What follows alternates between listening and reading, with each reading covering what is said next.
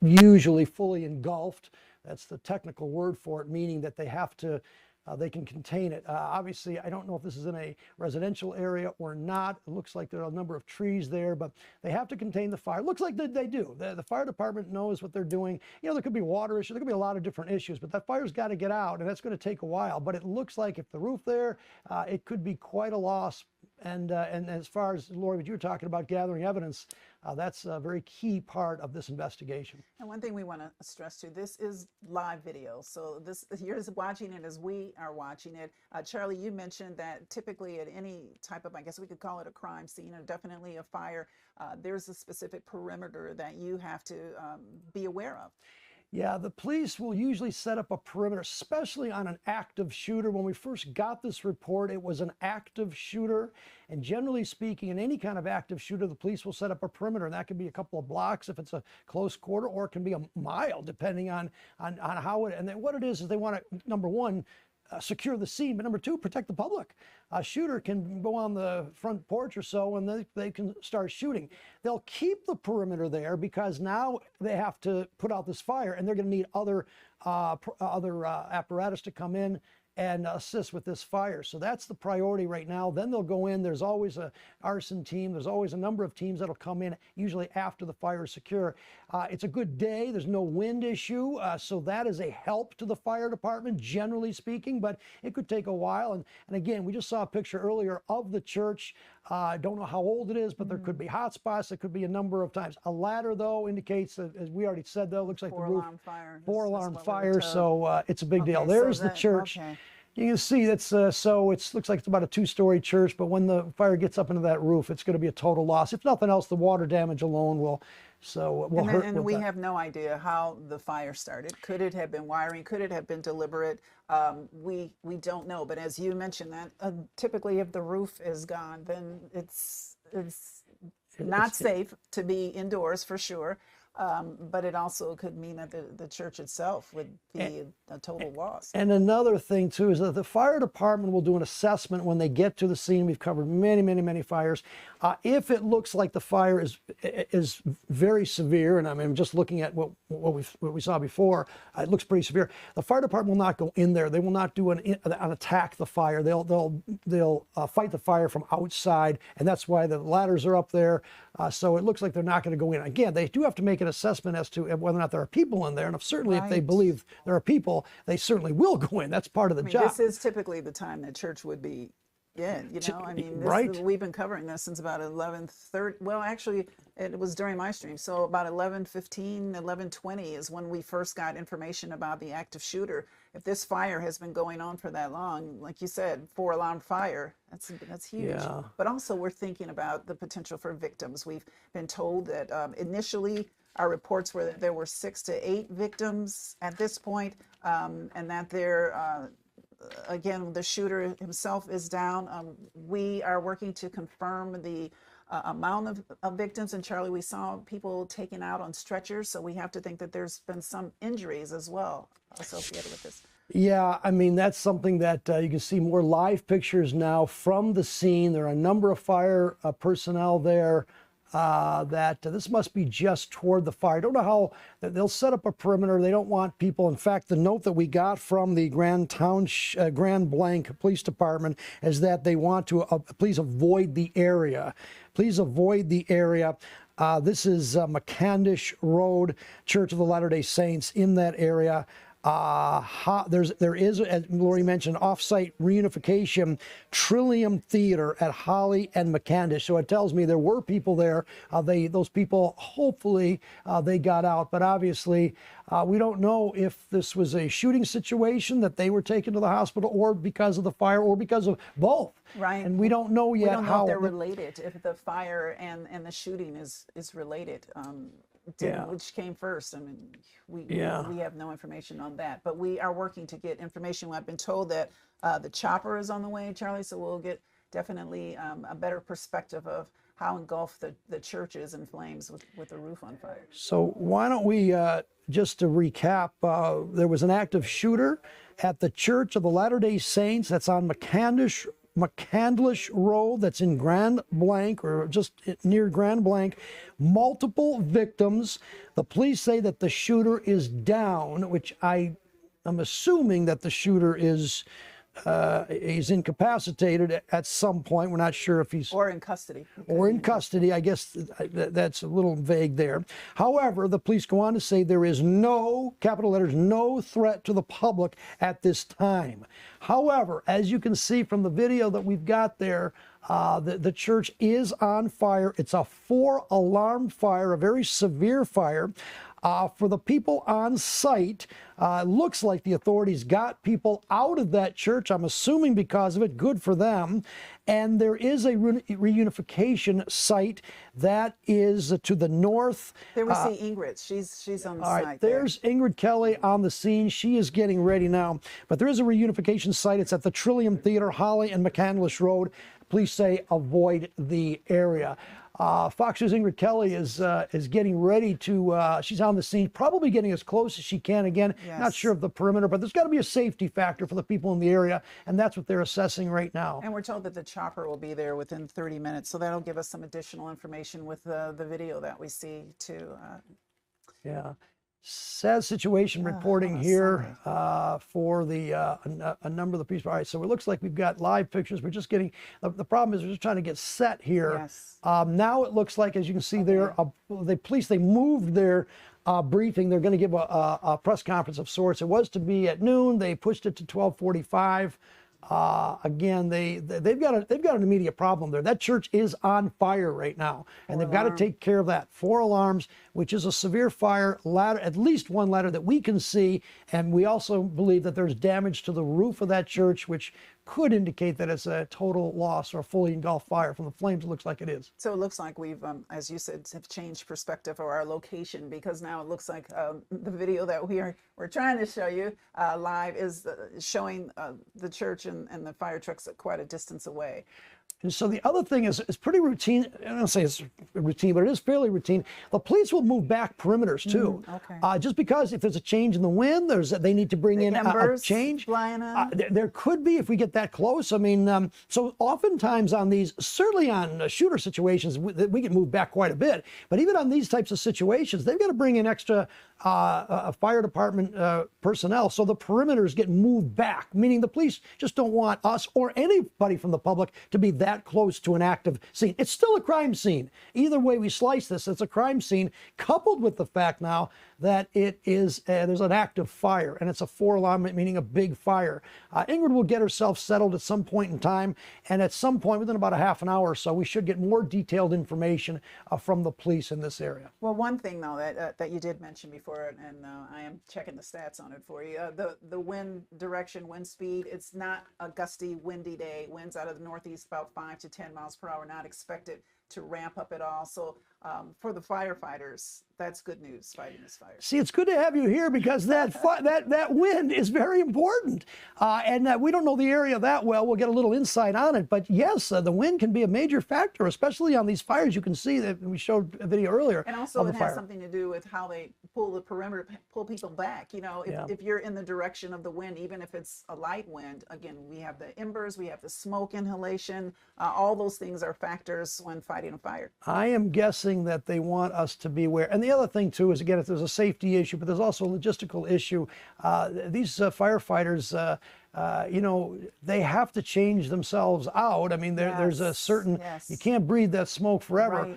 Right. And so they're going to have to bring in other trucks, etc. I don't know the water situation up there too. We've had fires where sometimes it's difficult to get a water supply. So you have to, they make them. They can do that. The fire department does that. And it looks like up in Grand Blanc, I would think they'd have a co-op. That's a big fire that they've got to deal with. And again, it's still a crime scene as well as a fire, so there's a safety issue. And and it all started apparently with a mass shooting. Don't know how many people were shot, but we should get a briefing from the authorities in about a half hour or so. We will bring that to you live as soon as we get set up and as soon as we figure out exactly. You know, we're looking, like you said, the smoke is billowing, and I was just curious. And we can see that this is black smoke, and just looking at it says that black smoke from a fire indicates combustion. It could be burning of heavy fuels or synthetic materials like plastic, rubber, petroleum. As you mentioned before, that is dangerous for someone to inhale. That could be a reason why, again, the perimeter is set back based on the wind direction and the wind speed. But I was just curious when I saw the black smoke as opposed to what we were looking at a little bit earlier, was not that. It might really be getting down into the church and burning some of those materials. And the other issue too is that the firefighters, I don't know how much, again, this is Grand Blanc, I don't know how many roads there's an egress or an ingress road. They have to keep that road open in case there is an injury to a firefighter or one of the first responders. They've got to get that fire responder to a hospital as well. And again, this is all precaution, but it is very important to do that. Oftentimes, businesses will have the fire department come in and do a fire assessment in case that there is a fire. I'm not sure. Again, this was a church that we're getting the response. It is a Sunday. Oftentimes there are people at the church on Sunday. It's certainly not unusual. We don't know if this was a targeted shooting, but at least it was a shooting. The authorities, they do say that the shooter is down. We're not exactly sure what that means, but they coupled that with they're saying there's no threat to the public. So what you were looking at is a video. We're about to go back live and show you what we see on the ground there. Okay, switching over, there we go. And that's live video now. So we're seeing this as you are seeing this. Charlie, what's your assessment? My assessment is that there's an extensive fire. It's likely a fully engulfed building, meaning that the fire department is just going to make sure that the fire does not spread. They're probably not going to go inside because of the extent of the damage. Again, they have to do an assessment to make sure that they believe everybody that got out did in fact get out. We're still waiting to get the details of that. All we know is that there was a mass shooting about an hour or so ago. And we know that the shooter is down and that there's no threat to the general public. Ingrid Kelly is on the scene. Yes. She is at some point. It's not her fault. This is probably because now there's interest, and you gotta be safety is number one for everybody. Tell me what it's like when you're on the scene, like you're just getting on the scene. Tell me what, because you've done this many, many times. Well, you know what? There's an adrenaline, first of all, for the reporter there. But the thing is that we want to get into a safe position. We don't really want to move. We want to get into a safe position and a position where we can assess what's going on. At this point in time, we just don't know. And a lot of times when you go up to a scene, you don't really know if the shooter is in custody, right, or if there's any other shooter, or if there's any other danger to the public. Now, we've been told there's no danger to the public. However, we want to make sure that that's the case. The fact that is different with this is that there's that fire, and you've got to, we can't block the roads. We have to have all of our equipment out of the way so that they can free up that road in case they have to either get personnel in or out of the situation. But there's certainly an assessment we want to make, and then we look for witnesses. Are there any witnesses to tell us what happened? Credible witnesses, and we have to assess the credibility. We see a lot of people that are milling about there. So one of the things that we could do is that we would, obviously we talk. I don't know if these people are being directed out. It looks like they are. I don't know. And they're wearing masks. That's good. So we don't know if this was a person on stretcher. There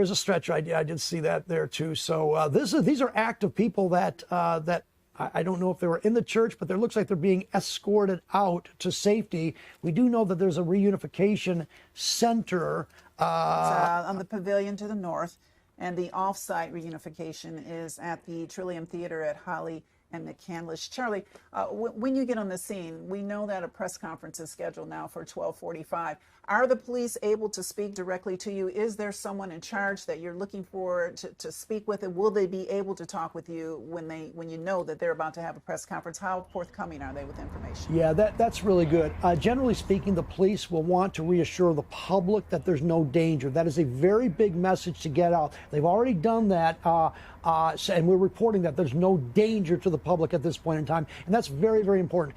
But generally speaking, the police will give us the information that they have. See, they're saying, look at Lori, they're moving that perimeter more. Yes.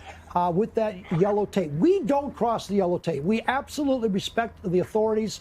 They have the authority to completely to block us out, to get us away. But they're trying to set up. They're doing their job. And so, but the authorities generally are.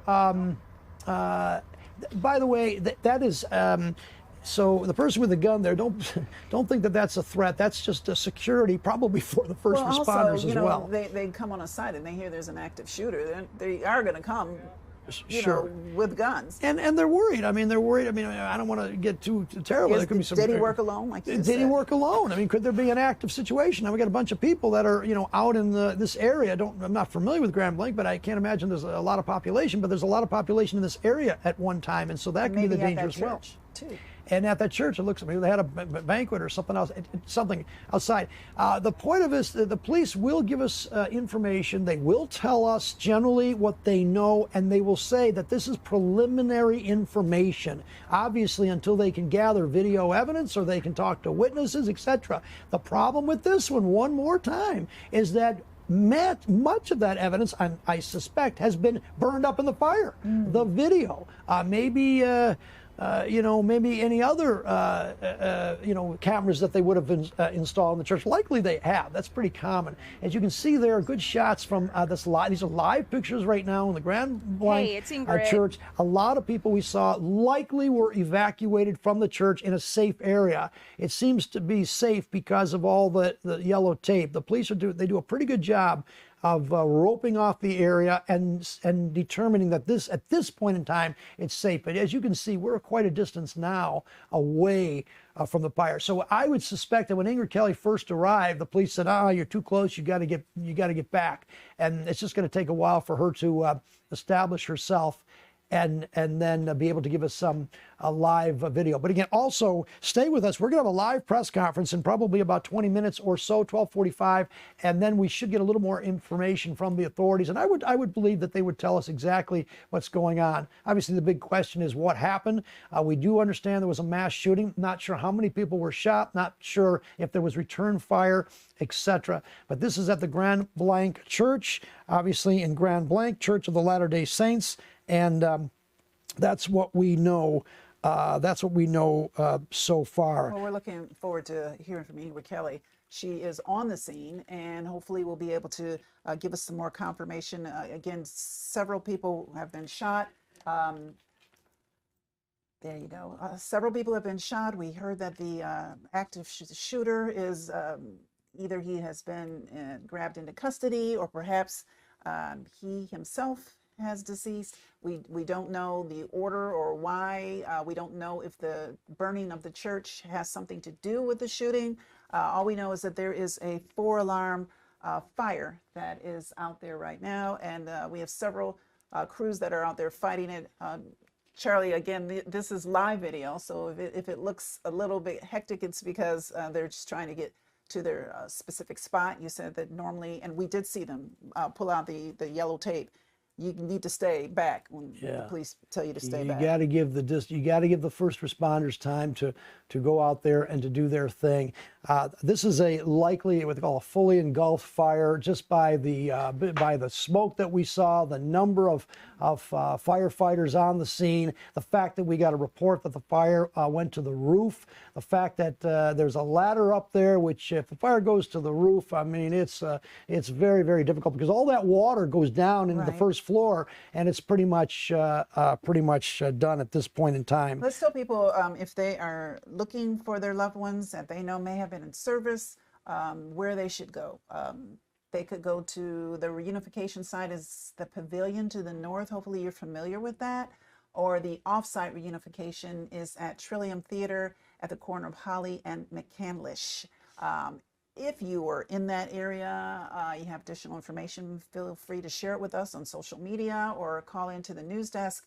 The main thing, though, is if somebody thought you were going to be at that church this morning, you want to let your loved ones know where you are and that you're safe. If you're looking for someone in particular, again, those two reunification sites are open and available to you to check in and to maybe check on someone that's been in the area. We do have reports that there are several victims, and we're working to confirm that. We have some unconfirmed reports. There is as many as 8 victims. However, that is an unconfirmed report, but that's still a number of victims in this mass shooting that took place just before 11 o'clock today is when we first received notice that there was a mass shooting at the Church of Jesus Christ of Latter-day Saints. This is in Grand Blanc. This was a church Obviously a Sunday. We don't know how many people were at the church, but from the information and the people that we saw a little while ago on video, there were quite a bit of people in the church. The police did release a statement saying that the church is on McCandlish Road. They only said that there were multiple victims, but the police also said that the shooter is down. Didn't describe what down means, but I'm assuming, because they go on to say that there's no threat to the public at this time. That was when the police issued a press release, which is just about an hour or so ago. However, the problem for the authorities is that the church was on fire and the smoke could be seen for miles, both very thick black smoke, and we understand that the fire was in the church, a roof of the church. Now, we saw a number of people being escorted out of the church by police. Some of them had masks. We also saw at least one stretcher, so we know that there certainly are injuries. The police confirmed that. For people on the site, there is a reunification site. It's in the pavilion to the north, but that off-site reunification will be at the Trillium Theater at Holly and McCandlish Road. However, police are telling everyone to avoid the area. And as we saw earlier, it looks like there's only maybe one road that leads to the church. I don't know that for sure, but that is a very strategic place because the police must have the access to go in and out of that situation. So we are keeping an active watch on this, and that is important. It looks like we're getting some more information, Lori. We just got this in. The Genesee County Sheriff Chris Swanson, he is on the scene. He is reporting now that both the federal, state, and local authorities are working this incident. He says the shooter is down. He also says the entire church is on fire. We've seen that in our own video. There's a lot of things that are happening. The police are not able to communicate at this time. However, we do know that there will be a press conference at least set for 12:45, about 20 minutes or so from now. Stay with us. We will bring you that press conference certainly when that happens. But there's a lot of issues that the police are still doing it. They do emphasize, authorities now, that the scene is no longer a threat. So even though there was an active shooter, it looks like that shooter has been down. I don't really know what that means, but it looks like that shooter is not a threat. So you're referring to the shooting itself, not so much the fire. I'm sure they don't want anybody close enough to the perimeter of the fire as well. I tell you, you go right to that fire, right to that yellow tape, and they're going to kick you out so fast. And that's the other thing too, is it looks like they've now pushed the perimeter back just to make sure that both the road is clear and that there's no danger to any of the public that would be gathered to watch this, or certainly the media that's gathering right now. We do know that Ingrid Kelly is there. She is trying to set up and establish her shots so she can give us a firsthand report from the scene. We're working to get you some live video back in tape right now. We do have our chopper on the way. Again, you mentioned that Ingrid is on the ground, so hopefully we'll be able to get some updated video for you. But this definitely is telling the tale. Reporters arriving on scene, you said the perimeter is going to keep them pushed back, but we are aware that it is a 4-alarm fire. So this is a big fire. As you've been saying, fire initially, we had reports that the roof was on fire, which would definitely cause damage. Again, researching black smoke usually means that it's burning combustibles, petroleum, rubber, something like that within the church that would be harmful to obviously breathe. Fortunately, the winds are not up very high, still in that 5 to 10 mile per hour range, coming at us out of the northeast. So that working within its favor, Charlie, but a lot of the other things is the largeness of the fire itself. I'm sure crews are working. They can't really give us much information because they're right there on the scene. And the other thing, too, is obviously what caused the fire. Is the fire related to the shooting? Is there a relationship? Did the shooter set the fire, etc.? Some of that's going to have to be determined, I'm guessing, by the arson team that will go out and do an assessment after they put out the fire. You can see Ingrid Kelly. Live now. You can see Ingrid's right there on the scene. Hopefully she'll be getting some information. She probably, I don't know if she can hear us right now, but she's right up to that yellow tape. and right by the number of ambulances that you can see there. But they've it looks like it's in a residential area. You know, you can probably smell the smoke from there as well. The fire situation, can you imagine the first responders that they're right in this thing? So they've got to be careful themselves. But like you said, they trade off too, right? They do. They have to.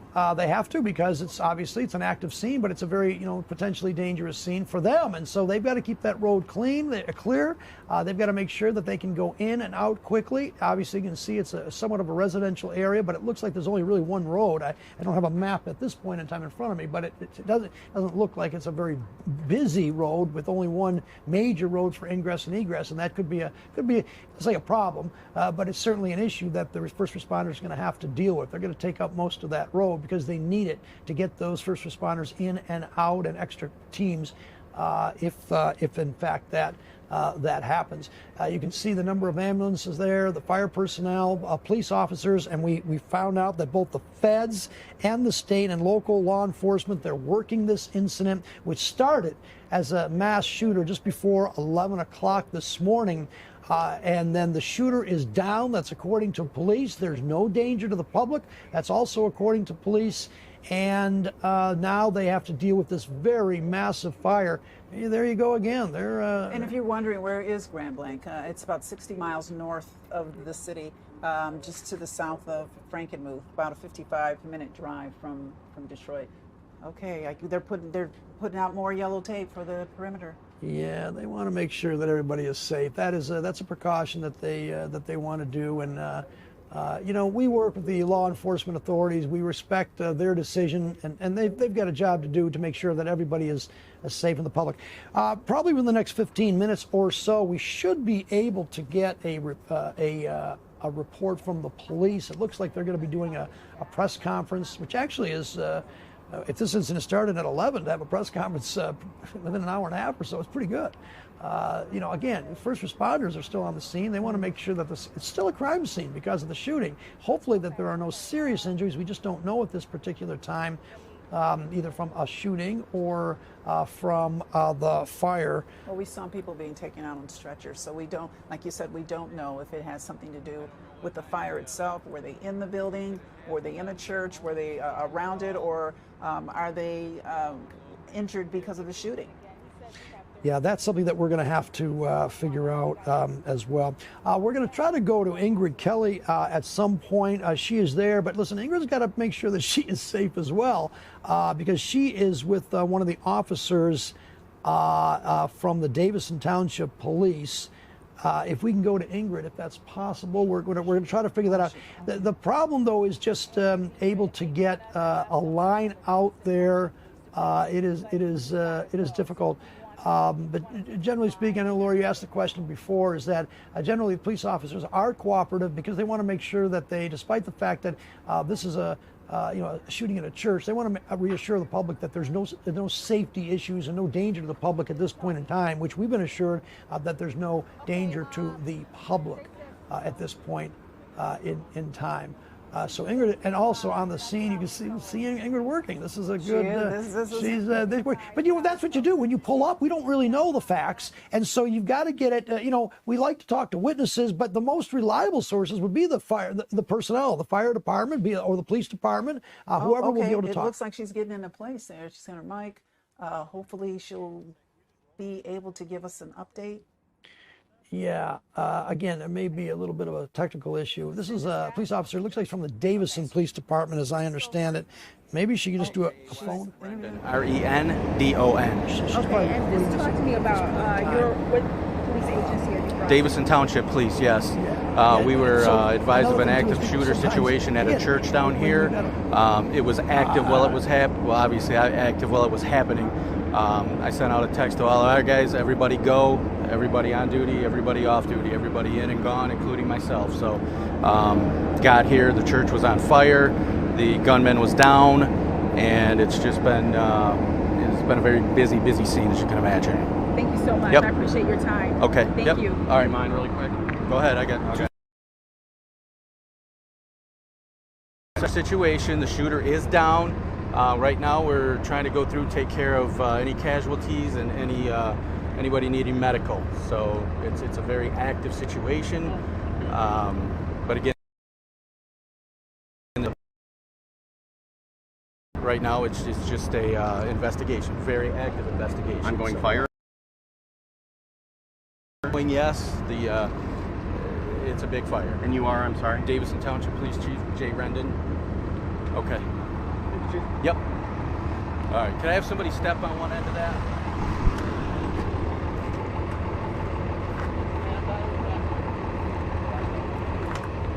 All right, so we have some additional information. Ingrid was interviewing Jay Rinder.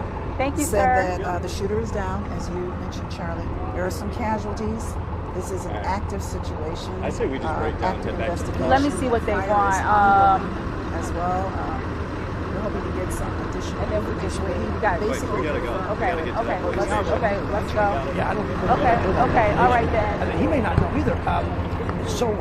So the other issue is which police authority takes the lead. Generally speaking, that is an issue actually. Generally speaking, obviously it's the city that it's in, but not necessarily. I don't know Grand Blanc. We haven't had a lot of stories in Grand Blanc. Sometimes the Michigan State Police will take charge of the situation depending on how big it is, etc. But if it's Grand Blanc or David, I wouldn't think it's Davison, but if it's Grand Blanc, it's Grand Blanc. So as we know, as we've learned again from Oxford and some other situations, there's always someone on the scene that kind of takes charge. And it's usually the city where the incident takes place.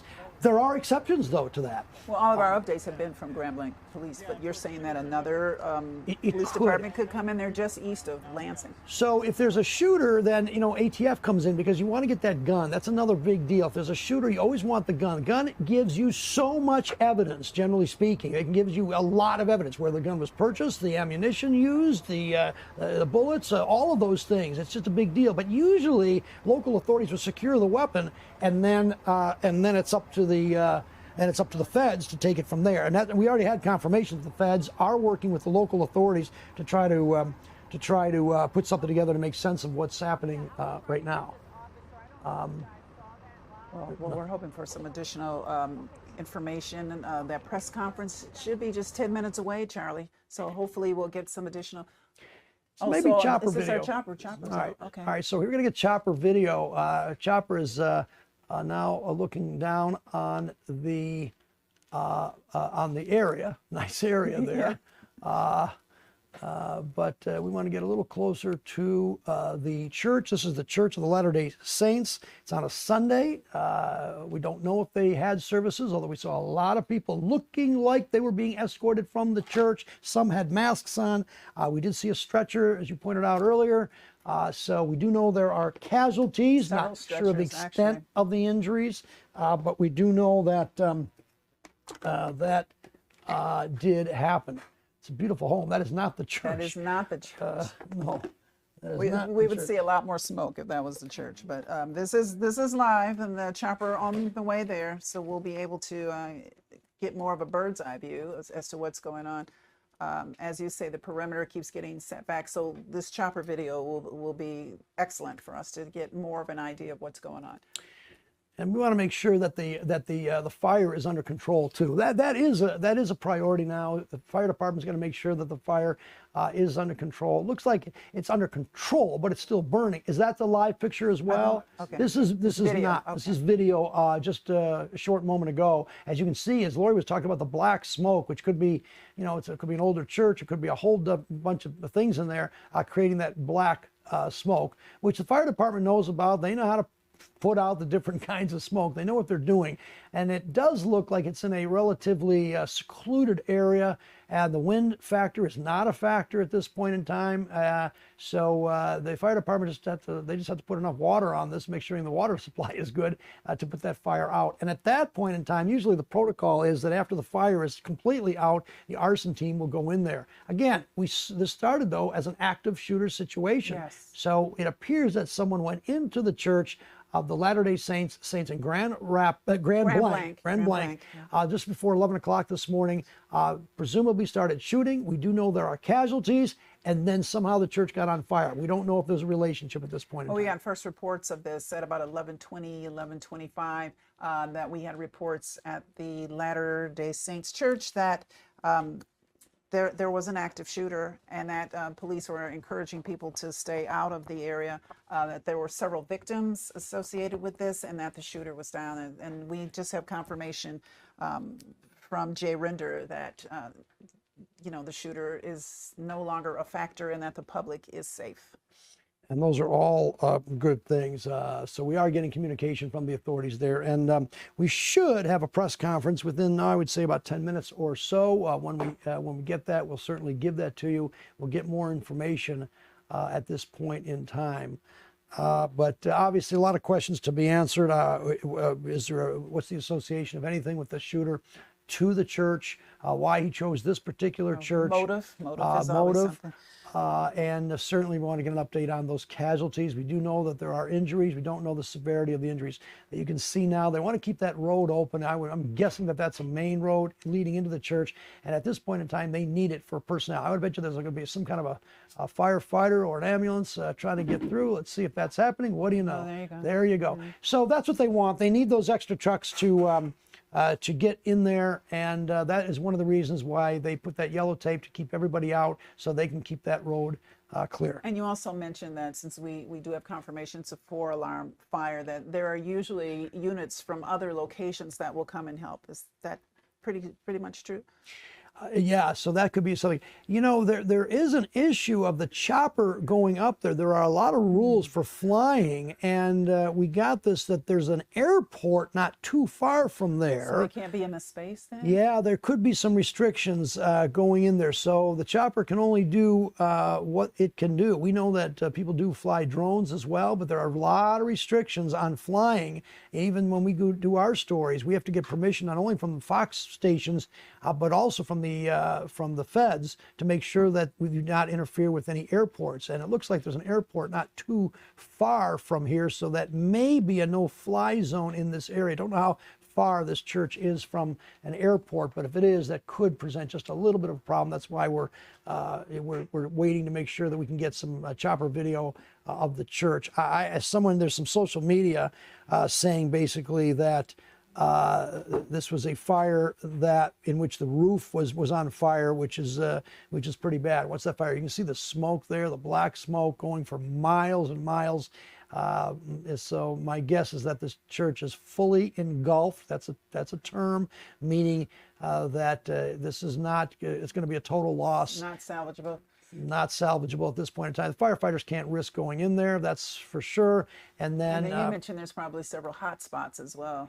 Well, the hot spots. So it's interesting on the hot spots. That's why the wind factor is a big factor. Hot spots will occur when the fire is out, but because it's such a massive building, fires can start erupting again. That's a pretty common situation. So even though the fire may be out or controlled, hot spots develop, which again make it more difficult. You can't go into a fire even when it's out. And I would suspect that, even tomorrow or this week will be the first time that authorities can probably go in to do their investigation at this point in time. The other thing too is because the extent of the fire, a lot of evidence may have been lost.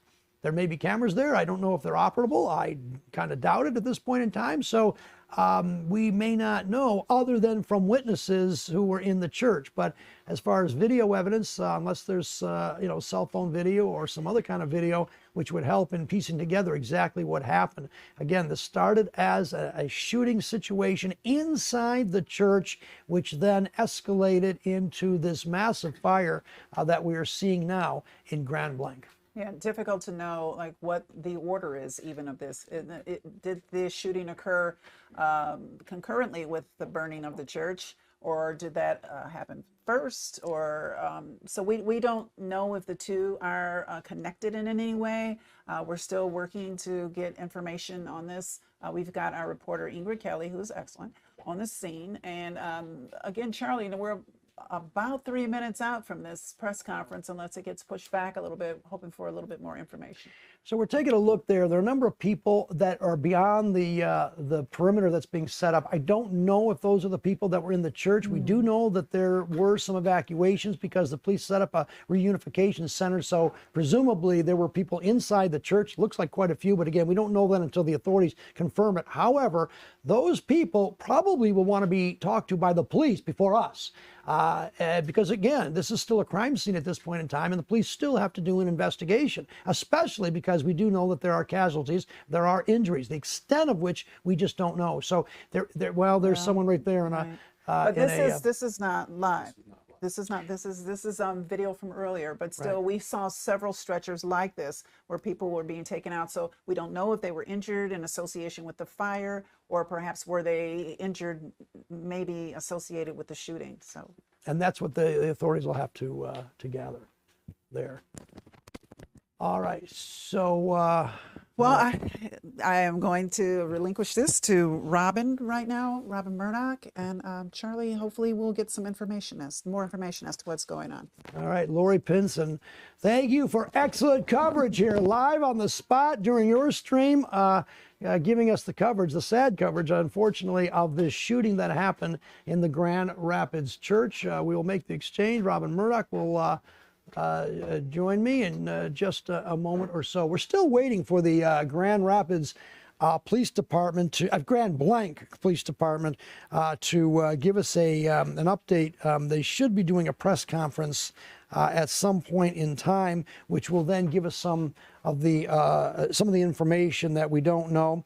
We heard Ingrid Kelly is on the scene right now. She's gathering information. She talked to the chief of the Davison Township Police Department, which basically confirmed a lot of the information that we had, where there was a shooter in the Church of the Latter-day Saints. There are casualties. The shooter is down. Don't know exactly what that means, but the police say that there's no danger to authorities. We know that. However, the church is on fire, and it was an extensive fire, a 4-alarm fire.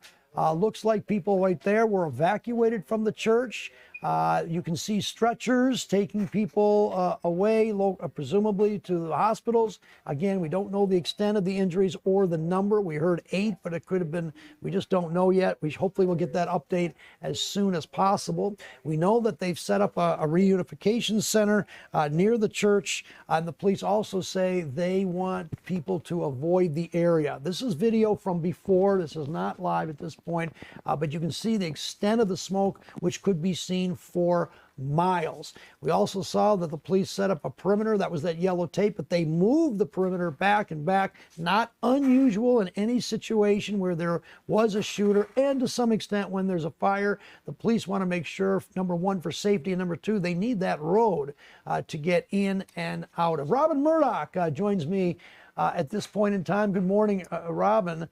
What do you make of this? We've both been on these scenes together. What's going to happen now? Well, police are just getting to the scene, trying to figure out exactly what is going on. And this is pretty interesting, Charlie, because as you know, we just went through training at our station earlier this week, having to do with a situation about how you react in a mass shooting. And so we know from the training that we went through, the first thing that police are going to do when they get to a scene is immediately try and make sure that the gunman or suspect that may be responsible for the shooting, they need to get eyes on this person, because they want to try and alleviate the threat. So we do know that the suspect in this case is down. The shooter is down. What do you make of that the shooter's down? Because I can't figure it out. Does that mean that he is he is in custody, or does that mean that he is deceased? Is that, I don't know what that means. You know, most of the time when they talk about a shooter being down, Charlie, it indicates that perhaps, you know, somebody has been hit by gunfire. You know, the condition is unclear, but usually that is the indication that somebody has been shot when they say that a shooter is down or somebody is in down. You know, we do, obviously we've got crews out at that scene right now. They're doing the best that they can to gather information as it does become available. You know, just like investigators are trying to figure out exactly what is happening. And so one of our photographers out there was able to interview a victim or a resident from that area. So let's take a listen what that resident had to say.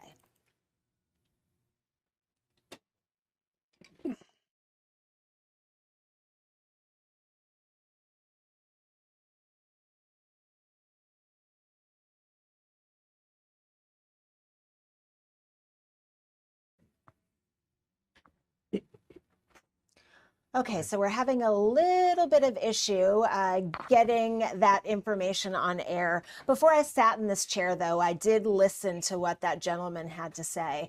And he was talking about how he was actually driving away from the shooting, and the suspect fired at his vehicle. He said that his #1 priority was making sure that his wife was okay, and thankfully his child was in another vehicle. So that gentleman that you just heard from, or that we tried to give you that interview, he does have some injuries as a result of the windshield, I believe, shattering from the gunfire. So we're going to try and get that to you as soon as we can. Charlie, I do want to mention, though, that a number of people are starting to speak out on X. Attorney General Pam Bondi, she actually said on X a short time ago that such violence at a place of worship is heartbreaking and chilling, and that she, of course, is praying for the victims and their families. The director of the FBI also going on X right now saying violence is a place of worship, is a cowardly and criminal act. Our prayers are with the victims as well as their families during this tragedy. So, you know, a lot of people starting to react, word starting to get out all across the country, not just here in Michigan. A lot of people are paying attention to this. We do know that there's a number of investigators, state, federal, local investigators are all working on this. So it really is all hands on deck. We're going to try and bring you that interview with that gentleman who was racing away from the scene when his vehicle was shot by the suspect. Take a listen. On the phone with him when the shooter came out the door, and then that's when I just put pedal to the metal to try to get out, and that's when he started shooting at our vehicle, and that's what you saw there. And tell me what led up, like what did you see leading up to your windshield kind of exploding, or the bullet coming through? Church had started at 10 o'clock. We had our opening congregational hymn. We were getting ready to take the sacrament, and we heard just a loud bang. And then we saw that the front wall, so the front part of the chapel, the wall was cracked. And so we at first figured somebody accidentally had done something. So we started rushing out to go help. And then as soon as I saw the American flags on the truck, and that it was on purpose, and somebody yelled that it was on purpose, we were actually on the phone with him when the shooter came out the door.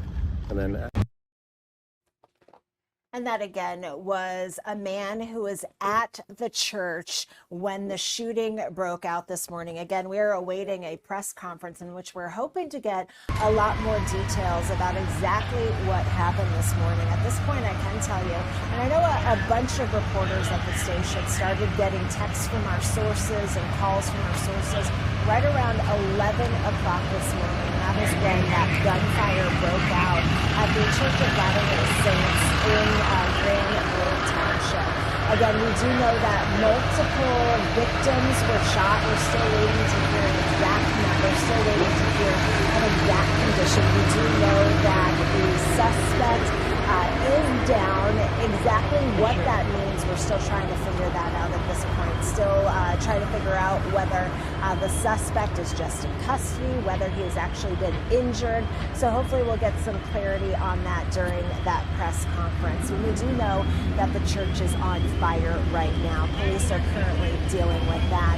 And the sheriff of Genesee County not too long ago, he went to Facebook. He's really good about updating the public. He did go to Facebook, letting them know exactly what is going on. And the sheriff of Genesee County, Chris Swanson, describing this as a very dynamic scene with lots of people involved in this. He said multiple police agencies are involved. They're obviously dealing with a shooting, a fire, just a lot happening all at once. And he said that this is the type of thing that we train for, all of this happening all at once. And as I mentioned, this is something that we have to train in our station earlier this week to tell us exactly what we're supposed to do in a situation like this. So it'll be interesting to hear the reaction from the people who were there, the churchgoers who were there when all of this was happening, what they did the moment that they heard that gunfire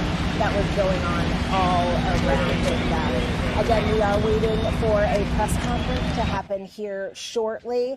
We'll be able to get a lot more information. We do have multiple crews out on that scene trying to bring you the very latest as to what is happening with this situation happening in Genesee County right now. Genesee, the Grand Blanc Township is exactly where this is, at the McCandless Church. I'm going to send it over to Charlie. He's got some new information, I believe, that he's going to share with us. Yeah, I've got Ingrid Kelly on the line right now. Ingrid, I know she's getting ready because that press conference is starting, but Ingrid, what can you tell us from the scene right now?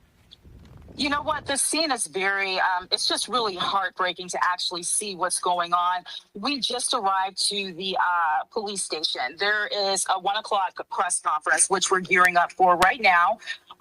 Obviously, we left the scene. The scene was just emergency crew after emergency crew, one from police to fire to ambulances, just everywhere. Now, when I first arrived to that scene, there were a number of parishioners that were just basically sitting on the ground.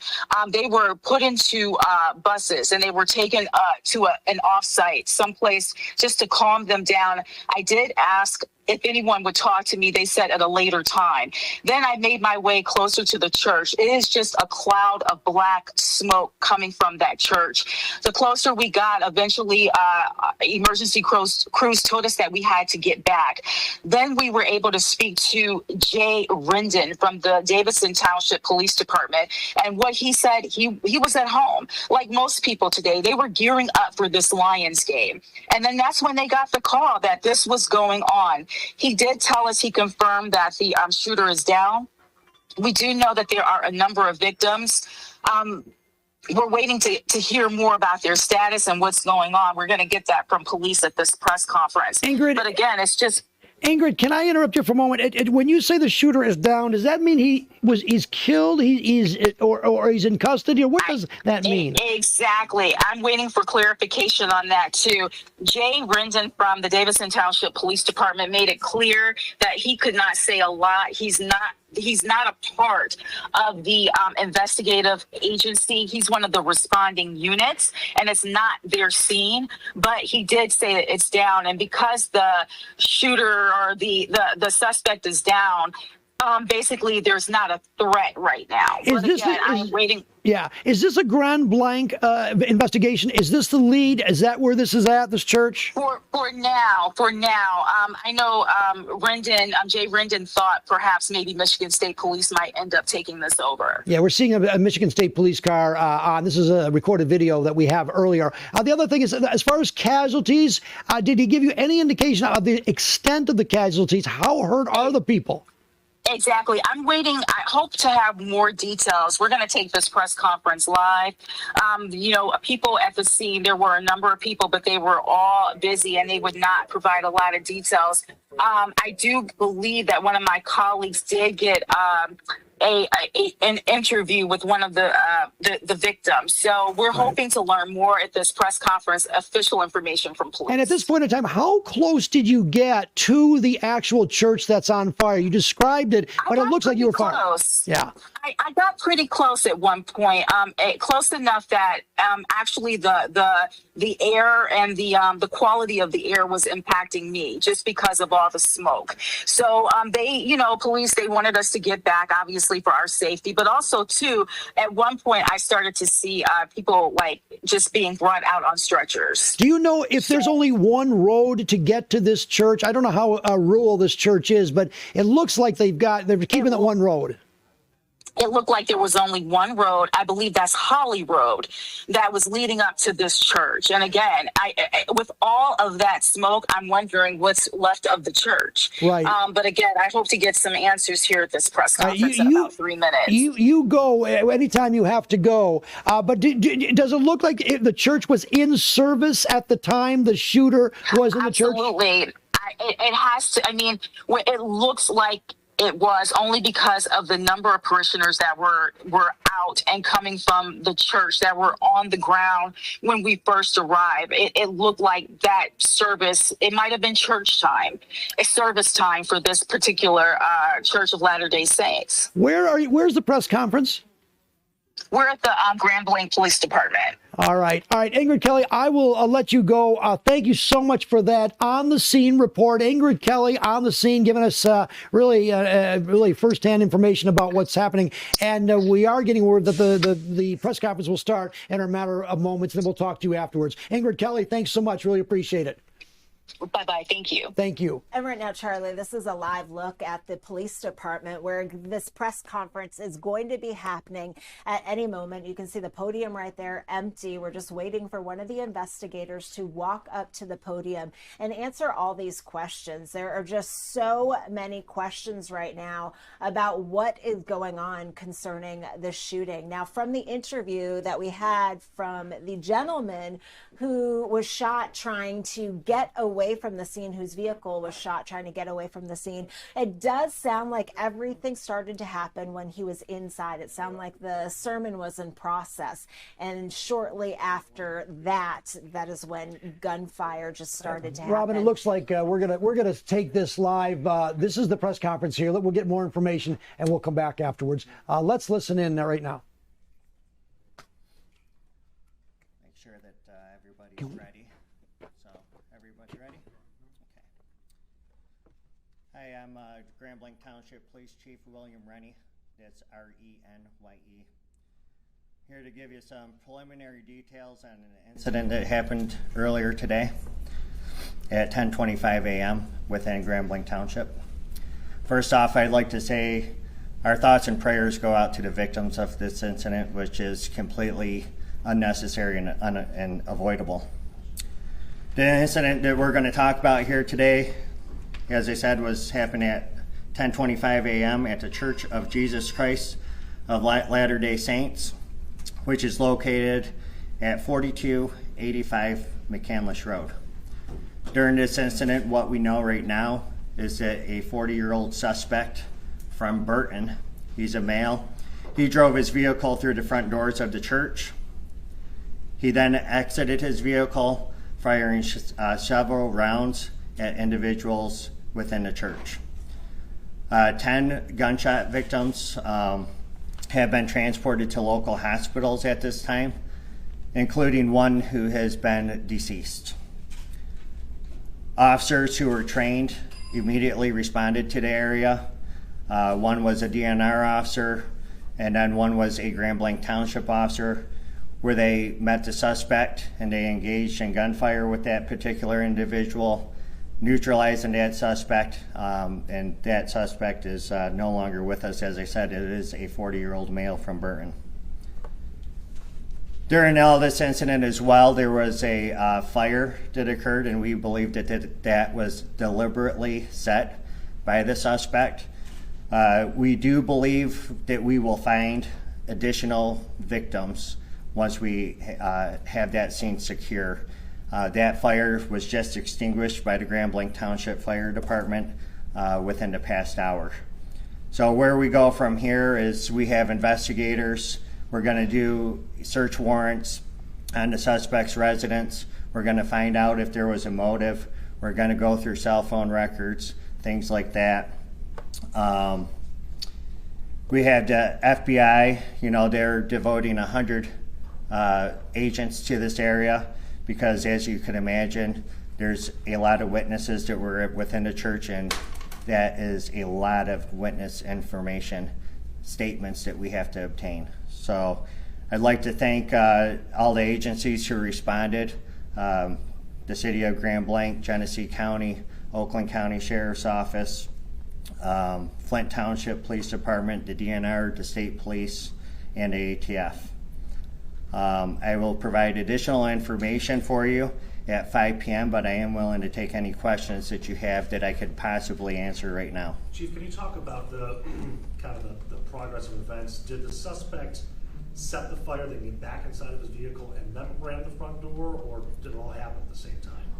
So from what I understand, and again, this is just a preliminary investigation right now, from what I have been briefed on, is that he rammed the vehicle through the front door, exited, then started firing shots. We are still trying to determine exactly when and where that fire ended up coming from and how it got started. So we believe it was deliberately set, though, by the suspect. Were they in an active service when this happened? Yes, the service was active. There was hundreds of people within the church. Are you sure it's only one suspect at this point, or is it possible other people helped setting the fire, what have you? Yes, it is one suspect that we know of at this point. We do not believe that there's a threat to the public. We believe that we have the guy who did this. Sir. Could you comment at all on the severity of the injuries at this time? We have a couple in critical condition. Like I said, one is deceased. The rest of them are in stable condition. So a couple, meaning three or two, I'm sorry? One deceased. The suspect is deceased as well. And then multiple victims are in critical condition. We do believe that we will find some additional victims once we find the area where the fire was. Any word on the weapon yet? An assault rifle. So, any, as far as ammunition, did he have a lot of ammunition? That I don't know of yet, and I could get you later. Okay. Yeah. Hey. Was the suspect known to authorities, and did he have any connection to anyone who was in that church? Right now, we don't have any of that information, but I'm confident that our investigators, along with the FBI, we're going to end up uncovering all that information and provide that at a later time for you. Chief, to clarify, you said there may be additional victims like inside the church? Or? Yes, where the fire was. So, and the reason why we can't confirm that just yet is because it was a large fire, and we do believe that there was people up there that were near that fire, and they were unable to get out of the church. So we do believe that we will find additional victims once we're able to search that, once there's no signs of a fire reigniting. So do you believe then that the victims that are still there, they succumbed to fire injuries or gunshots, or you're not sure? That I'm not sure, but I could provide all that information hopefully at 5 p.m. The shots were fired. Shots were fired, yes. And you had no idea how many, though, at this point? No idea how many at this time. Yeah. Can you describe the church? Is there like a worship area and then like a gathering space or something like that? I mean, that I have not been in, so I can't tell you the layout. Chief, can you kind of describe the process of how things change for tactical response when there's an active fire? Every training I've seen, it's always been a building that has not been on fire. So how do you then deal with an active shooter when you have that situation happening as well? Well, we are here at Grand Blanc Township, and there's a lot of agencies within the state of Michigan. We are specifically trained to go right to the threat in an active shooter situation. And I'm proud of my guys and the DNR who responded to this scene, who immediately took that suspect out, so there was no additional victims. So it was a great job by our staff. Okay. So I understand it was a law enforcement officer that neutralized the suspect? Yes, there was 2 law enforcement officers involved. I will be back here at 5 p.m. to give you additional information and hopefully answer some of the questions that you guys went over here today. So, okay? Supervisor Bennett. I could just go sit in here. I'm so sorry. Thank you so much. Sorry. Well, Scott Bennett, Grand Blanc Township Supervisor. Scott, S-C-O-T-T, Bennett, B-E-N-N-E-T-T. First, let me say we are heartbroken. This kind of violence doesn't happen in our community, and we are heartbroken that it came to Grand Blanc Township. And we're going to do everything we can to support the families, the victims, and our community getting through this situation. And it's something that no community ever wants to have. And we're going to do our best to do everything we can. We appreciate the outpouring of support from our elected leaders from both national and state in offering their assistance, and we probably will take them up on their offers. So we appreciate that very much, and we appreciate the community reaching out to us also. So the details are yet to come, as Chief Rennie has said, and we'll wait for a little bit later today when we have the rest of the situation assessed. But it may take a little while to do that. But thank you for all the support, and I'm sure that the families and the victims are going to need that. It's a tragedy that nobody wants to encounter. Thank you. Chief, before you step out, can you go over the process for family members, where you want them to go, who they should call to get more information on reunification? Yeah, so those family members, they are in a secure area right now. They have been taken over to Trillium, so that's where the FBI will interview them and then release them from there. So I mean, in terms of anybody who might be at home who was not there, who wants to check in to see if their loved one is okay, is there a number or a place that you want them to go? yes, you could call the Grand Blanc Township Police Department, 810-424-2611. Thank you. Thank you, Chief. All right, so a lot of information there from the police chief, William Renwy, I believe his name is, but what we know so far, one victim dead. There's 10 victims, one dead. The suspected shooter also dead, a 40-year-old man from Burton.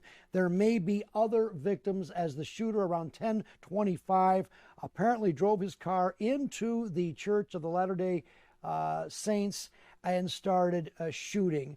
A number of people, hundreds of people were in the service at this time, and it appears that this suspected shooter also deliberately set the fire. Obviously, this is preliminary information, and there will be more information coming out when the authorities can get into the church. It does sound like, Charlie, they're going to have another press conference at 5 o'clock, so that's going to give them enough time to kind of piece together a lot of these holes and get some more information. One of the things that stuck out to me was the fact that they do believe that they're likely going to have more victims.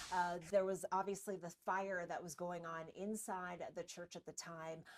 They believe that some people possibly were trapped by that fire. They were not able to get out. So it's unclear at this point whether perhaps they may have been shot as well. So that is something that we're going to keep an eye on. But we do know that 10 people were shot. We've got 10 victims in the situation. One is dead.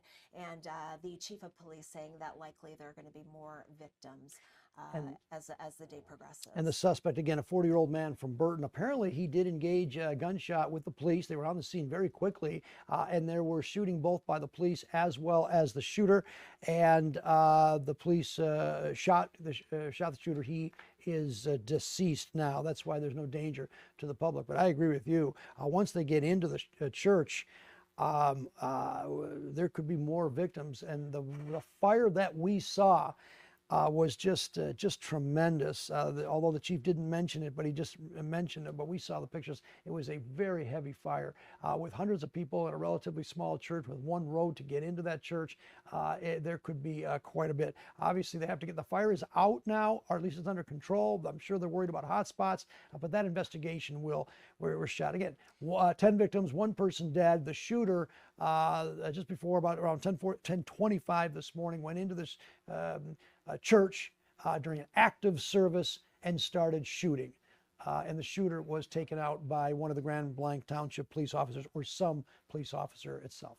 And, you know, a lot of people in shock over this, Charlie. A lot of people just trying to really grasp as to what's going on. The township supervisor during that press conference just a couple of moments ago said violence just does not happen in this community. This is something that they do not see there. They are heartbroken. They're saddened by this. And, you know, they feel for the families and the victims because there are going to be so many people who are touched by this. There are hundreds of people, the chief of police said, inside the church at the time of the shooting. I imagine there are adults or probably kids in there. I mean, this is just going to have a ripple effect, you know, whether you were hit, whether you were there, whether you knew a parishioner. I mean, so many people are going to be touched by this tragedy. And really, all eyes are going to be focused on this as, you know, this is the latest mass shooting to happen in our country right now. Very violent times where, you know, we're seeing these mass shootings more often, unfortunately. So as we are speaking, the FBI is actually interviewing the hundreds of people that were at the church. They've been secluded in a special area so that the FBI can piece this together and figure out the big question I think everyone really wants to know is what's the relationship between the shooter and the church? Was he a parishioner? Did he do this to make some kind of a statement? Who is this guy? And why did he do that? And were there any hints that this might happen? That's what the FBI and the authorities are going to be looking to, like any situation. As we know from covering Oxford for such a long time, there may have been indications about the shooter's past that may have triggered something. Again, this is speculation right now. We want to report what we know so far, and we just go over it one more time. 10 victims of a mass shooting in a Grand Blanc church. It happened at 10:25. One of those victims dead. Police did engage gunfire with the shooter, and that shooter is deceased as well.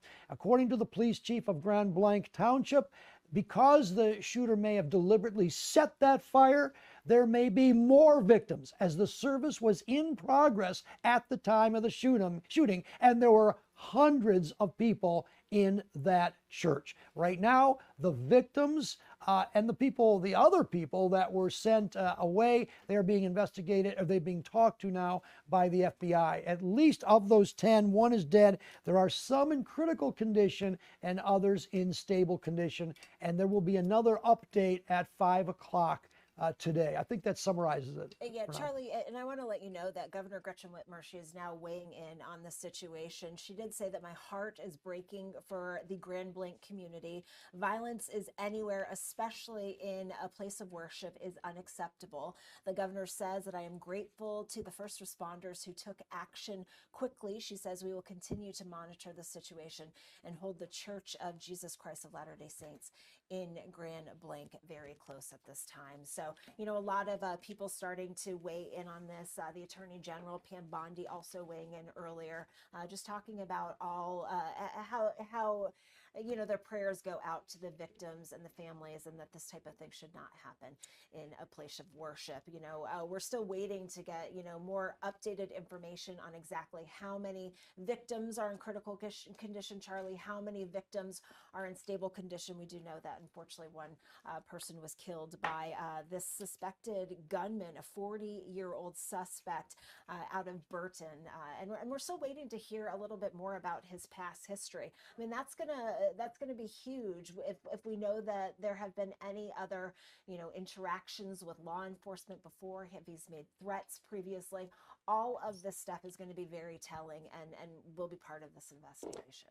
And we will get more information perhaps at a 5 o'clock press conference today by authorities, where we should have some more information. But I do think the biggest question right now is what's the relationship between the shooter and this particular church in Grand Blanc? Why did he do this on a Sunday during a mass? It appears to be a targeted shooting, although we may never know the full extent of it because this shooter is deceased right now, shot by law enforcement who are on the scene very, very quickly. Got to give them some credit, and they did take out the shooter before he could do more damage. However, before he was killed, it appears that he deliberately set this church on fire, and that the police chief believes that there may be more victims inside the church after they go in there. And Robin, I mean, we saw the pictures, the video earlier. That was a fully engulfed church. I can't imagine anyone survived. Charlie, we do have some new video that just came into our newsroom that we can show you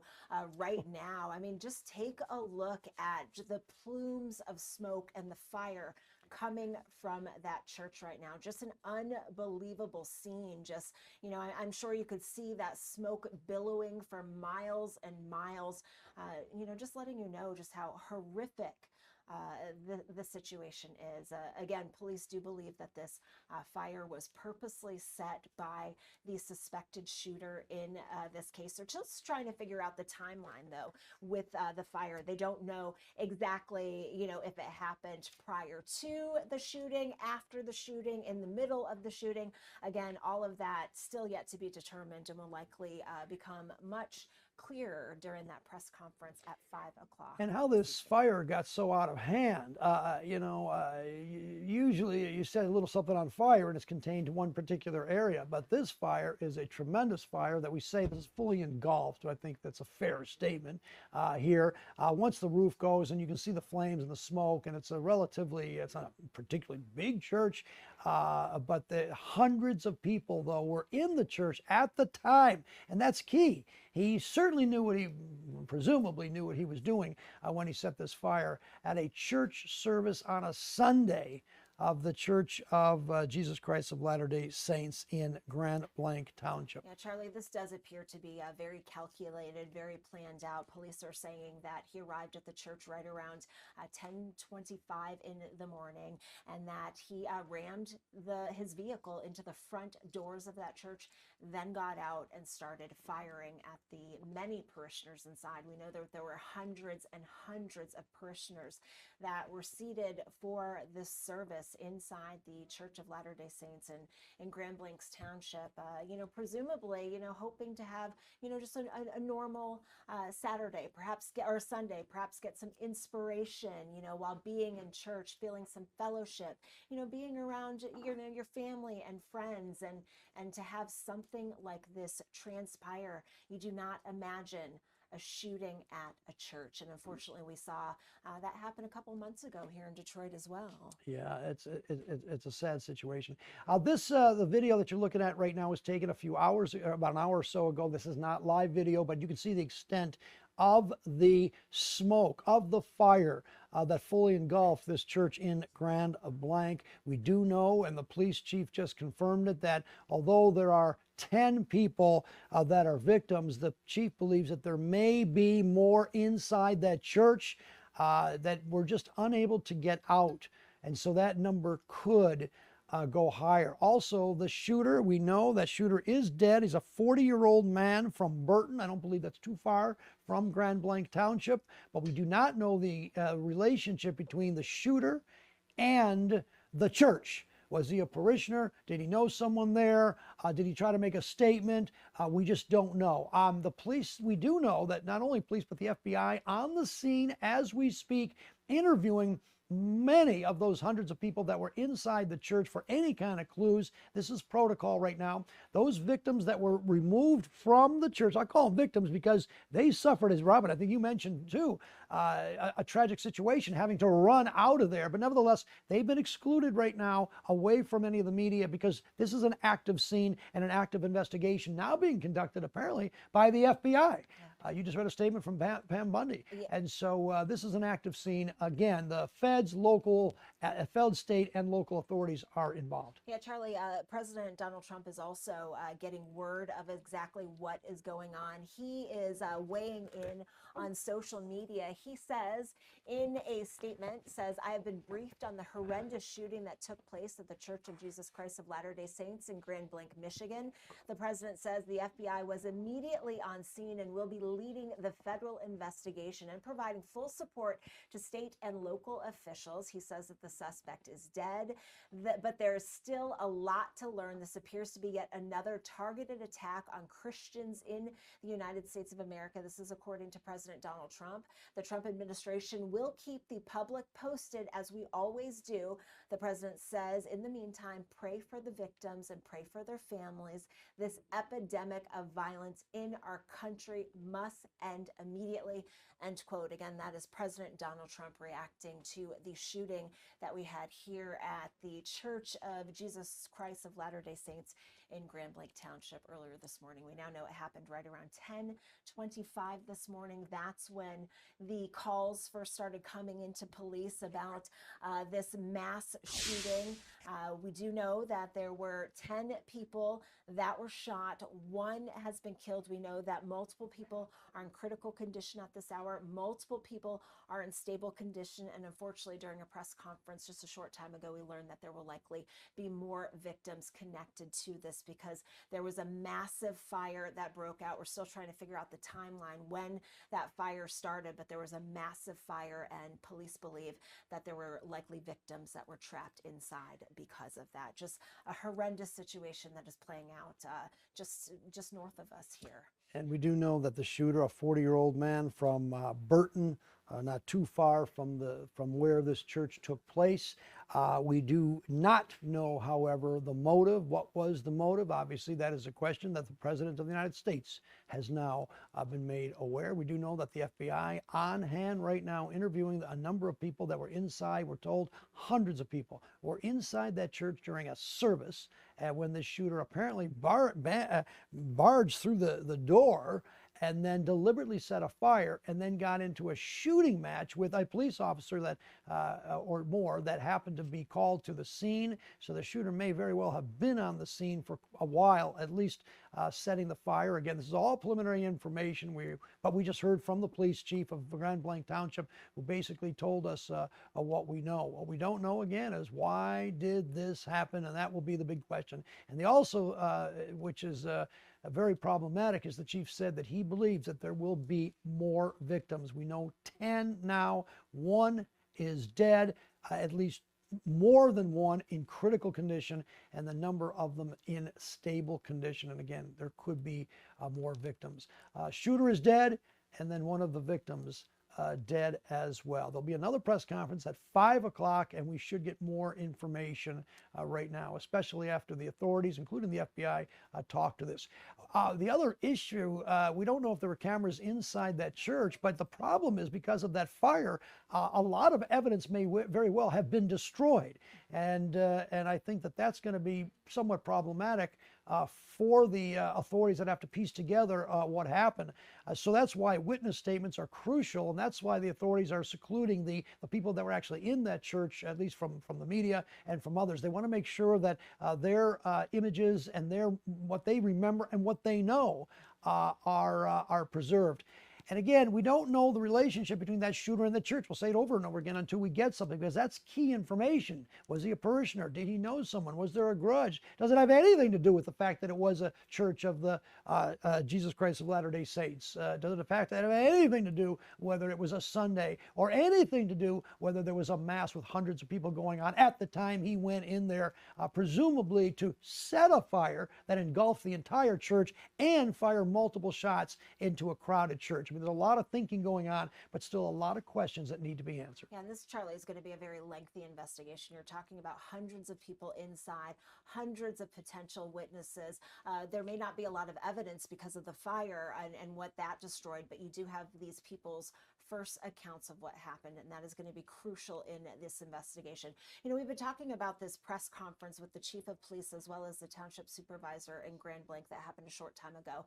Let's play that now so we can bring everybody up to speed. Take a look. That is when gunfire just started to happen. Robin, it looks like we're gonna take this live. This is the press conference here. We'll get more information and we'll come back afterwards. Let's listen in right now. Everybody's ready. So, everybody ready? Okay. Hi, I'm Grand Blanc Township Police Chief William Rennie. That's R-E-N-Y-E. Here to give you some preliminary details on an incident that happened earlier today at 10:25 a.m. within Grand Blanc Township. First off, I'd like to say our thoughts and prayers go out to the victims of this incident, which is completely unnecessary and avoidable.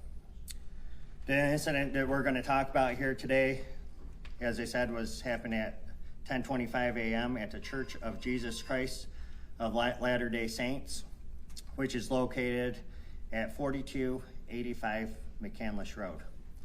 During this incident, what we know right now is that a 40-year-old suspect from Burton, he's a male, he drove his vehicle through the front doors of the church. He then exited his vehicle, firing several rounds at individuals within the church. 10 gunshot victims have been transported to local hospitals at this time, including one who has been deceased. Officers who were trained immediately responded to the area. One was a DNR officer, and then one was a Grand Blanc Township officer, where they met the suspect and they engaged in gunfire with that particular individual, neutralizing that suspect, and that suspect is no longer with us. As I said, it is a 40-year-old male from Burton. During all this incident as well, there was a fire that occurred, and we believe that was deliberately set by the suspect.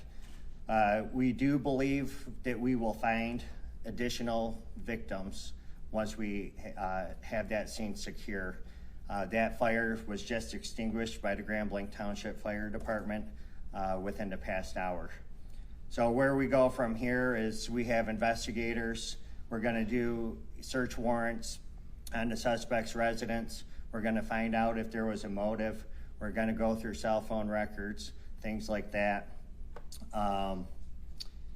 We have the FBI, you know, they're devoting 100 agents to this area because, as you can imagine, there's a lot of witnesses that were within the church, and that is a lot of witness information, statements that we have to obtain. So I'd like to thank all the agencies who responded, the City of Grand Blanc, Genesee County, Oakland County Sheriff's Office, Flint Township Police Department, the DNR, the State Police, and the ATF.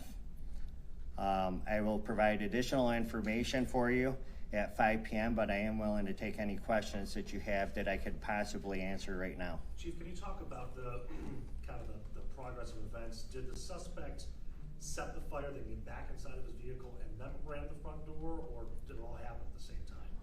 So from what I understand, and again, this is just a preliminary investigation right now, from what I have been briefed on, is that he rammed the vehicle through the front door, exited, then started firing shots. We are still trying to determine exactly when and where that fire ended up coming from and how it got started. So we believe it was deliberately set, though, by the suspect. Were they in an active service when this happened? Yes, the service was active. There was hundreds of people within the church. Are you sure it's only one suspect at this point, or is it possible other people helped setting the fire, what have you? Yes, it is one suspect that we know of at this point. We do not believe that there's a threat to the public. We believe that we have the guy who did this. Sir. Could you comment at all on the severity of the injuries at this time? We have a couple in critical condition. Like I said, one is deceased. The rest of them are in stable condition. So a couple, meaning three or two, I'm sorry? One deceased. The suspect is deceased as well. And then multiple victims are in critical condition. We do believe that we will find some additional victims once we find the area where the fire was. Any word on the weapon yet? An assault rifle. So, any, as far as ammunition, did he have a lot of ammunition? That I don't know of yet, and I could get you later. Okay. Yeah. Hey. Was the suspect known to authorities, and did he have any connection to anyone who was in that church? Right now, we don't have any of that information, but I'm confident that our investigators, along with the FBI, we're going to end up uncovering all that information and provide that at a later time for you. Chief, to clarify, you said there may be additional victims like inside the church? Or? Yes, where the fire was. So, and the reason why we can't confirm that just yet is because it was a large fire, and we do believe that there was people up there that were near that fire, and they were unable to get out of the church. So we do believe that we will find additional victims once we're able to search that, once there's no signs of a fire reigniting. So do you believe then that the victims that are still there, they succumbed to fire injuries or gunshots, or you're not sure? That I'm not sure, but I could provide all that information hopefully at 5 p.m. The shots were fired. Shots were fired, yes. And you had no idea how many though at this point? No idea how many at this time. Yeah. Can you Sure. describe the church? Is there like a worship area and then like a gathering space or something like that? I mean, can you... That I have not been in, so I can't tell you the layout. Chief, can you kind of describe the process of how things change for tactical response when there's an active fire? Every training I've seen, it's always been a building that has not been on fire. So how do you then deal with an active shooter when you have that situation happening as well? Well, we are here at Grand Blanc Township, and there's a lot of agencies within the state of Michigan. We are specifically trained to go right to the threat in an active shooter situation. And I'm proud of my guys and the DNR who responded to this scene, who immediately took that suspect out, so there was no additional victims. So it was a great job by our staff. Okay. So I understand it was a law enforcement officer that neutralized the suspect? Yes, there was 2 law enforcement officers involved. I will be back here at 5 p.m. to give you additional information and hopefully answer some of the questions that you guys went over here today. So, okay. Supervisor Bennett. I'm so sorry. If I could just go sit in here. I'm so sorry. Thank you so much. Sorry. Well, Scott Bennett, Grand Blanc Township Supervisor. Scott, S-C-O-T-T, Bennett, B-E-N-N-E-T-T. First, let me say we are heartbroken.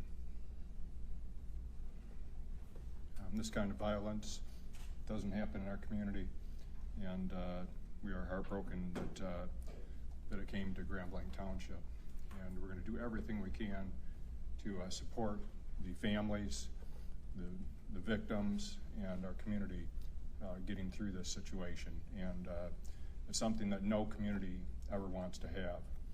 And we're going to do our best to do everything we can. We appreciate the outpouring of support from our elected leaders from both national and state in offering their assistance, and we probably will take them up on their offers. So we appreciate that very much, and we appreciate the community reaching out to us also.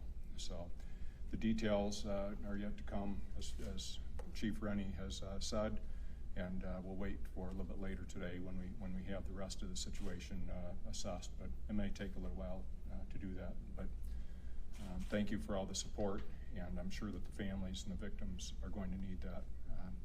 It's a tragedy that nobody wants to encounter. Thank you. Chief, before you step out, can you go over the process for family members, where you want them to go, who they should call to get more information on reunification? Yeah, so those family members, they are in a secure area right now. They have been taken over to Trillium, so that's where the FBI will interview them and then release them from there. So I mean, in terms of anybody who might be at home who was not there, who wants to check in to see if their loved one is okay, is there a number or a place that you want them to go? yes, you could call the Grand Blanc Township Police Department, 810-424-2611. Thank you. That is when done. Okay, that was a press conference with the chief of police as well as the Grand Blanc Township supervisor that happened right around 1 o'clock this afternoon, updating us on the mass shooting that happened at the Church of Latter-day Saints in Grand Blanc. We know that it happened right around 10:25 this morning. According to police, there were 10 people that were shot. One is dead. Several are in critical condition. Several others are in stable condition. The suspected shooter also dead. It appears that he's a 40-year-old from Burton, Michigan, drove up to this church, rammed his vehicle into it, got out, and started firing shots. We know that hundreds of people were inside the church at the time.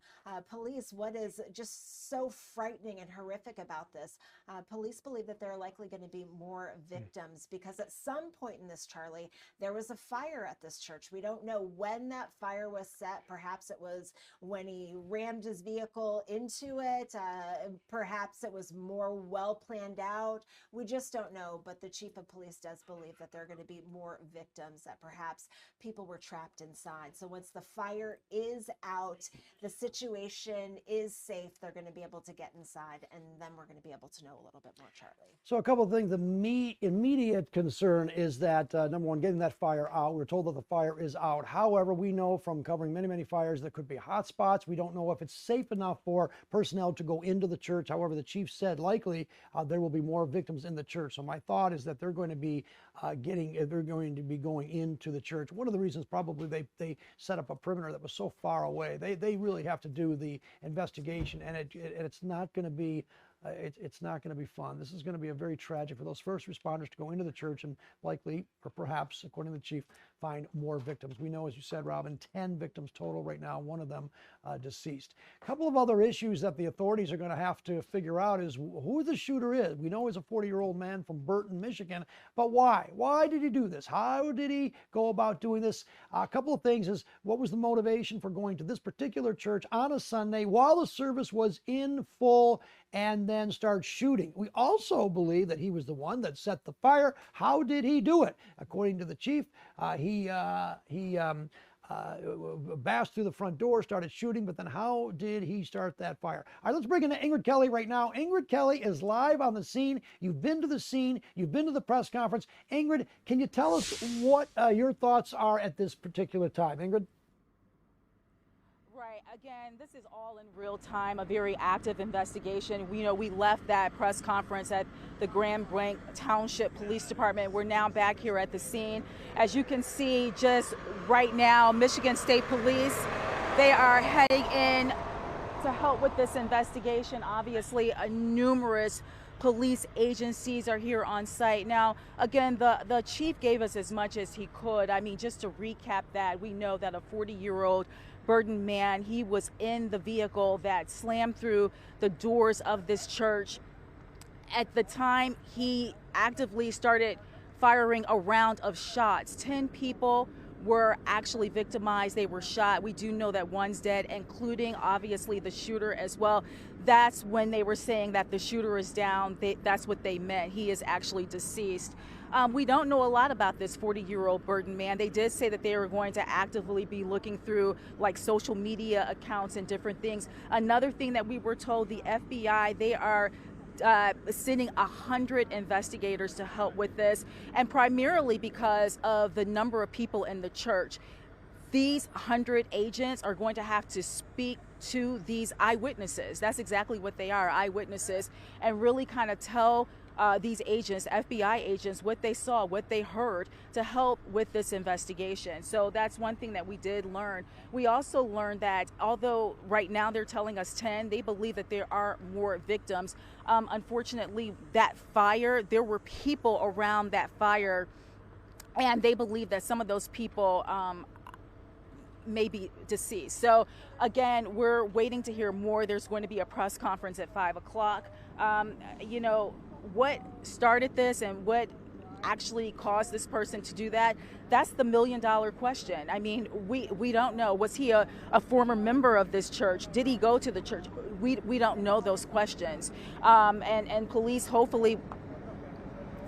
Go ahead, Charlie. Ingrid, let me just ask a quick question. Where you are standing right this moment, it looks like you are in kind of a residential area, perhaps. I don't know how far you are from the church, but how far are you? And do the people around there that you're near, do they know anything about this church? Is there any controversy? Have they had any previous problems?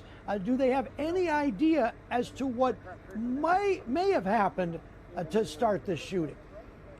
Exactly. We don't know that at this time. We will talk to some of the residents. This is a very residential area.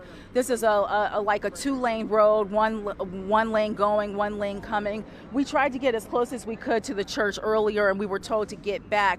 And that's when that church was still actively on fire. During the press conference, they did tell us that the fire is out, so that is good news.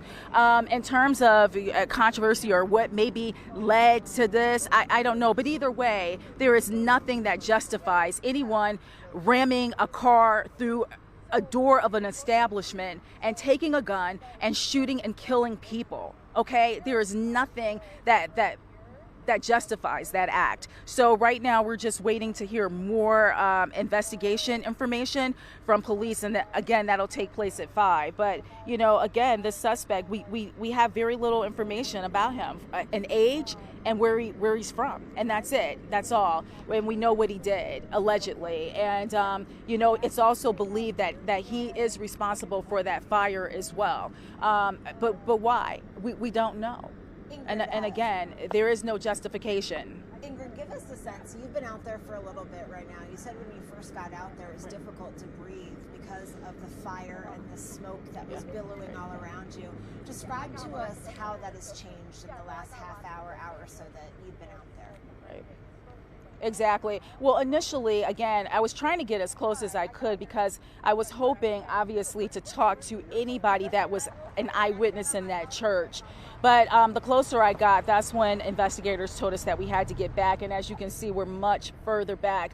As you can see, though, that smoke behind me, when we first arrived, it was very intense. In fact, when we got off of the freeway, you could see the smoke way in the air. But now it's calmed down a little bit. And again, investigators have confirmed that that fire is out. Number of vehicles behind you going on that road. Are those all police vehicles or first responders, or are there some residents that are being allowed to get close to the scene? Not at all. Those are all emergency response vehicles. You know, that is how, and even behind me, a line of emergency response vehicles from fire trucks, police cars, ambulances. And we also know, too, that the DNR played a part in this. We understand that it was the Grand Blanc Township Police Department, along with DNR agency, that actually they were able to put this suspect down. So the DNR was out here and actively helping with this investigation. And as you heard during that press conference, the chief was very thankful to the DNR and you know, the men and women of the Grand Blanc Township Police Department for actually helping out and making sure that this threat does not exist any longer. Of shooting scenes, crime scenes in your career as a journalist. How does this compare to it? Just the sheer amount of people out there responding, emergency crews. I mean, how does this compare to what you've seen previously? You know, you know, when you're out here covering these things and everything like that, you know, it's my heart bleeds for the victims.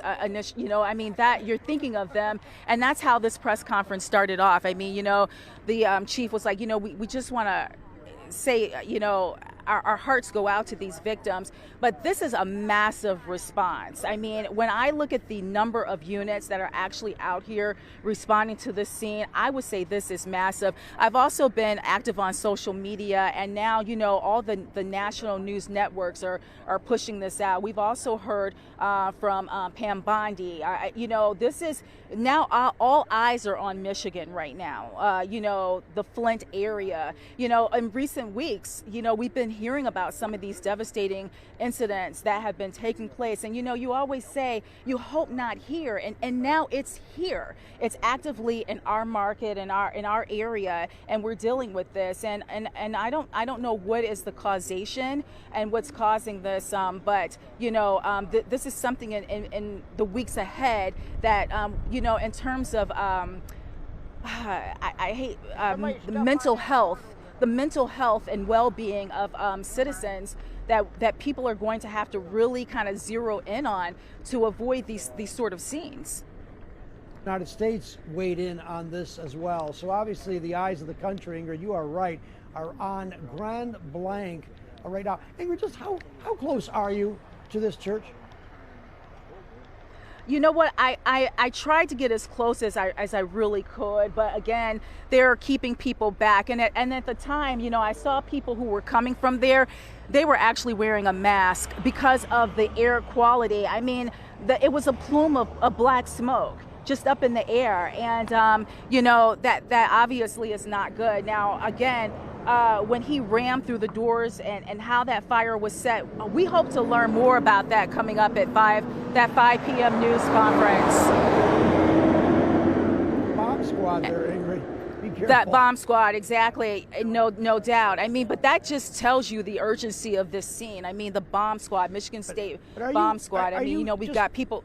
Ingrid, I'm sorry, but are you like a quarter mile, would you say, or a mile from the church, or how just in terms of distance? I'm going. I'll in distance. I would say we've been kept back.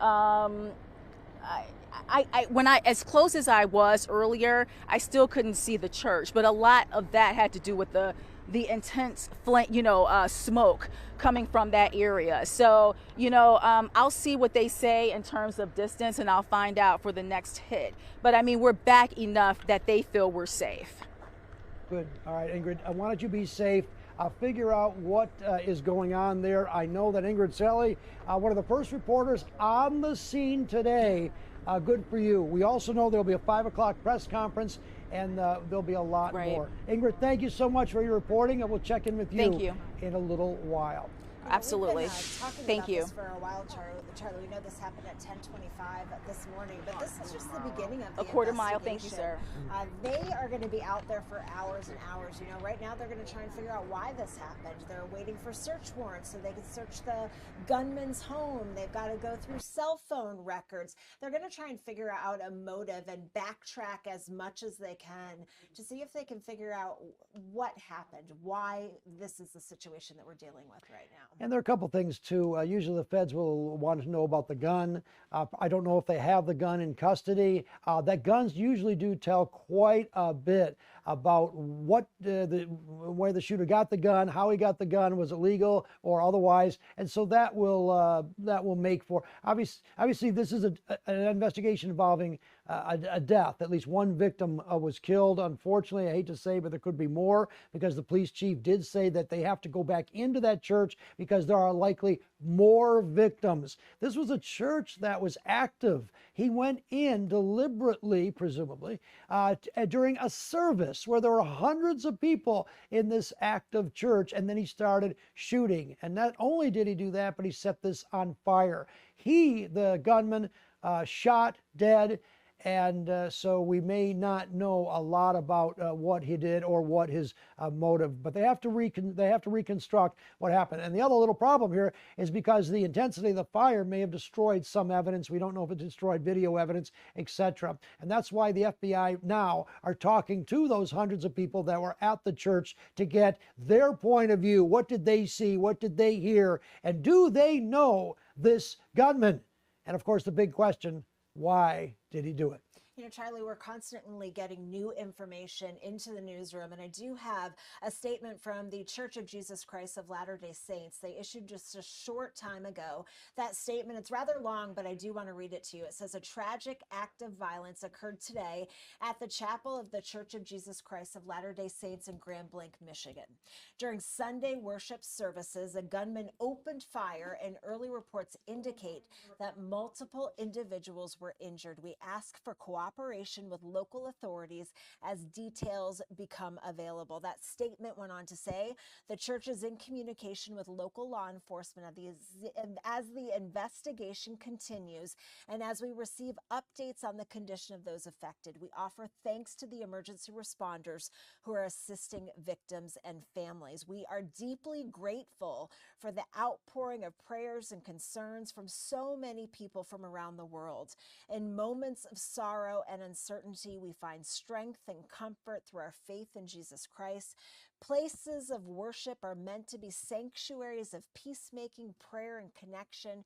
We pray for peace and healing for all involved, end quote. And again, that's a statement from the Church of Jesus Christ of Latter-day Saints. And we're starting to hear that similar sentiment from many, many people. We heard the township supervisor in Grand Blanc Township talking about how this type of violence does not happen in their community. We heard the director for the FBI talking about how this type of thing should not happen in a church, in a place of worship. And again, Attorney General Pam Bondi also saying the same thing. So this is a situation, a mass shooting that really is touching people far and wide. We know that hundreds and hundreds of people are inside that church when the gunfire broke out this morning. So certainly this is going to be a a very difficult day for many people, and it's going to be difficult weeks, months, years ahead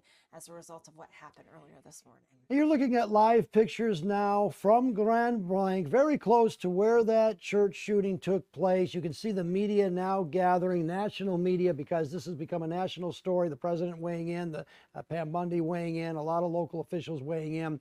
We do know that the FBI is on scene. We know that the state police are there, and of course the local authorities from a number of jurisdictions are there. Fire department, ambulance, EMS, etc. They're all there. This is the media where Ingrid Kelly was just there.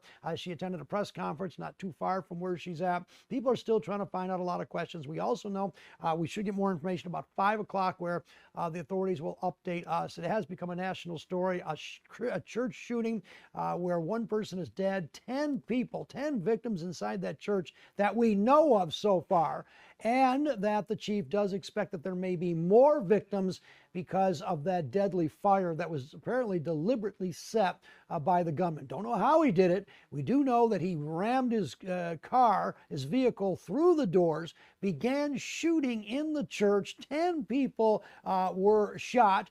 At least one dead, a few in critical condition, and the rest in stable condition that we know of so far. This was preliminary information given to us by the chief just a while ago. You heard that live right here. And we do have multiple crews out on that scene. Earlier this morning, one of our photographers was able to talk to a shooting victim. And this was a gentleman who heard the gunfire, jumped into his car, was driving away with his wife inside the car. He apparently was injured from a bullet hitting his windshield. So he was cut from that.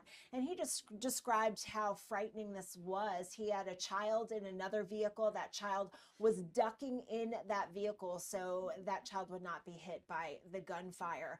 So the stories that are going to come out later on today, throughout the day today, of what these people endured who are inside this church. Again, it's a place of worship. You don't expect something like this to happen. You go there for peace and solitude, to get comfort by being close to your fellow parishioners. You never imagine that there's going to be gunfire that will be erupting, that you'll be running out of that church in fear of your lives, Charlie. And we have a statement now from the Oakland County Prosecutor, Karen McDonald. She's weighing in on this. Americans have a right to feel safe at church. My heart goes out to the victims of the tragic shooting in Grand Blanc.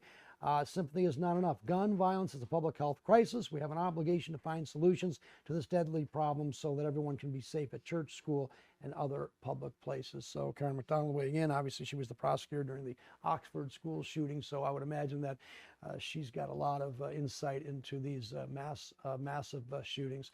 But many people are weighing in, and you're seeing live pictures. The camera's a little bit shaky there, but they're trying to position themselves now and just trying to figure out the vehicles that are being let in. Ingrid Kelly told us are all first responders or authorities. They're not letting anyone into that church right now. It is a crime scene. It's an active crime scene, and police and the authorities do have to go in there because there may be more victims. We are reporting 10. That was what the chief told us. 1 dead. Some in critical condition, others in stable condition, but there could be more victims. The only thing we know about the shooter so far, a 40-year-old man from Burton, Michigan, but that's all we know. He apparently went into the church around 10:45, bashed his car into the church and began shooting. Police were on the scene very quickly. They engaged fire with the shooter, and they shot the shooter dead. He is deceased now. However, during that shooting, somehow a fire was deliberately set, which caused the church to be fully engulfed. That means completely destroyed because of the flames that could be seen for miles along I-75. That's not too far from the incident there. Hundreds of people were attending church service. There's the video there of that massive fire set by the shooter. Hundreds of people were at Sunday service. It was presumably a full church, lots of people.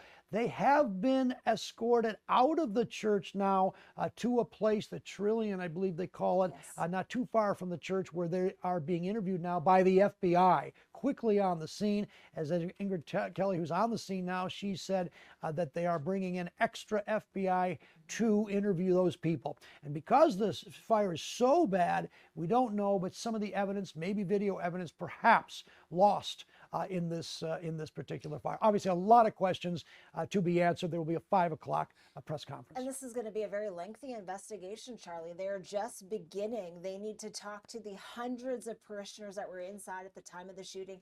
They need to backtrack. They need to search the gunman's home. They need to search his cell phone records, try and get any indication as to why this happened. I want you to take a listen now. Earlier this morning, we were able to catch up to a gentleman who was inside the church when all this happened and was trying to flee away from the gunfire. Take a listen to what he had to say. All right, so not live, so they'll cut it around. So first, if you could, if you're comfortable sharing your first and last name for me. Brian Taylor. Common spelling for both, Brian Taylor. Yeah. And you were shot today. Shot at. Luckily, at. Yeah. The windshield. This is just shrapnel from the windshield that was as he shot at our car as we were trying to drive away. And that's your car, the purple one? Yeah, the maroon Flex. Yeah. I got a picture of it, or a little video of it. Tell me what was going through your head as that kind of was transpiring. Honestly, get my wife away and find my son. So your son wasn't with you. Do you know where he was? Sorry, that makes me want to more. He was in another vehicle. We were on the phone with him. He was ducked down in another vehicle trying to just lay low. And you ended up getting in contact with him, and he was okay. And there was the gentleman, as you just heard, who was trying to drive away from the gunfire moments after just the horrific events played out at the Church of Jesus Christ of Latter-day Saints in Grand Blanc Township earlier this morning.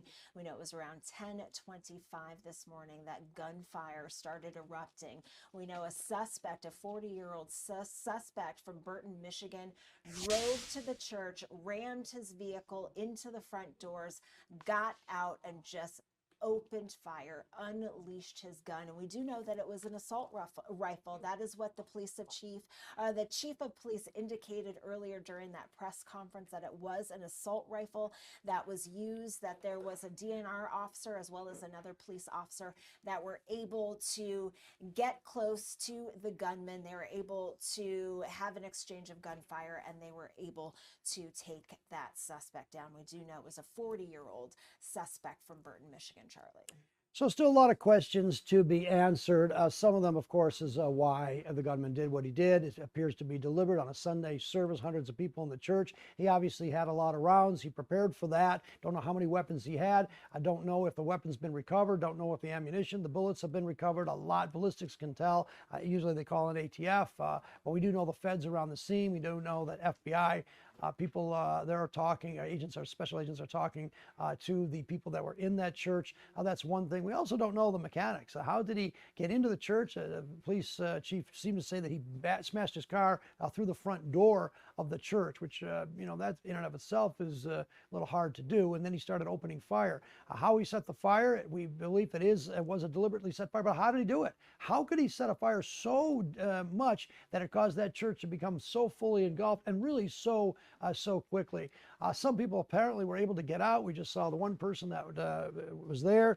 He got out. It looks like he says his windshield was hit by the bullets. Again, I think that these are things that the police are going to have to put together, the authorities are going to have to put together to determine why this happened. And again, we now know that the feds, the state, and local authorities all involved. They are focusing now on Grand Blanc, Michigan, and at this church of the Jesus Christ of Latter-day Saints. Yeah, it really is all hands on deck right now. Everybody descending on Grand Blanc Township, just trying to help piece this all together and try and figure out why what happened this morning took place in the first place. And this is going to take a while. There were hundreds and hundreds of people who were inside the church at the time of the shooting. As Charlie mentioned earlier, many of these people were brought to a secure location so investigators could begin interviewing them. And they need to talk to each and every one of these people to try and get a sense as to how this happened.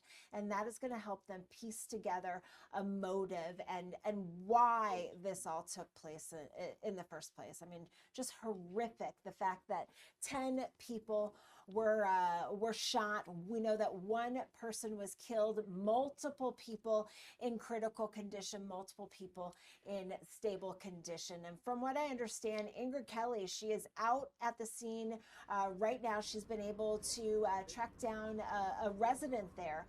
Ingrid, let's send it over to you. Fill us in on what you've got there. Hey, yes, we are still here at this scene. I'm joined by Nancy Ott, who is a resident here who actively, she needs to get back home. Talk to me a little bit about this morning as this was going down. What did you see? What did you hear? I didn't see or hear anything. I was at church myself, but Not this church. Right, my Holy Family Church. And my husband sent me a text and he was all upset. He said he heard some shotgun or gunshots and a loud boom. And he's almost 81 and he was really shook up. And in the meantime, our pastor came right back into the church at the end and he said, if you live near McCandlish and Holly Road, you can't get in there right now. There's been a shooting or something. Apparently the police came to our church and let him know something. And so I went to my brother's, who only lives 4 miles away, and I've been there till now. And I thought I'd try to come back and get home because my husband's home alone. And he's 80, he's elderly. He's elderly. We both are, but anyway, I didn't want to leave him alone for too long. And what did police say in terms of you getting back home? Well, they said I couldn't go past that yellow ribbon because some other vehicles like these were going to be coming through. And I said, well, I can walk through the yards. I mean, my house is just right there. And he said, no, I'm sorry, ma'am. And I understand, but... How long are you prepared to stay out here? Well, thankfully, my brother lives only 4 miles away. I'll just go back to their house and stay as long as I have to. So. Yeah, exactly. Just talk to me about something happening. What do you know about the Church of Latter-day Saints? I know it's not your church, but what can you tell us because it's in your residential area? I always thought it was nice to have churches as neighbors because they're usually quiet and peaceful and, we've never had any problems or anything with them and they're quiet. And it's nice to have churches nearby. I know that they said there were quite a few people in there when this incident happened. I mean, this is the main road to the church on any given Sunday. How busy is it with people coming and going? On the weekends, it's fairly busy, but not extreme. I think when you go into town, it's busier. It's quiet. This is a quiet area. It's close to town, but it feels like you're out in the country. Yeah. And what do you know about the church's mission and everything like that? Do you see a lot of activities going on there, family activities? I really don't know much about the church at all. I know they've had visitors come walking through our neighborhood and knocking on doors once or twice, and I've always been pleasant. I mean, Well, Ms. Ott, Ingrid, we hope are you that there? you get home soon. Me too. Yes, I am, and I think Charlie has a question. Yes, I'm listening. Let me ask the resident a question real quick. And you may have covered, and I apologize. The church there, have they had any type of security issues? Have they ever had any disruptions in the church? Anything along those lines? This is Charlie Langton. He would like to know, have there been any sort of disruptions at the church, any type of security issues at the church over the years that you are aware of? I'm not aware of anything like that. Yeah, it's peaceful. It's peaceful. It's a peaceful area. How many people are at this church? Is this a very popular church in the area? I was asking her that earlier. Just the activity and the amount of people that go back and forth. The chief did say there were quite a few people in the church at the time of this incident. But on any particular given Sunday, how many hundreds of cars? What do you see? I take my dog for a walk early in the morning, and maybe a few cars coming and going, but I think that's earlier than when they come for church. I don't know what time it starts. And on the Sundays, I'm getting ready for my church, so I'm busy. Exactly. Good. One more. Can I ask, is she a little worried now that she lives so close to the church that maybe she's going to do something differently? Maybe get more video or take extra precaution because of all this? Charlie just wants to know, because you live so close to the church and in light of this incident, do you plan on beefing up security at your home? I haven't really thought about it Probably not. The one thing I did say to my husband when I did talk to him, I said, don't answer the door for anybody, because you don't know. Exactly. And he had talked to our son earlier, who lives in Warren, but he was upset and he had to talk to somebody. And he said the same thing, Dad, just go do your thing in the basement and don't answer the door. Yeah. So. We know that this man is 40 years old. He's from Burton. What does that say? I mean, he drove through the doors of the church. He shot 10 people. He's now deceased. There's one victim that's deceased, and they believe that there may be more. They believe that he also set a fire there. Just listening to the details of this incident, and it's in your backyard. What are you thinking? I never thought it would come this far to our area, but living out here, you just don't hear about things like that. Yep, not close by, not my backyard. So we live in rough times. Thank you so much. Thank you for talking to us. Thank you. And again, you know, there's also a number of nurses that they're on strike, but they actually are trying to help the people at this church as much as they can. So, you know, again, this is an active scene, an active investigation, and we're going to be out here hoping to learn more. Again, they are keeping all of us back, including people who live there. She was going to her church, a different church, a Catholic church, when, you know, all this went down. Her husband is 81 years old. He's home alone, and she just wants to get home. She wants to check on her husband, and police are telling her at this time she cannot. Back to you in the studio. All right, thank you. Ingrid Kelly there, live on the scene, talking to Nancy Ott, a resident in the area. All right, Dave Spencer is here. Dave, you've been waiting in the wings here, talking about this. This is such a tragedy. You've been out to many of these scenes. What are you looking for? Yeah, it's just crazy to hear all the ripple effects. You know, this is clearly a targeted attack at the church, but when we go out into the community and we feel the impact that this has on such a larger scale, you know, everybody can relate. Going to a place where you feel completely safe, you never expect this to happen, and all of that turns on a dime and people go into the fight or flight mode. And you know, just hearing from that one witness that I think Lauren Klein and Jessica Dupnack were able to find earlier, I think we just heard a quick snippet of that, and he says he was getting in his car, a bullet came in, shattered the window, hurt his hand, and he was just thinking about, where's my son, where are my other family members, how is everybody going to get okay? And he went on to say in longer parts of that interview that this person was wearing camel pants. They hadn't recognized him before. They didn't know where he was from. They just heard the gunshots and thought immediately, I need to get out of here. This all taking place right after church service had really started. And if you're not familiar with the LDS service, from their website, they describe it as having 2 meetings in 2-hour time increments. First meeting is called a sacrament. That's when this took place. And during the sacrament, there's songs, prayers, sermons given by different members of the congregation, and then they take a communion. In addition to that, there's a variety of other classes that are offered for adults and kids, just to give you a wide range of who was in the church at the time when this person, 40-year-old from Burton, drove his vehicle into it, immediately started getting out and started firing at those innocent people inside that church. It's unbelievable, and we know that obviously they said 100 FBI agents, possibly more. ATF is now on the way to kind of take it from there as they follow up and possibly execute some search warrants at this person's home. And as we have seen the picture, there's the fire right there. Perhaps some evidence may have been lost. If the church has video evidence, obviously the authorities, the FBI certainly wants to know and find out a motive if they can. If there are any other shooters, this is an attack on a church on a Sunday during a service.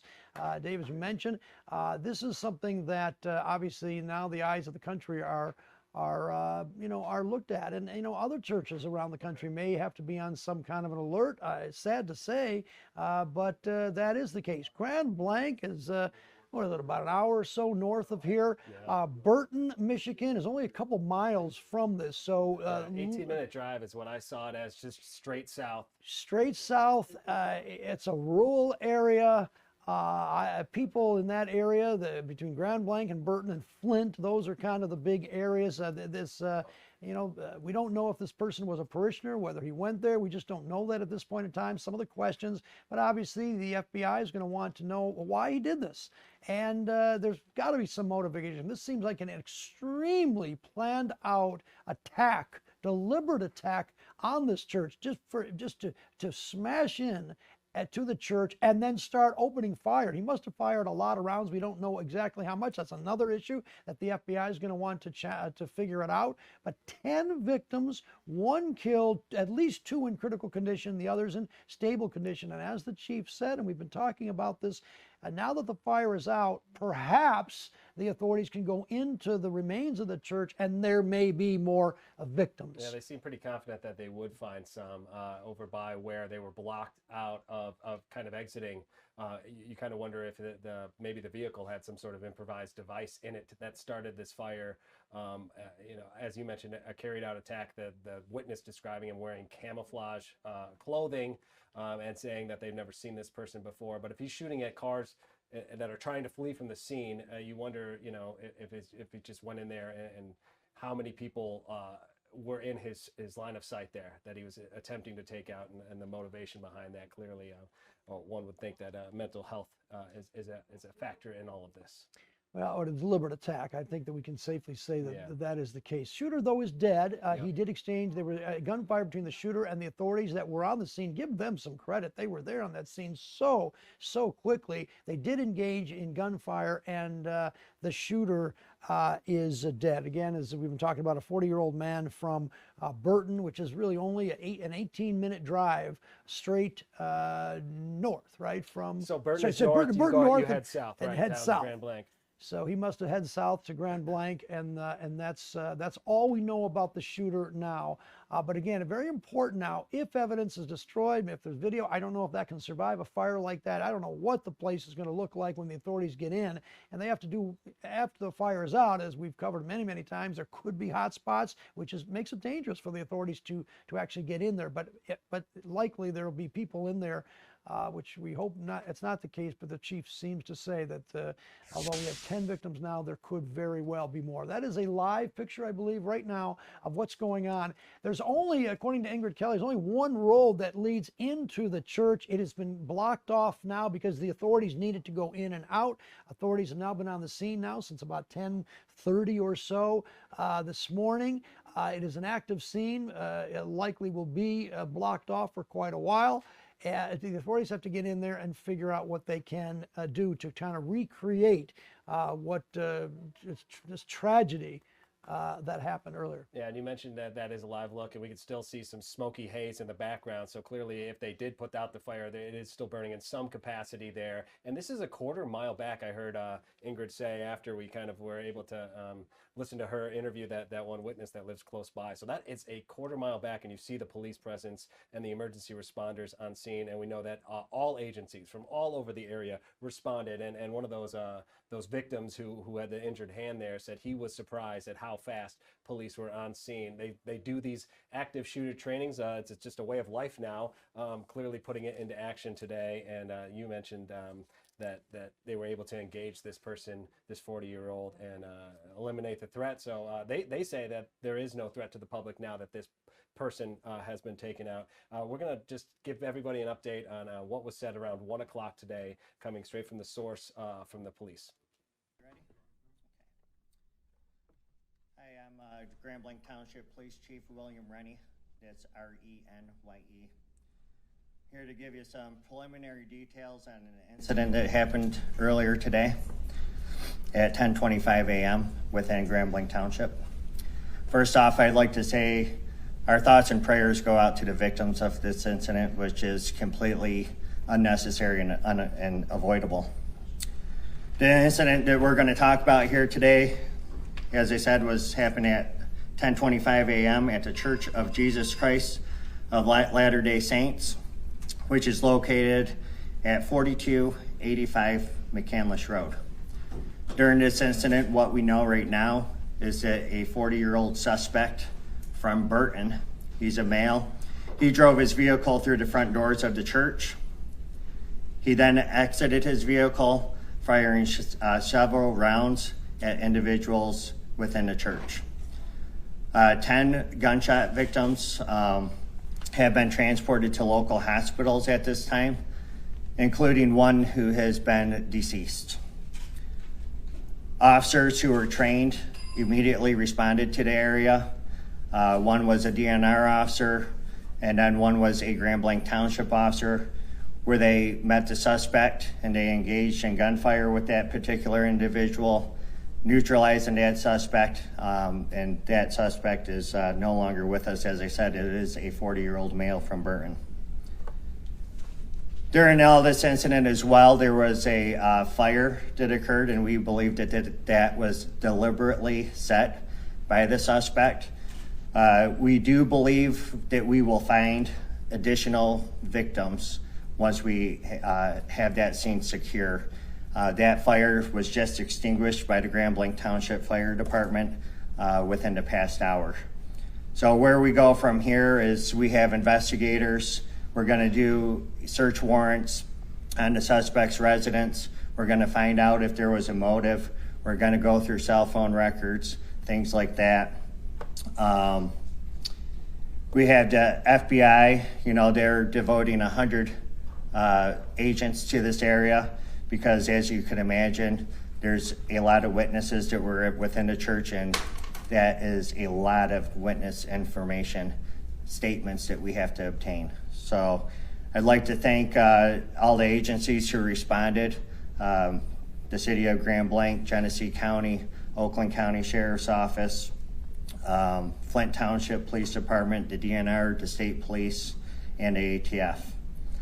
I will provide additional information for you at 5 p.m., but I am willing to take any questions that you have that I could possibly answer right now. Chief, can you talk about the progress of events? Did the suspect set the fire, then get back inside of his vehicle and then ran the front door, or did it all happen at the same time?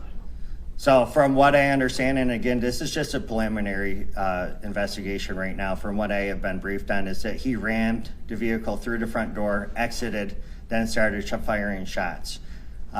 We are still trying to determine exactly when and where that fire ended up coming from and how it got started. So we believe it was deliberately set, though, by the suspect.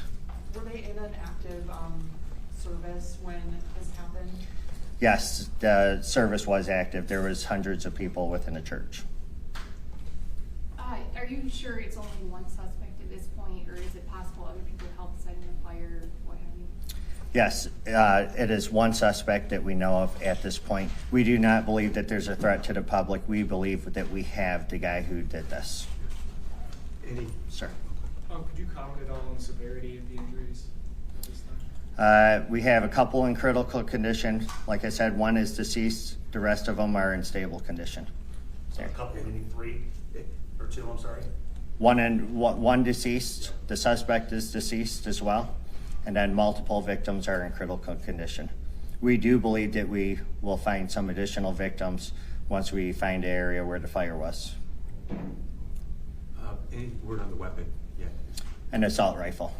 So, any, as far as ammunition, did he have a lot of ammunition? That I don't know of yet, and I could get you later. Okay. Yeah. Hey. Was the suspect known to authorities, and did he have any connection to anyone who was in that church? Right now, we don't have any of that information, but I'm confident that our investigators, along with the FBI, we're going to end up uncovering all that information and provide that at a later time for you. Chief, to clarify, you said there may be additional victims like inside the church? Or? Yes, where the fire was. So, and the reason why we can't confirm that just yet is because it was a large fire, and we do believe that there was people up there that were near that fire, and they were unable to get out of the church. So we do believe that we will find additional victims once we're able to search that, once there's no signs of a fire reigniting. So do you believe that the victims that are still...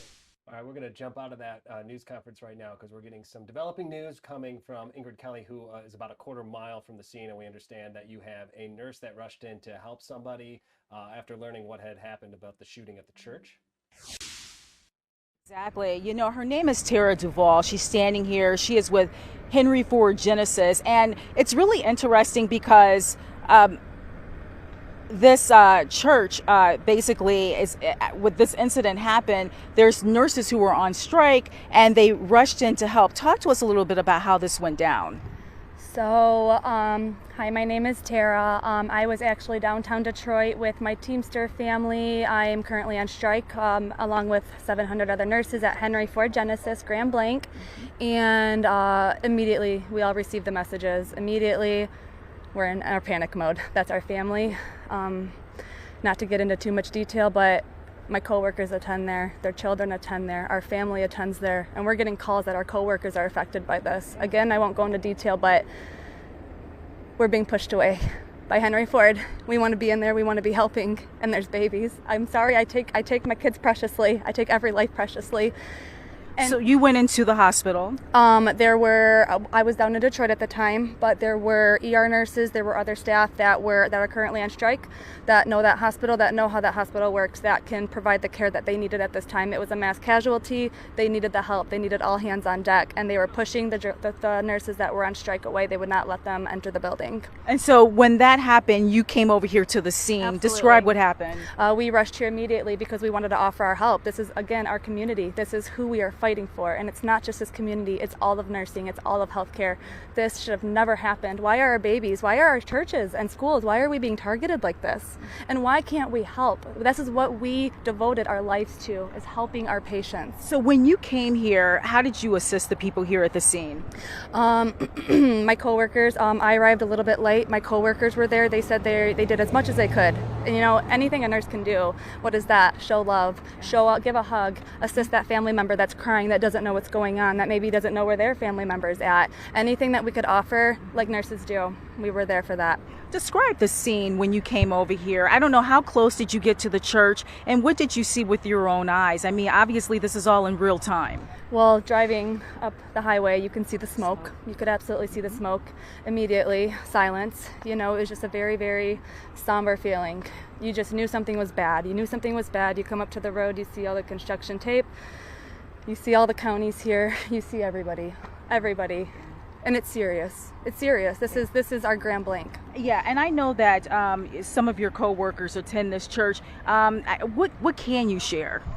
I personally, I can't go further on that for reasons that it's personal, and I'll let them speak on that on their behalf. Okay. All right then. Look, thank you so much for what you do and for sharing that story. You know, again, it's stories like this. I mean, whether it's a resident, whether it's a nurse, you know, the victims inside, this incident has touched so many lives. We're around here and just hearing these things. I mean, we're going to be hearing stories come out for weeks and weeks ahead. Again, the FBI, they say they are sending 100 agents here to this scene to talk to eyewitnesses, to get these stories and to help them with this investigation. Of course, we're going to be out here. We're going to be collecting these stories, and as soon as we hear more, we'll bring it right to you. Back to you in the studio. All right, thank you, Ingrid, for that report. That's kind of a shocking situation, but obviously it touches everybody in this community. Burton and Grand Blanc. Yes, thank you so much. Thank you. I appreciate you. No, thank you, Tara. It does touch them, and we're going to be hearing more from Ingrid. Hi. We've got Do you guys a know lot anyone of down questions there? still going on with this situation. So far, we know 10 victims in this church. Can I talk to you? One was you killed, weren't there at the 2 time. are so in critical condition, and then the others in stable condition. This is video earlier taken from the hundreds of people that were in the church. They were escorted out by the police to a special area, away from the press, away from anyone, while FBI agents are now actively interviewing each of these people to determine what they know, what they don't know, and that's what's going on right now. So a lot of questions to be answered. There's going to be a 5 o'clock press conference later on, and we should get a little more information about that. Yeah, they were very forthcoming at their 1 p.m. news conference, so I'm sure we're going to learn a lot more, hopefully on the conditions and some of the ages of the victims. That's something that we don't know just yet. And you mentioned that there's potential video. We know that a lot of services these days, ever since COVID, have live streamed their service, make it available to people. We don't know if that is the case. I did do a quick search to see, and I couldn't find anything that would indicate that they do. But if there is video of this, that'll be a crucial piece of evidence that if it survived the fire. That's also too. And that fire was fully engulfed, meaning there was likely a total loss. When you get into the roof, you've got the ladder trucks that we saw earlier. That church is probably, there's not much standing at this point in time. And the other thing too is, how did this fire get started? I think the authorities are really going to want to focus in on that. If there's one shooter, which apparently there is, again, no danger to the community, but there's one shooter, he bashed himself through the door, began firing, but there must have been some device, either in the car or whatever, that started the fire to the extent that it did complete damage to this church. Obviously, a lot of questions still that have to be answered by authorities. Yeah, to your point, Charlie, there was that the police did say definitively that they believe the shooter, set that fire, and that they do believe that people were trapped inside, and they're working right now to see what sort of access they could finally get inside to count the number of people that still may be within the church. That's just something that we don't know yet. We did have a little while ago a live look from about a quarter mile from the scene, just seeing the smoke still billowing. It was to a much lesser degree. That was from Ingrid Kelly's vantage point, but obviously they got to make sure that their own safety is paramount here before they go into said church and try to investigate to see the full extent of some of the casualties that have taken place here. This is hundreds of law enforcement agents from all over the country, ATF, FBI, descend on Grand Blanc, and there's another aerial view from earlier today, just showing the amount of fire and smoke that could be seen from far away. The church itself has a service that lasts about 2 hours on a Sunday morning, and hundreds of people were in attendance. We know that people from hundreds of years. We've got Camille now, All right, who is near the scene talking with Charlie Langton. Charlie, what are we learning? All right, Camille, I've got Camille on the phone right now. Camille, what can you tell us right now? You've got some information about the shooter, don't you? Yeah, so we are at a location in Burton. We're at Atherton and Center, which mean a lot to people in Metro Detroit, but it's about, I would say about 13 minutes away from the church. We got a tip when we were at the Reunification Center.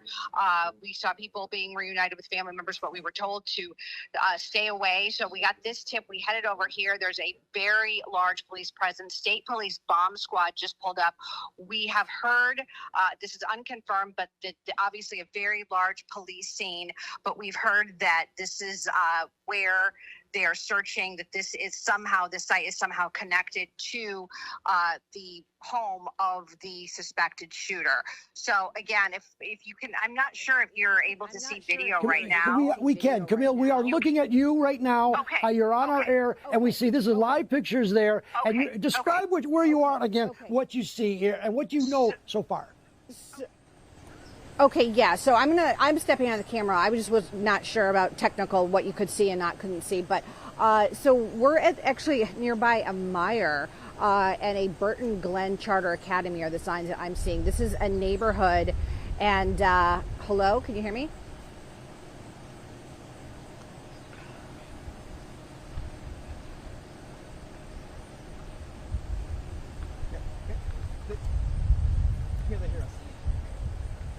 Okay. Okay. I can't hear you guys right now, but you can hear me. So I'm not sure what happened with the call dropped. But basically, what I'm telling you is that this is a neighborhood area. Obviously, this is you can see there's obviously a lot of crime scene tape. If I can show, my photographer can show. Michigan State Police, like I said, State Police bomb squad just arrived, and more police are showing up as we speak, and a lot of bystanders also, and a lot of media showing up here. But we know that this is a large police presence. They have not told us anything yet, but we know that the suspected shooter is from Burton. We know that they're searching. We are in Burton right now, and they're searching this area. We don't know specifically what house they're searching, but obviously a very active police scene right now here, in addition to the other scene that we're talking about, that we've been talking about all morning and all afternoon at the Church of Latter-day Saints on McCandish. So that's what's going on here. I think you're able to see live pictures. Again, a very fluid situation. The State Police Bomb Squad just pulled up as we speak. So that's what's going on here. Of course, I'm hoping to learn more information as this continues, but it is a little chaotic because a lot of media are showing up and a lot of bystanders are showing up asking questions. So I'm going to send it back to you, but that's what's going on here, Charlie. Camille, I don't know if you can hear me, but we are looking at live pictures there. We do see the Michigan State Police, the bomb squad. It's if you've ever seen it up close, it's a very large and imposing vehicle, but there's a lot of other Michigan State Police. I don't know if there's a barrier. There is they put a yellow tape right there. And you say it, Camille, one more time. How far are you from the church right now? So I would say approximately 15 minutes. When we were at the Reunification Center, which is church, and then we found out from here, and that was a 12-minute drive. So again, we're in Burton. We're in a different city, but obviously these towns are all very close to each other. And this Burton is where police have confirmed that the shooter is from. So again, we're not able to see the location that they're searching right now. You're seeing what I'm seeing. The vantage point is obviously all the squad cars. I think you can see some of the police officers near the State Police Bomb Squad. The road is blocked off. Of course, they've opened the tape so people can get through as far as law enforcement, but obviously not media or bystanders. So again, just a very fluid situation right now, everything unfolding in real time. One other thing, Camille, can you describe this area, that 15-minute drive or so from the church to this? Is this a very rural area? Does a lot of people live here? There are large lots. Anything that you can tell us, and in particular about where you are right now, where the police are focusing on the suspected shooter's home? I wasn't paying a huge attention to the route because I was looking at my phone trying to learn as much information as I could as it was unfolding. But we did drive just on some main city roads. So it's not really rural. Like I said, we're parked by a Meyer sign. I don't see the Meyer itself. I think it's down the road, and then there's a sign that says Burton Glen Charter Academy. So this is not like super rural. I mean, it's right now, I feel like we're in a residential area, and there's a lot of trees, and there are a couple of vacant lots, but I see houses, and then, of course, down the street is where they are searching. So far down that we can't see the exact spot that they're searching. And Camille, all right, thank you so much for that report. Again, Camille and Mary now at the scene of, or at least close to the scene of where authorities believe this may very well be where the shooter lives. Camille, thanks so much for reporting. We'll let you get back to it. We'll talk with you a little bit later on. Thanks, Camille. All right. Well, as you see, I mean, things are moving quickly here, and we're all over between Camille and Ingrid live on the scene, trying to put some understanding as to what's going on. This active shooter in a church, Grand Blanc, one dead. The shooter is dead after an exchange with gunfire. Still a lot of questions to be answered. We also know, Dave, that there'll be a press conference at 5 o'clock. Updated, the authorities will update us on what they know. Yeah, and here's what we do know so far is that we have two active scenes, right? We have the stuff that's going down at the church, where they're still trying to put out, presumably, the fire and figure out if there are any potentially more victims inside of that church. And then we just checked in with Camille there. We saw an enormous police presence, bomb squad, SWAT team, camped outside of what is presumed to be that shooter's home. And that's exactly what we learned in the 1 o'clock news conference, is that they would carry out search warrants at that home. So that's theoretically what's going on there.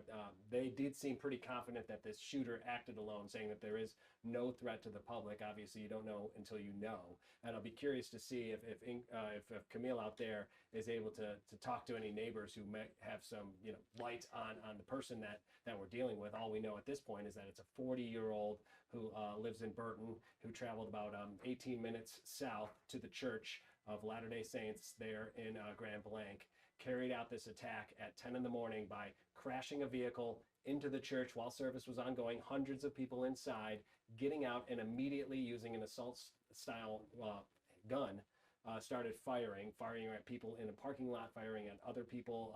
Total of what was it, 10 people that were shot? Yeah, 10 multiple people. in critical condition, one dead, and the rest were taken to area hospitals. You know, it's interesting too that assuming this is the shooter's home, think about this. Within a very short period of time, the police did obtain some kind of search warrant to get into the cops just can't walk into anybody's house. They've got to get a search warrant. But before they can get a search warrant, they've got to have at least enough evidence to convince a judge to sign a piece of paper, that search warrant that would allow them to go. So where the cops got this information so quickly, you got to give them some credit. Now, we don't know if the gun was recovered because the guns will give a lot of information, potentially.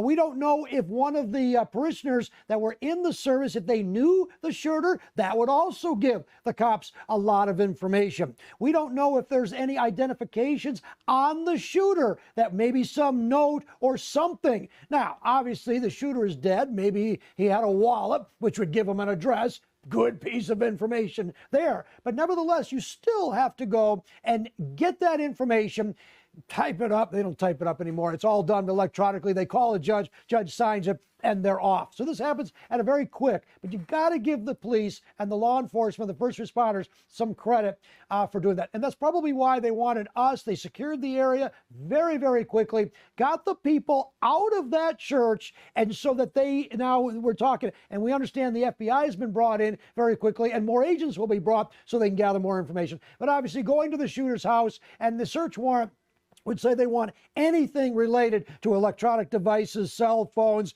etc. in that house. And they're going to do, assuming this is the shooter's house, they're going to do a complete search of that shooter's house to try to find out the major question. Why did this guy do it? Yeah, the sad reality, Charlie, is that officers are trained for this. This isn't the first time that this is carried out in this area. You know, we had Oxford, we had MSU, we had the splash pad shooting in Rochester Hills, all occurring within the last few years here in the area. So we do know that they have a plan in place, and unfortunately, for better or worse, they carry that out in this case very quickly, as you mentioned. And who knows, that vehicle could have given some information, the one that they rammed into the truck, or I mean to the church, and then they could have gleaned where this person lives and get out to that place. The license plate numbers, etc. Yes, There's a lot of things that the police are digesting.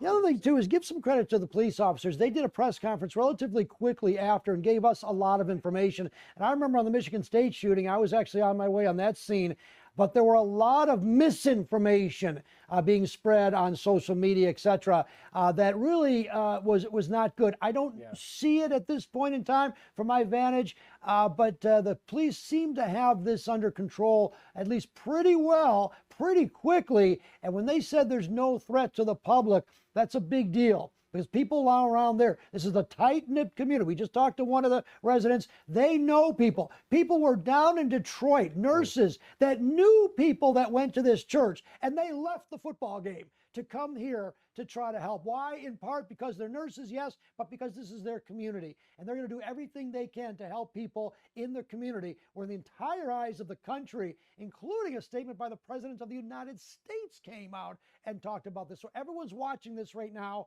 Give the law authorities their due it. There's the suspect. There's a statement from the President. Yeah, I'll read the full thing. I have it here. I've been briefed by the horrendous shooting that took place in the Church of Latter-day Saints in Grand Blanc, Michigan. The FBI was immediately on scene and will be leading the federal investigation and providing full support to state and local officials. The suspect is dead. There's still a lot to learn. It appears to be yet another targeted attack on Christians in the United States of America. The Trump administration will keep the public posted, as we always do. In the meantime, pray for the victims and their families. This epidemic of violence in our country must end immediately. End quote. That was just moments after we had learned, what had taken place. So the response has been immediate. It's been swift. He's not the only one responding. I know the governor of our state, Governor Whitmer, issued another statement saying, "My heart is breaking for the Grand Blanc community. Violence anywhere, especially in a place of worship, is unacceptable. I am grateful for the first responders who took action quickly. We will continue to monitor this situation and hold the Church of Jesus Christ of Latter-day Saints in Grand Blanc close." End quote. Yeah, and obviously this all taking place as hundreds of people set out to worship this morning. A beautiful Sunday morning, doing what they typically do. I've got another statement to read to you. This one from the Oakland County Prosecutor. Americans have a right to feel safe at church. My heart goes out to the victims of the tragic shooting at Grand Blanc's LDS Church. But sympathy is not enough. Gun violence is a public health crisis. We have an obligation to find solutions to this deadly problem so that everyone can be safe at church, school, and other public places. And again, that speaks to what we've seen in recent years just in our area alone, let alone the rest of the country. Still so much happening. Obviously we have the situation playing out of the church where Ingrid Kelly is, and the ongoing efforts to find out more information about the shooter, presumably where Camila is just, 18 minutes away from the church itself out in Berkeley. Very close area. People know everyone in both these cities. I'm assuming that I've been out there at some point in time, but it's been a little while. But from what I remember, very nice, but very close-knit community. We're taking live pictures right now, just trying to set up. This is still back to as Dave Spencer mentioned, there's two scenes now besides the church. This is obviously the church where the fire personnel are there. You can still see a little smoke in the area. Right. Actually, maybe a little more smoke than we just saw before. And these big fires that we've been to many times, yes, they can get the major part of the fire out, but there's still smoke. There's still hot spots, as they call it, where the fire can start again. So the fire personnel will not leave the scene for quite a while. Although the major part of that fire, where flames were shooting out of the roof, that could be seen, the black smoke for miles on I-75, just a horrendous. They call it fully engulfed, and it usually means that it's going to be a total loss. Now, what kind of evidence may have been lost for that, we don't know. Hopefully, there are no victims in there, although the chief in the press conference we heard an hour or so ago said that he does expect that there may be more victims, and that's another issue, and certainly a tragedy that they're going to have to get into. Likely, we'll get more information on the number of victims at a 5 o'clock press conference. Yeah, we do know that there's also a reunification center that's taking place for anybody who was separated from a loved one. They're asked to go there, and we were there for a minute, but out of respect for those who are grieving and maybe getting some terrible news at the moment, we're asked to not get too up close and personal with that, and you can understand that reasoning there, which is why we decided to instead pursue what was happening over in Burton as they execute the search warrants. They're hoping to learn more, possibly from neighbors and from other people that might be in the area that could shed some light on what was happening with him. We know we have Ingrid Kelly standing by now to see if there's any updates from the scene of the church. Ingrid. Actively out here just talking to people, and I actually met up with Tara Howard, a resident who I found just patiently waiting in her car. Unfortunately, can't get home right now. Ms. Howard, talk to us about your feelings and what you know about the church. I don't know much about the church. I just know that it's in my area. It's a place that I walk around occasionally for exercise. As far as me not being able to get home, I mean, this is just something you don't expect to see in person. You know, you hear and read about things in the news, but to have it in your front yard, in your backyard, like right across the street from where you live, and not be able to get home because of the destruction that's going on, it's just... Talk to me. You were in your church at the time. Talk to me about how you were notified. We have a number of police officers and things at our church, and they received a notice that there was an active shooting in the area, and we immediately went on protective mode, lockdown situation. And I was coming home, you know, thinking that's it, you know, something I'll see or read on the news. And as I'm coming home, I could see like the black cloud just hovering over my neighborhood. I'm like, oh my gosh, it's right in my neighborhood. And then I get to the street and can't get home. Wow. So. And I understand you work for the Oakland County Prosecutor's Office. You've already talked to work. I have, yep. And I talked to my boss to let her know. I don't know if I'll be in because I can't get home to change clothes. I can't get my work equipment or anything. So she just said to let her know if I need anything, they'll support me 100%. But this is just different. You don't expect it.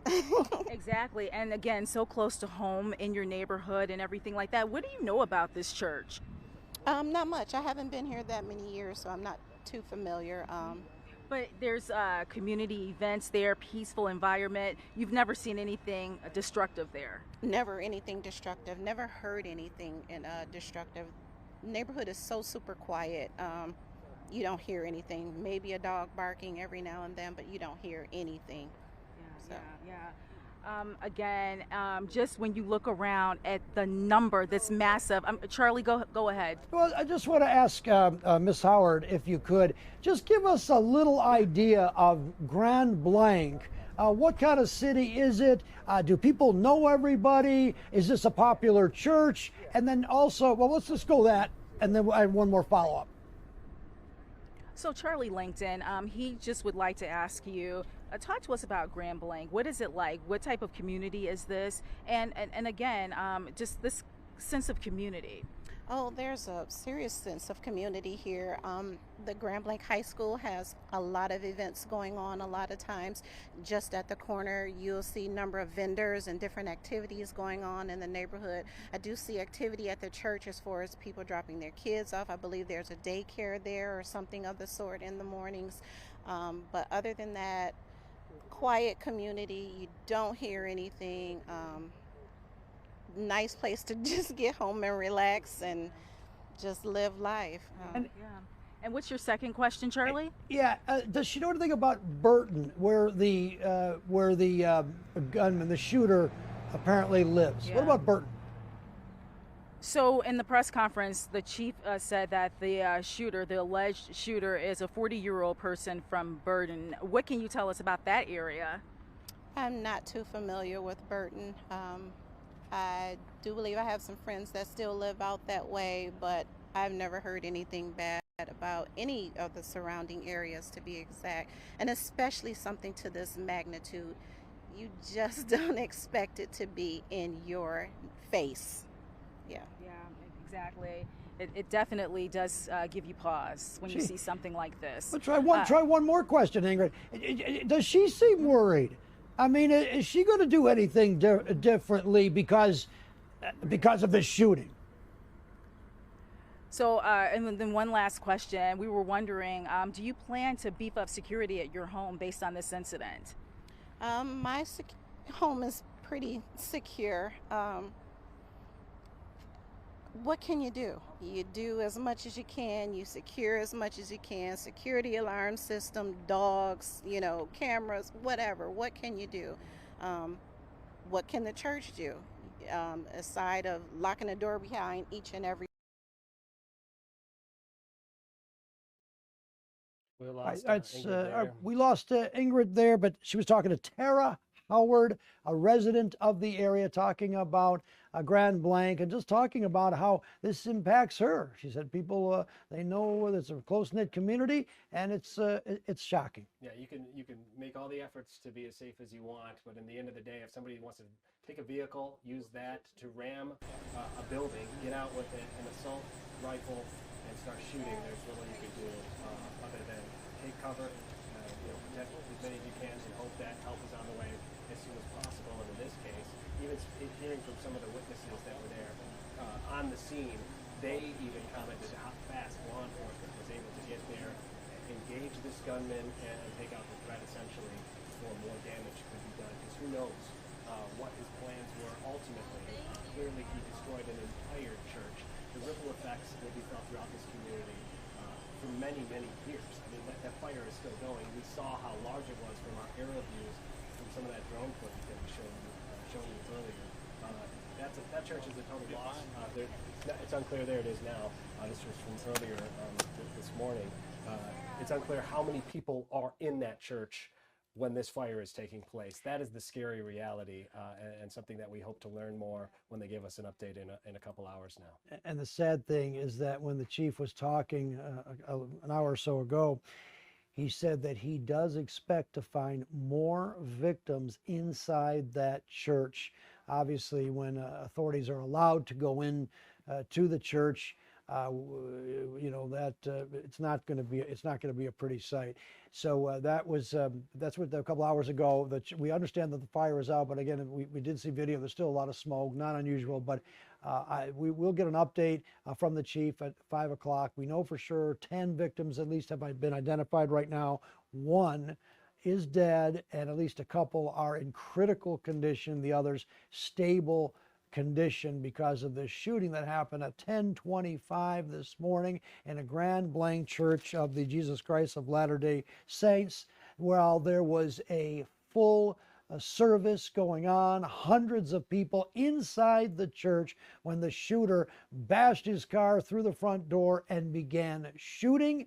Somehow a police officer, they were very quickly on the scene. They exchanged gunfire with the shooter, and the shooter was dead. However, before the shooter was dead, he deliberately set the fire that we're looking at fully engulfed this church. And that's about where we are. Yeah, what we know from one witness is that he was wearing camouflage clothing at the time. The parishioner, the person that was at the service with his family, says he did not recognize him. We're described right now as a 40-year-old person from Burton. That's about an 18-minute drive north of the church, north of Grand Blanc. And we do know that very swiftly, as promised during that news conference, that officers did get a search warrant apparently, and are now at a second scene where they're supposedly carrying out that search warrant. Earlier, when we were speaking with Camille Amiri, who was there, she was talking about the massive police presence, SWAT team, bomb squad, all on the scene, and we're looking at a 2-lane highway here with houses scattered about, not a densely populated area by any stretch of the imagination, but she did say it's close to a Meyer and other things like that, so not pure isolation. But hopefully we're going to learn a little bit more about this person and kind of who he was and what he's in, not that it matters, but what his intentions were, and we may never know. Some people may say, okay, the shooter is dead, so what is the sense of urgency? Well, there is a sense of urgency because the police want to make sure that there's no other shooter, that there's no other copycat, that there was no grand plan. And I'm not suggesting there was any of this stuff, but they want to rule that out. And the best way to do it is to get to the shooter's home. There are other ways to do it, of course, but certainly if they have the information from the shooter, identification that they gathered, they're going to go and they're going to do a thorough search of not only his home, but of his social media, et cetera, to figure out exactly a motive and if there's anything else. So there's a certain, although there's no protocol, right? Yeah, there's no problems of a danger to the community right now. There is a sense of urgency to see if, in fact, there could be something else. They just want to rule that out, and that's what they're doing now. And time is of the essence in these cases. You want to act as swiftly as possible once you get that information, just to reduce any risk of tampering. I mean, it's one thing to say that this person may have acted alone. It's another to know that definitively. So by acting the way they are, and you have all these resources there at the moment, it just stands to reason that you would want to, connect as many dots as possible, as quickly as possible, all while still trying to figure out the scope of the damage of this chaos that erupted inside a church where we know hundreds of people were attending, according to their website, is a 2-hour, service that's going on, where people there to worship God in a place of peace, and then all of that disrupted around 10:15 this morning with a 40-year-old driving a vehicle into the church and starting the fire. And we also know that the feds are out there, the FBI, as state police, as you can see right there, and local police. Let's go to Camille Amiri, who is now at the scene right there. Camille, what can you tell us? We're looking at live pictures of where the police are doing a search warrant, presumably at the home of the shooter. Camille, what can you tell us? Yeah, so we're about approximately 15 minutes away from the church. We're in Burton, which is a nearby town. And basically, what you're looking at right now, as you said, live pictures, state police, bomb squad, we already had one show up, and then just within the past few minutes, another state police bomb squad vehicle showed up.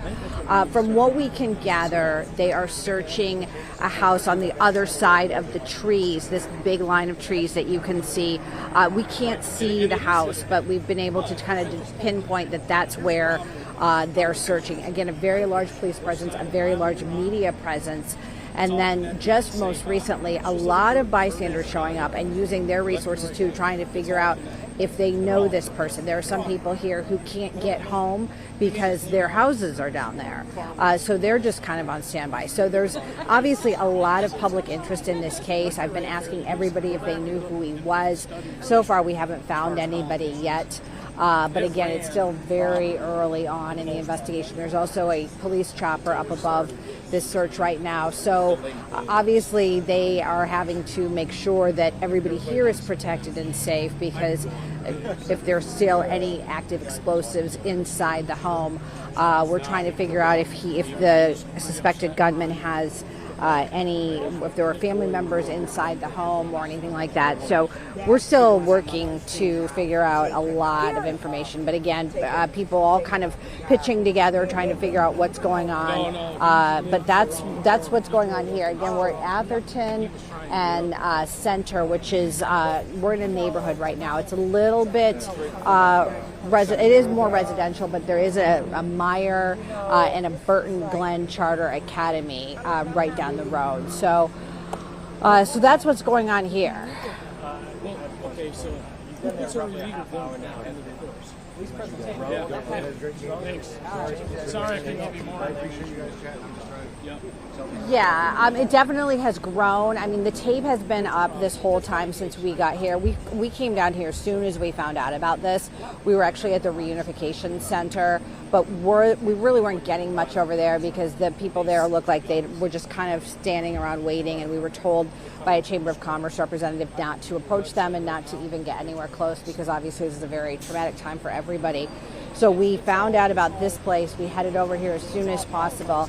And just since we've been here, you can, there have been more police showing up. The two large state police bomb squad vehicles that are right now, hopefully, I think you can see in your shot, they have since showed up since we got here. So the presence is definitely growing. Again, Michigan State Police seem to be in charge here, but again, we're seeing vehicles from all over the place, and again, a very large media presence. And then also, as well, just a lot of bystanders showing up, just really curious about what's going on. So you see them moving kind of methodically. It doesn't say that there's guns drawn or any sense of urgency to that respect, but they seem to have a systematic approach in which they're carrying out these presumed warrants, right?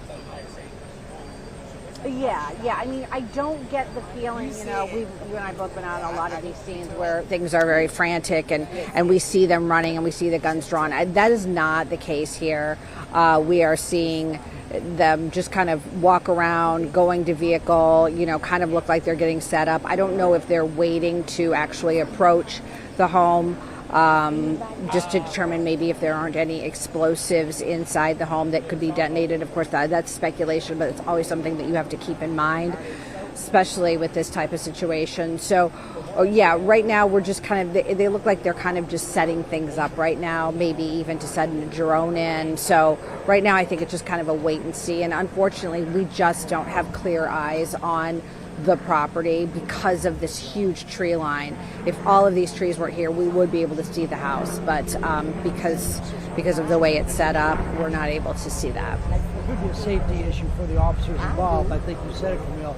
This was likely an explosive situation. There may be more in the house. Again, that's just speculation at this point in time. But with the fact that they are there, the shooter is he is dead. So they've got the house. They can secure the house. They can do what they have to do. There's a drone. Looks like a drone that the state police are going to send up around the house just to scope it out, just to see what they have to. And again, it's for precaution as well. So that's what we're looking at right now. State police are there. Looks like they're conducting a massive investigation at the home of a suspected shooter. Camille, what else can you tell us while you're at from your point? Well, of course, everybody here is I mean, this is a smaller community, so everybody here is kind of working to try to figure out if anybody knew this guy, if anybody knows if he's got family members, if any of the family members were home at the time when police raided. So a lot of armchair detectives, so to speak, here, trying to figure things out. And of course, we're asking everybody who shows up, did you know him? Do you know him? We know he's a 40-year-old man from Burton. From what I've been able to gather from out here, people here say they did not think that he belonged to the church, but again, that's not confirmed. So I hesitate to put that out there, but everyone's just trying to figure out who he is, what his motivation was, and that's just the million-dollar question, because obviously a story of this magnitude really, it really has to make you wonder what is going through somebody's head. And we may get some more information at a press conference that is scheduled for 5 o'clock as well, just a couple of hours from now.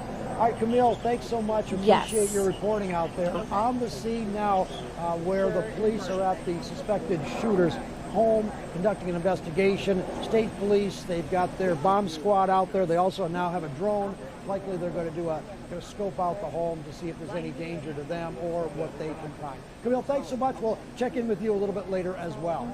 Camille Merritt, live at the scene. Yeah, we want to get the sense there that they moved in position very quickly, and then once they're in position, it's all about being deliberate and taking your time. We saw them just moments ago take out a drone to possibly get an aerial view of what they're dealing with. There's no sense, as you mentioned, with the gunman being deceased, to rush in there without making sure that everything is checked and orderly. The last thing you want is another disaster on your hands. And you get the impression from Camille just being there, some distance away, but not an incredible distance away, with other bystanders and other neighbors there, that they're just all more curious than they are rather concerned at this time, which is a good thing, and no sense that they should behave any other way, at least from the authorities there on the scene, who are clearly carrying out a job and have a big task ahead of them as they try to figure out what may have led up to all of this. All of this taking place at one scene, and then of course the other scene, the main scene, where this violent crime was carried out around 10 o'clock today at the Church of Latter-day Saints in Grand Blanc. The view that you're looking at right now is in Burton, which Camille mentioned is just a 15-minute drive north of where the church was. There's also another issue too, even though that the gunman apparently is deceased, but there could be an issue of preservation of evidence. I don't know if there'll be any criminal case coming from this. It's possible, especially if there's an accomplice or he was working in some kind of conspiracy or something. Again, I'm speculating at this point in time, but the police do want to make sure that they can gather evidence appropriately so that it could be admissible if in fact there is some kind of a court proceeding later. It's very important that the chain of evidence. Now, these cops know what they're doing. Yeah. You've got the best of the best in the state now in Burton, Michigan, and checking out what's going on here. So this is obviously, but again, for precaution, for preservation of evidence, and they want to collect the right evidence. So they want to make sure. So a lot going on in Burton, Michigan. Okay, and we have some new video that we want to show you just into the Fox 2 newsroom now of the fire that was taking place shortly after the shooting took place. We know that from a 1 p.m. press conference today that police believe that the same shooter ignited the flame somehow. That all has to be determined still. But these are just from miles back from the actual church in an area of Grand Blanc that viewers have sent into us now. Showing the smoke, the plumes of smoke, the rising from the church. Other views from it show the whole church engulfed in flames. We know that at the time when all of this was set, when the shooting took place, a service was going on. There were hundreds of people inside that church. It is unknown how many still remain in that church and are presumed dead at this point after the fire has been burning 4 hours. So we still are trying to get the all clear from the fire department for them to move in, collect what evidence they can. As Charlie was mentioning, that much of that evidence, if there was any, is probably gone by now, given by the scope of that fire. And this just shows you just how big of a scene it truly was. I just can't believe fast it. it happened. I can't believe there's anything much left in that church that's going to be valuable to, no, that could be, obviously, could be valuable to the authorities. But as far as video evidence of what happened inside, I'm not sure. I think that's what the FBI, they're doing right now, talking to the people that were in the church. Everybody's got a cell phone. Everybody probably has video, and they want that video just to make sure, to figure out exactly what happened. How did he carry out this plan? It seems to be a very deliberate plan. And could it be repeated, or is there another target, or et cetera, et cetera? That's what they want to know, again, for safety and obviously to prevent another tragedy like this. I mean, this was a service on a Sunday. People there, no one would have expected this, and it's just a tragedy. Yeah, and the true scope is still unknown. We do know that 10 people, 10 victims here. The shooter is dead. Killed in a shootout with police. It was around 10:30 that he drove a vehicle into the church, got out and immediately started firing. We did hear from one witness who his hand was bandaged, says that a bullet flew through his vehicle. The glass broke and he got cut as he was trying to flee from the church, while also checking on the rest of his family. He said he was separated from his son at the time and was very concerned where that person was. Thankfully, the two of them got in touch, and everybody in that family was okay. But he just described the chaos of hearing these booms over and over, not knowing, your brain is trying to comprehend what's going on. When you're at a church service, the last thing you probably expect is for this to take place.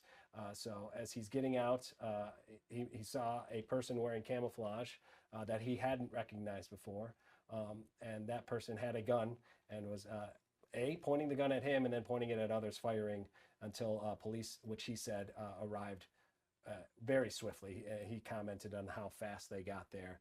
Clearly, calls were pouring into 911 as this all was taking place. When you think of the amount of people that are in that church at the time, and the panic that has ensued as people try to flee for their lives.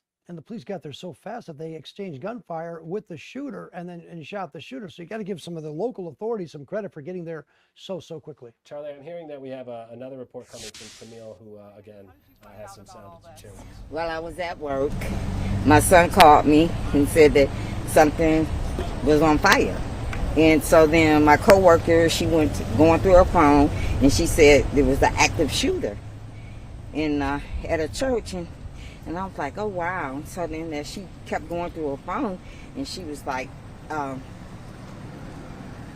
I guess he was shot dead, and that he was from Burton. And I was like, oh, my gosh. And then she said that he lived off of Center and Atherton. I was like, wow. So then I come home, leave work, come home, and see all this, And so my apartment is right down there. And so it's just unbelievable. I didn't know the guy. I seen maybe once or twice, seeing a gentleman bringing the trash to the front. Other than that, nothing. I don't know anything about him, but from conversations I've had with a few people here, they said he was a veteran. He would help out young kids with, like baseball leagues and football and things like that. And he is just like, it's just unbelievable. You never know what a person is going through. You never know what is going on in a person's mind. Yeah, what's your reaction? What do you think? What goes through your mind when you pull up and see this right outside your apartment?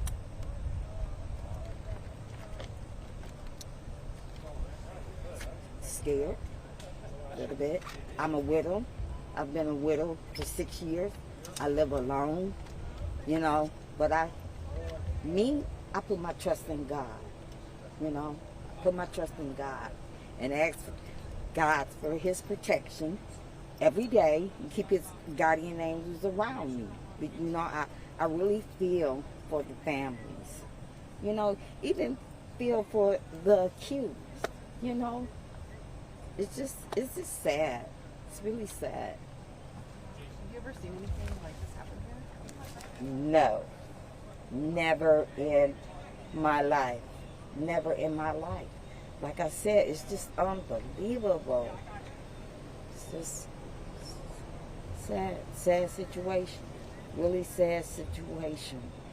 You know how some families, just lives are destroyed 2.2 seconds. So. Thank you so much for talking to us. You're welcome. Thank you. Thank you. All right, so that was Camille and Mary's camera there. They were interviewing somebody who presumably lives next to where those search warrants are being carried out, which is the shooter's home, who is now dead.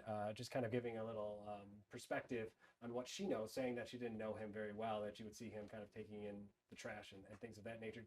You know, probably very, very neighborly type stuff without going into too much detail about what his mindset was at the time. And she frankly said, you never know. You never know, and that is the truth.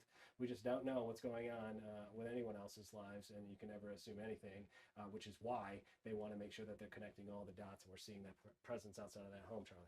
And authorities have not confirmed the name of the shooter yet or who it is, so we don't know, but these are what's talking about. We do know Camille and Mary was there in the area where the police, a very heavy active police presence, as you saw. We're also getting word there's going to be a candlelight vigil tonight, 7 o'clock. Just try to pull it up right now. Do we have it right in front of you? Here it is. Holly Redeemer Football Field in Burton at 7 o'clock. And that's going to be the organizer there, Pastor Thomas. There's going to be the candlelight vigil. So there. Should we go back now to Camille? Listen if we can to this. Thank you so much, Jason. All right. Okay. All right, Carolyn, we'll go ahead and toss this back to you, but we will continue to stay out here. You can see behind me. Don't want to waste, so no, you're good. Don't want to waste it. They're like $10 a set.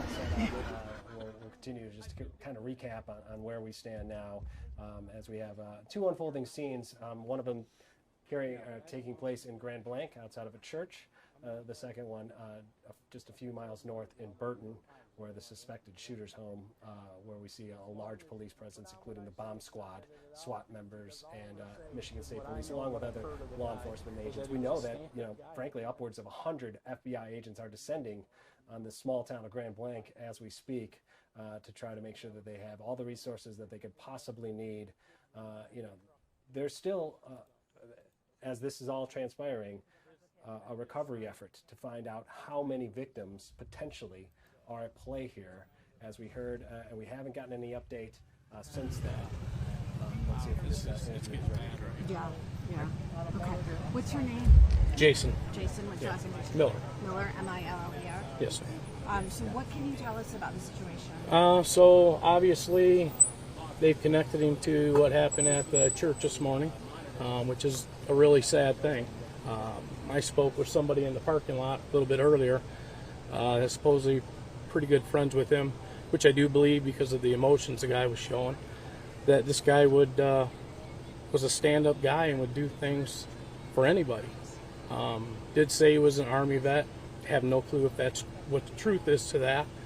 But if he was, and something triggered him, I can see why, because, what do we do for our vets? A lot of this is starting to happen nowadays. Something's got to be done. We got to start taking care of our people. A lot of sickness going on. It's got to be changed.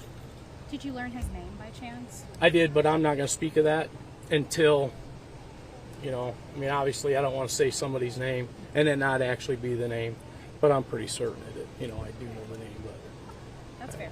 And you live nearby? I'm about a mile up the road here. So just seeing all this has to be really troubling. Yeah, it is. It is troubling. A mile from home, it's, and obviously, it's getting closer for all of us, right, to home. It's getting a lot closer for all of us. So when it starts getting this close, you're not just looking at the TV screen and saying, oh my God, I feel bad for these people. I feel bad what's going on. It's here now. And that's why I say, we got to do something. It's getting to be a problem. And what's the solution? I have no clue. Does anybody know? I don't think so, but a lot of people will be mad at me for saying this. Technology is the biggest problem. These smartphones, these apps, I truly believe that is one of the biggest culprits to our society today and the sickness. I really do. Have you ever experienced or witnessed anything like this ever? Not nothing to this extent. Level? Yeah, not to this level. I've never witnessed. I've been in a gas station before where a guy come in and tried to rob it, but that was nothing. He got scared and ran away. So, but any other questions? Anything else you want to add? Everybody live life. You're out here to have a smile, right? Keep your chin high. Live life. That's all you can do. Keep moving on. And that's about it. Thank you. Thanks. you so much. Yep. I just heard there was a resident in the area says that he knows who the suspected shooter is. We'll follow up with that in a moment. We've got some terrible news coming into our newsroom right now. Police have just confirmed that another victim has died. That makes 2 victims died, along with the shooter. 3 people dead total, but 2 victims. Another victim died. The police, when he gave a press conference not too long ago, said that there were others in critical condition and some were in stable condition. But now we have two victims in that church, and we still don't know if there are other victims inside the church. The police seem to think that there were victims inside the church that went up in flames earlier. So this is a terrible tragedy situation developing. Just getting word in now to our Fox 2 newsroom. Yeah, and it's going to take some time for all of that to be sorted out, as you know, that we are being kept a good deal away from the scene, both where they're executing the search warrant and over at the church itself, for good reason. The law enforcement have a job to do, and they want to make sure that they are able to do that safely, and everybody else is kept safe, members of the public as well. And if you're wondering why we're not being able to show any more aerial views, there is a no-fly order that has been issued over this area that you're looking at here in Burton, and over at the church as well. So it's going to be some time before we could see the state of the fire that was burning at a good clip some hours ago, where that stands now, how soon law enforcement and first responders could get in there and figure out the scope of that scene there, and also what is transpiring exactly at this scene that we're watching play out, as we heard from just a couple neighbors that were just kind of giving their thoughts and how they just never saw this coming, as we typically hear when we're talking to people who live next to suspects post-crime, that they typically, from neighbors, don't have many warning signs before something of this magnitude is carried out. So there's going to be another press conference at 5 o'clock. Yep. We're going to get some more details about the investigation, about the shooter perhaps, and but more of the victims. Now we confirmed 2 people dead. 2 of the victims died in this shooting. Still a lot of questions. Why the shooter did what he did? How planned was it? Did he have some kind of a device to set this place on fire? Did he leave a note? That's what the police are doing right now. You're looking at live pictures from Burton, Michigan. This is where the shooter allegedly lived. You can see law enforcement authorities quite some distance from the home, but we earlier saw a drone that the police sent up there. That's the bomb squad. They're on target. They're on the scene just to make sure that there's no explosive devices.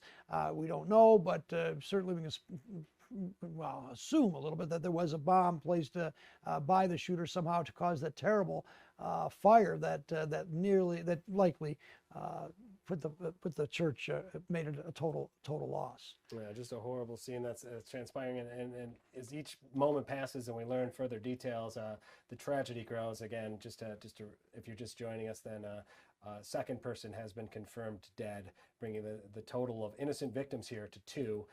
Then the shooter got in a shootout with police and was killed in that.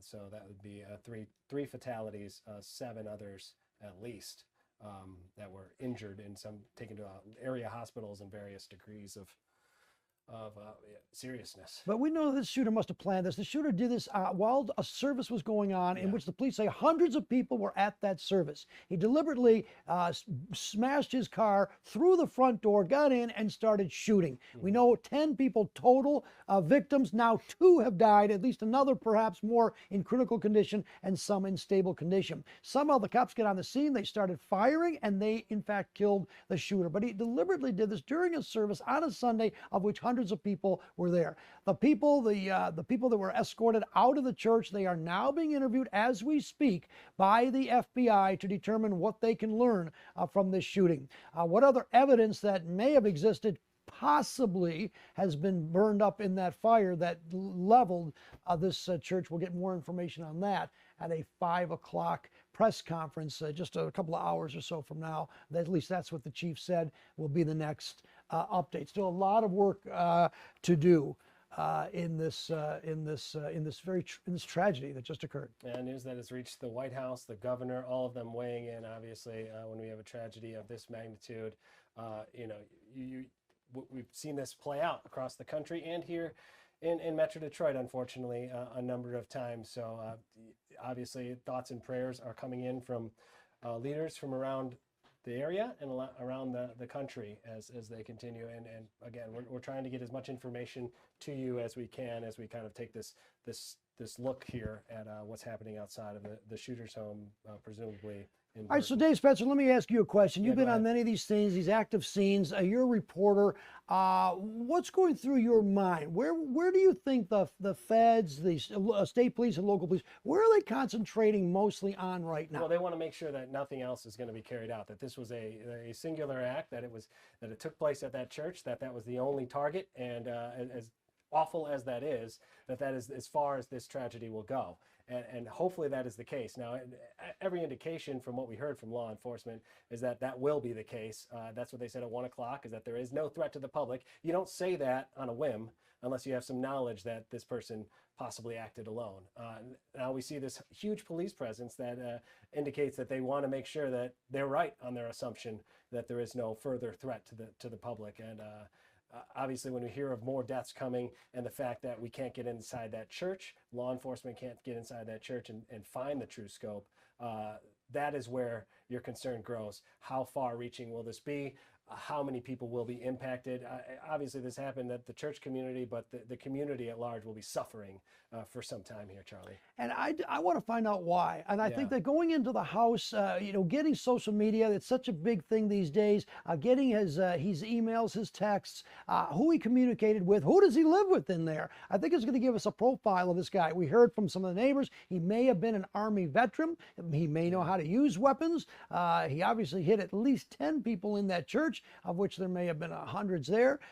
We don't know where he got the ammunition and where he got the guns. Is he trained in the guns? Are these legal guns, etc.? Does he have a criminal record? I mean, all these are, and it's they want to find out, obviously, to prevent further shootings and attacks, but they want to see if he acted alone. And I think that you hinted on that. Is this the end of it? I mean, as tragic as this is, was he working with someone? And again, we're speculating right now, but that's what they're doing. That's why the police are taking their time. That's why they're doing it the right way.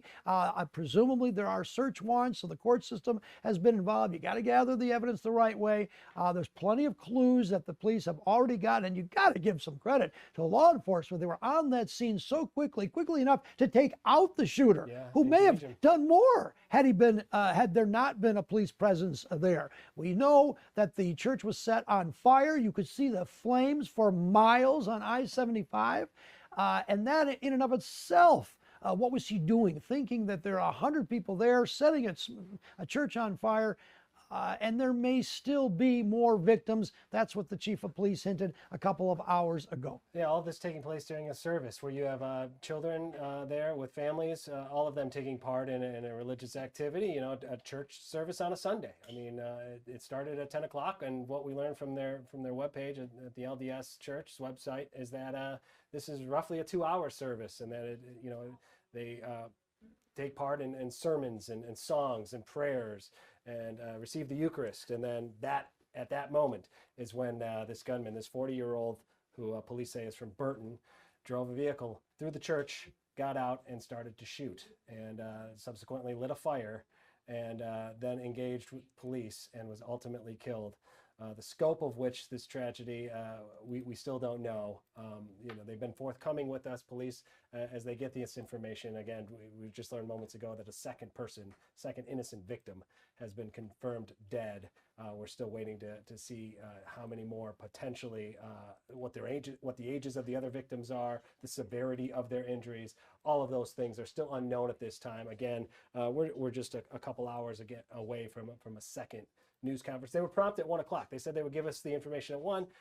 They said they're going to give us the information at 5, and they hope to learn more, because everybody has these questions, right, Charlie? That they want to know why, how could this happen, and what was going through this person's mind. And there's also an urgency to let the authorities do what they're doing. Obviously, this is a mass shooting. It got the attention of the President of the United States. I mean, this is obviously something on a church.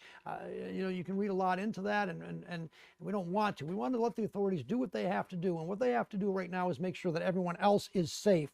That's very, very important. And if we can do that, then that's what they do. So we got to let them. We got to let them do their job. Let me just... you get on the phone there. I'll kind of recap what we know so far. We have 2 scenes. One of them that you're looking live at now. This is in Burton, about 15 minutes north of the church, which is in Grand Blanc, where all of this started at around 10 o'clock this morning. The church was fully engulfed in flames. The flames could be seen from miles away. According to police, the shooter, that 40-year-old from Burton, came in, there it is. That was taken earlier today. Just massive flames as the entire church is engulfed. We know that hundreds of people were presumably inside for a church service, and that some of them might not have been able to escape that. And that is kind of where we are in that holding pattern as we wait to learn more information, is how many more victims are there? What is the severity of their injuries? Is there any possibility that any of them were able to, A, get out of there and survive, or is the casualty count going to just grow exponentially here? That is the fear when you hear of the amount of people that were there and what we know of the fast-acting nature of a fire of that size, Charlie. I mean, when fires happen at an apartment building that size and it breaks out that quick, usually it's catastrophic. Well, yeah, I mean, it is. And I mean, you've got a church. I don't know how many doors they have to get out of the church. I mean, that's the problem. I don't know how old the church is and what kind of, fire, I mean, all that kind of stuff. But you've got hundreds of people, according to the police there, and you've got a shooter inside. I mean, that's just crazy. So that's what the police are trying to figure out right now. You see a stretcher right there. This is video that was shot earlier. Yeah, we have some eyewitness sound that we want to get you. This was somebody who was right there on the scene as this unfolded, and he gives us some interesting perspective. Let's take a listen now. And you were shot today.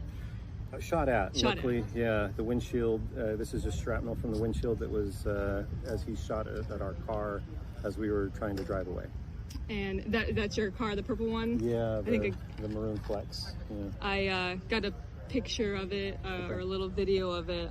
Tell me what was going through your head as that kind of was transpiring. Honestly, get my wife away and find my son. So your son wasn't with you. Do you know where he was? Sorry, that makes me want to moan. He was in another vehicle. We were on the phone with him. He was ducked down in another vehicle trying to just lay low. And you ended up getting in contact with him, and he was okay? we were actually on the phone with him when the shooter came out the door, and then that's when I just put pedal to the metal to try to get out, and that's when he started shooting at our vehicle, and that's what you saw there. And tell me what led up, like what did you see leading up to your windshield kind of exploding, or the bullet coming through? Church had started at 10 o'clock. We had our opening congregational hymn. We were getting ready to take the sacrament, and we heard a loud bang. And then we saw that the front wall, so the front part of the chapel, the wall was cracked. And so we at first figured somebody accidentally had done something. So we started rushing out to go help. And then as soon as I saw the American flags on the truck, and that it was on purpose, and somebody yelled that it was on purpose, I started trying to get people out of the area and away, to disperse away. And I guess how soon, like, from you getting injured, did you realize that you were getting shot at? Like, did all that happen first and then you got shot at? No. So yeah, all of that happened first, Okay. and then I was kind of trying to gather people, trying to find my wife. I ended up finding my wife, and then we went to our vehicle. We called our son, found out he was in another car. I was trying to go to get to that car so that I could get him in the vehicle. There were some elderly ladies and some sisters in our ward that are in our congregation that we got brought into our vehicle so that because they can't run very fast, and so we wanted to make sure that they were safe. As soon as I saw the door open with the shooter and with his rifle, that's when I tried to drive away, and that's when he shot at us. And so there was multiple shots, probably a few dozen before that even happened. I didn't see anybody else get shot. I'm aware, from what I know, there are people that were shot, and some that, at least one that I know of that was killed. And kind of in the aftermath, in this point you're at right now, what's going through your head right now? Just confusion. You want to make sense of these things. You never will. It's a mental illness, I'm assuming. It really can't be anything else, so there's really not a way for us to, over the next few days, people are going to say, oh, it's because of this and because of that and because of this, and the reality is, it's just, I'm sure it was just some individual who was sick in the head. None of us recognized this guy. He came in with camel pants and an assault rifle, and confusion and just sad, and relief that my family's okay, but sad for those that might not be.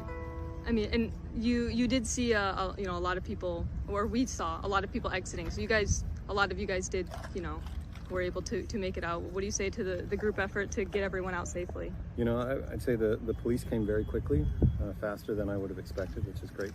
So I'm very grateful for their presence, their ability to come and help.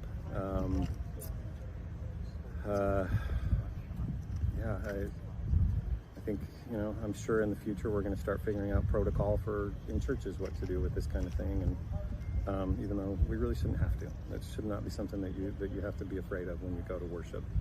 Yeah, and I guess that's my last question that I can think of right now, is, like you said, churches around, this has happened around the country several times, and, churches, in a group, it has happened to churches, but, schools, businesses. There was a stabbing in Walmart in Traverse City. What do you kind of say to all of that? I don't know. Are any folks members of the Jehovah's Witness Church at all? I don't know. I think I have to kind of wrap my head around this a little bit. Yeah, and you can imagine the shock and just the scope trying to wrap your head about what happened. He still had a fresh bandage on his hand after he was recalling that was a person that was there at the church service with his family, encountering the shooter, and said that when he saw the person step out with wearing camouflage, carrying a long gun, he tried to drive away, getting the shooter's attention, who then shot at his vehicle, breaking the glass, which resulted in the injuries. It's hard for anyone to comprehend what it would be like then, as smoke was rising in the backdrop of that interview, to put yourself in the headspace of anyone who had just lived through that, and let alone the people that were inside, going through what they were going through, wondering if they were going to make it out alive, and knowing that some of them did not, in fact. So here we are looking again at some live pictures as we still are monitoring two scenes, as we have team coverage out there. We have Camille and Mary at one scene in Burton. We have a second reporter, Ingrid Kelly, who is just a quarter mile from the church. Obviously, in both instances, they're being kept as a safe distance away as they kind of both law enforcement, respectively, state police, the bomb squad, FBI, at this scene, and then first responders from fire department, EMS, and other law enforcement agencies work to see how much more information they could gather about what took place inside that church, how many more potential people might be involved, what caused that fire, and the fact that we know that, according to police, that there are likely other bodies in that church as we saw the fire. And then here, kind of processing what we can of what they're trying to glean about the person said to be responsible for carrying out this attack. We've heard from a couple people earlier today who live close by to him. Others saying that they would have never suspected this. It said that he might have some ties to military services in the past, unconfirmed at this point. Just from what neighbors are saying, we did get a statement from the church itself regarding what took place around 10 o'clock today. A tragic act of violence occurred today at the chapel of the Church of Jesus Christ of Latter-day Saints in Grand Blanc, Michigan. During Sunday worship, a gunman opened fire, and early reports indicate that multiple individuals were injured. We're asking for the cooperation of local authorities as details become available. The church is in communication with local law enforcement as the investigation continues, and we receive updates on the condition of those affected. We want to offer thanks to the emergency responders who are assisting victims and families, and we are deeply grateful for the outpouring of prayer and concern from many people around the world. In moments of sorrow and uncertainty, we find strength and comfort through our faith in Jesus Christ. Places of worship are meant to be sanctuaries of peacemaking, prayer, and connection. We pray for all peace and healing for all involved. Again, that was a statement from the Church of Jesus Christ of Latter-day Saints. The LDS Church in Grand Blanc was the scene of this terrible crime that took place around 1040, when we know that hundreds of people were just attending a service when a 40-year-old man from Burton used his vehicle as a weapon itself, crashing through the front doors of that church, and then immediately got out and opened fire. And some of the stories are really, really difficult to listen and shed some perspective. Again, as we saw smoke billowing, because one scene is a shooting, right? And then the shooting ends after they're encountered with police. And then we have this giant fire that erupts at the same time, where resources then have to be devoted. And you think about the law enforcement who put themselves in harm's way, not knowing at the time if the threat is eliminated, but still knowing that they have to put this fire out and save as many lives as possible in that effort. And you can only imagine that they will need as much grief counseling as others in the community. In fact, we did get word that there will be a grief counseling set up in the near future, starting tomorrow, a 12-hour shift at the Grand Blanc Township PD for anyone in the community, because this is going to have ripple effects from not only the hundreds of families that were at the service itself, but also the people living nearby who know and go to school with and go shopping with and socialize with those people at the church, whether or not they are attendees or not. An entire community was absolutely rocked today, and the scope of it is still unknown. As I mentioned, and I've mentioned many times now, two scenes unfolding here. This is the one where we're getting live looks of what's taking place in Burton. Burton, just to give you an idea, is about 15 minutes north of where the church took place. So a 15-minute drive head south, and that's believe happened today, is that this gunman, a 40-year-old from Burton, drove down south to the church as service was just starting, and then engaged in this heinous act. At 1 o'clock today, we got an update from police. Here's what we learned from that. If you're just joining us and you need to know the scope, you're going to get it right now. That a 40-year-old man from Burton rammed the front door of a church with a vehicle, got out, and started shooting. We heard from one of the witnesses that we spoke with just moments after it, saying he was wearing all camouflage, and that person did not recognize him as a member of the church. We know at the time there were 10 victims, 10 shooting victims. We've since learned that a second person has died. One died initially, and then a second person we have learned has died. We know that multiple were taken to area hospitals in critical condition, while 7 people were taken in stable condition. We do know that they were working very promptly when they gave us that update at 1 to get a search warrant on the suspect's house, which you're looking at now is what we believe is actually taking place, is that they're carrying out that search warrant, and that they hope to learn more about what maybe led up to this shooting. If there was they believe that he was acting alone. They said there was no other threat to the public at this time. They want to confirm that, and that's actively what they're doing right now. And then what started the fire? We need to learn exactly how that fire was started. They did say at 1 o'clock that the suspect believed to have started the fire at the church, and they also mentioned that there were hundreds in there, and there were people near the fire that couldn't get out. That was what police said at 1 o'clock. We don't know the status of that fire. We did, when we were looking in, again, our crews are kept about a quarter mile away from the actual scene of the church. And every time we would check in with the camera view from that angle, the smoke was less and less. There was still some haze, but they want to make sure that everything is definitively out before they go in and assess the scope of it. The last thing they want to do is put themselves in any further danger. So that's kind of the process of which we are to this point.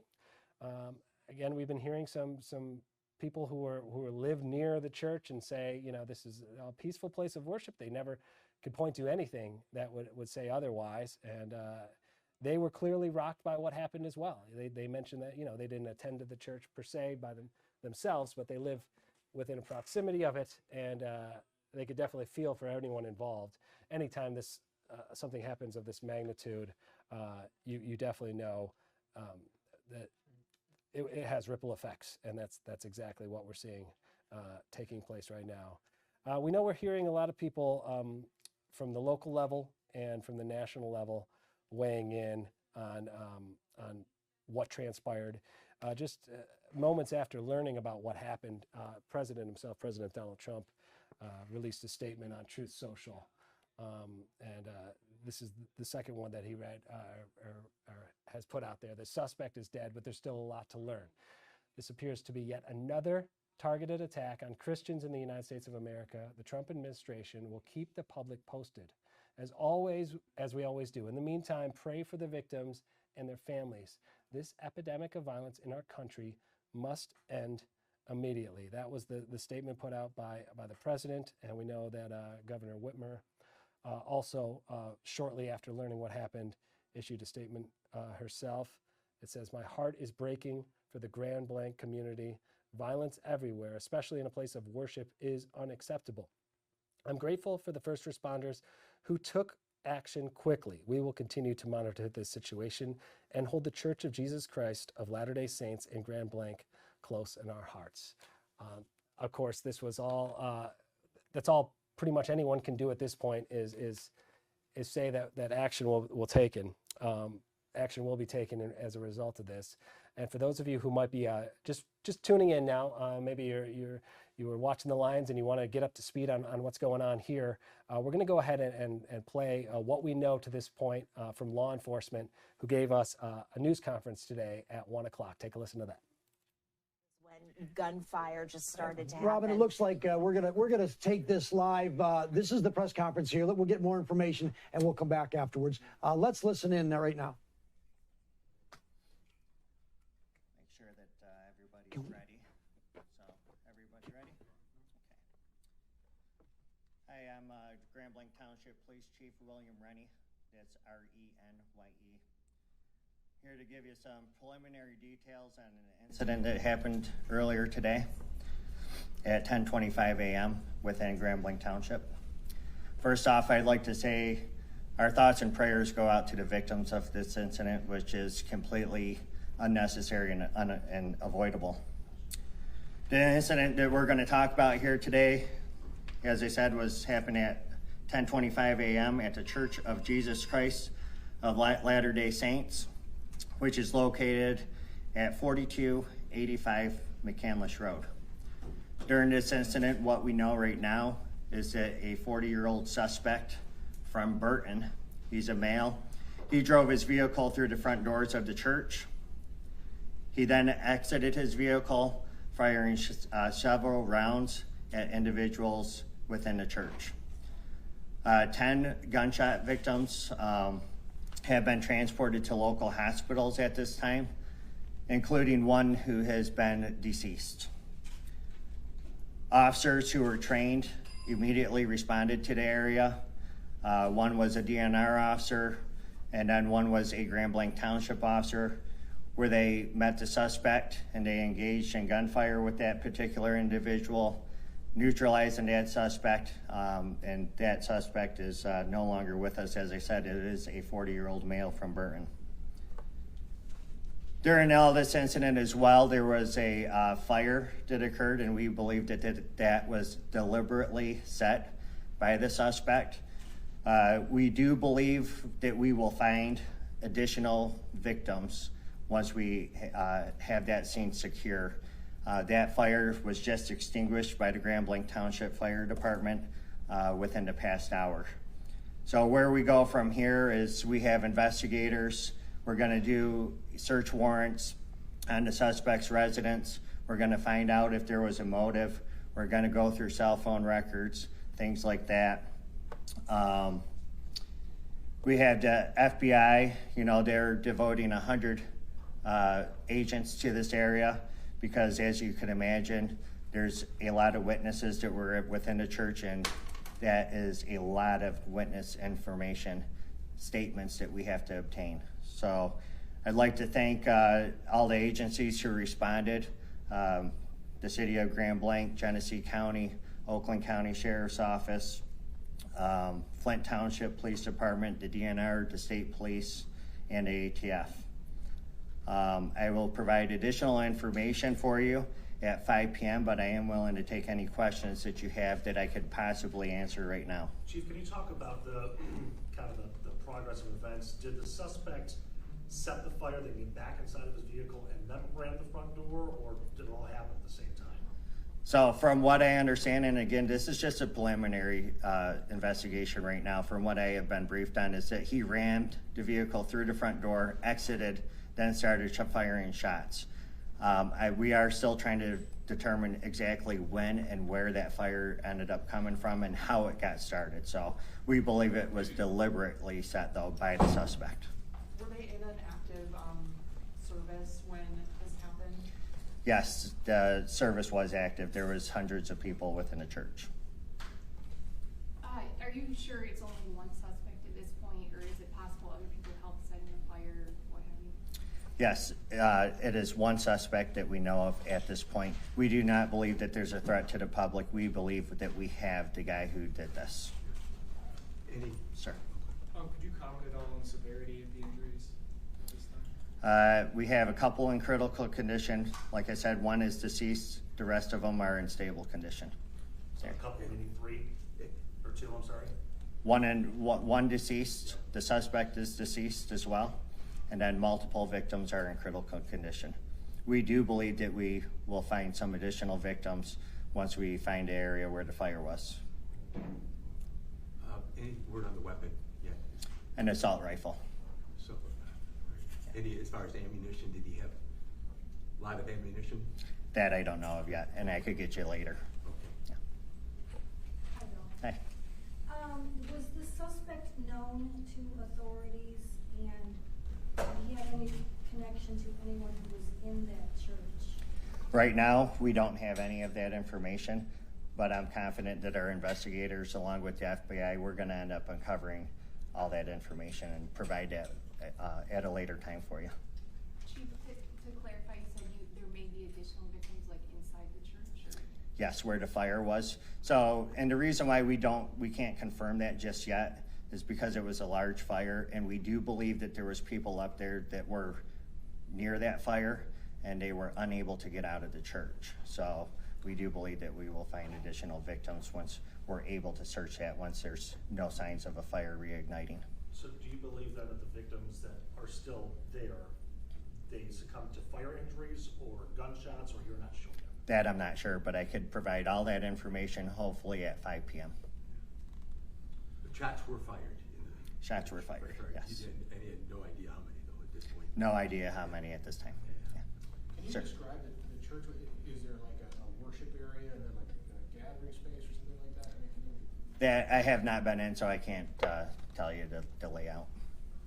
Chief, can you kind of describe the process of how things change for tactical response when there's an active fire? Every training I've seen, it's always been a building that has not been on fire. So how do you then deal with an active shooter when you have that situation happening as well?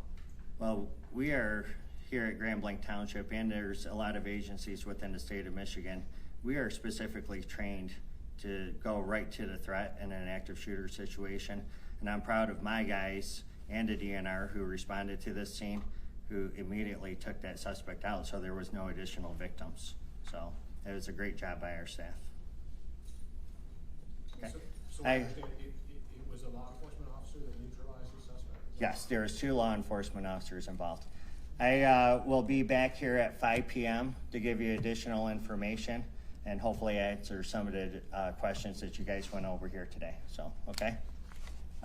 Supervisor Bennett. I could just go sit in here. I'm so sorry. Thank you so much. Sorry. Well, Scott Bennett, Grand Blanc Township Supervisor. Scott, S-C-O-T-T, Bennett, B-E-N-N-E-T-T. First, let me say we are heartbroken. This kind of violence doesn't happen in our community, and we are heartbroken that it came to Grand Blanc Township. And we're going to do everything we can to support the families, the victims, and our community getting through this situation. And it's something that no community ever wants to have. And we're going to do our best to do everything we can. We appreciate the outpouring of support from our elected leaders from both national and state in offering their assistance, and we probably will take them up on their offers. So we appreciate that very much, and we appreciate the community reaching out to us also. So the details are yet to come, as Chief Rennie has said, and we'll wait for a little bit later today when we have the rest of the situation assessed. But it may take a little while to do that. But thank you for all the support, and I'm sure that the families and the victims are going to need that. It's a tragedy that nobody wants to encounter. Thank you. Yeah, so that was the township supervisor along with the chief, and you could tell from their voice the grief that they're going through right now. Obviously, that was at 1 o'clock, so we have some updated information. We know that a second person has indeed been confirmed dead, so a total of 2 people, innocent victims, dead, while the shooter was also killed with police. Our Ingrid Kelly had been there since pretty much learning about this shooting. Ingrid, kind of walk us through the day when you arrived and kind of what transpired once you got there, and who you were able to talk with and learn about. Right. Good afternoon, Dave. Yeah, this has been a very long day. It started with, when we heard the news, initially we were told that Buffalo Wild Wings was like the staging area. So we were over there, and it's interesting because for a lot of people, today's focus was the Lions. And, on that side of the street, it was, people kind of like getting ready for the game. But when you cross the street, this road, Holly Road, that leads to the church, it was devastation. When I first arrived, there were a group of parishioners that were just sitting and waiting on a patch of grass. They were being loaded into buses, and they were being taken to like a place of safety where they could get away from this massive, horrific crime scene. Basically, their church was set on fire.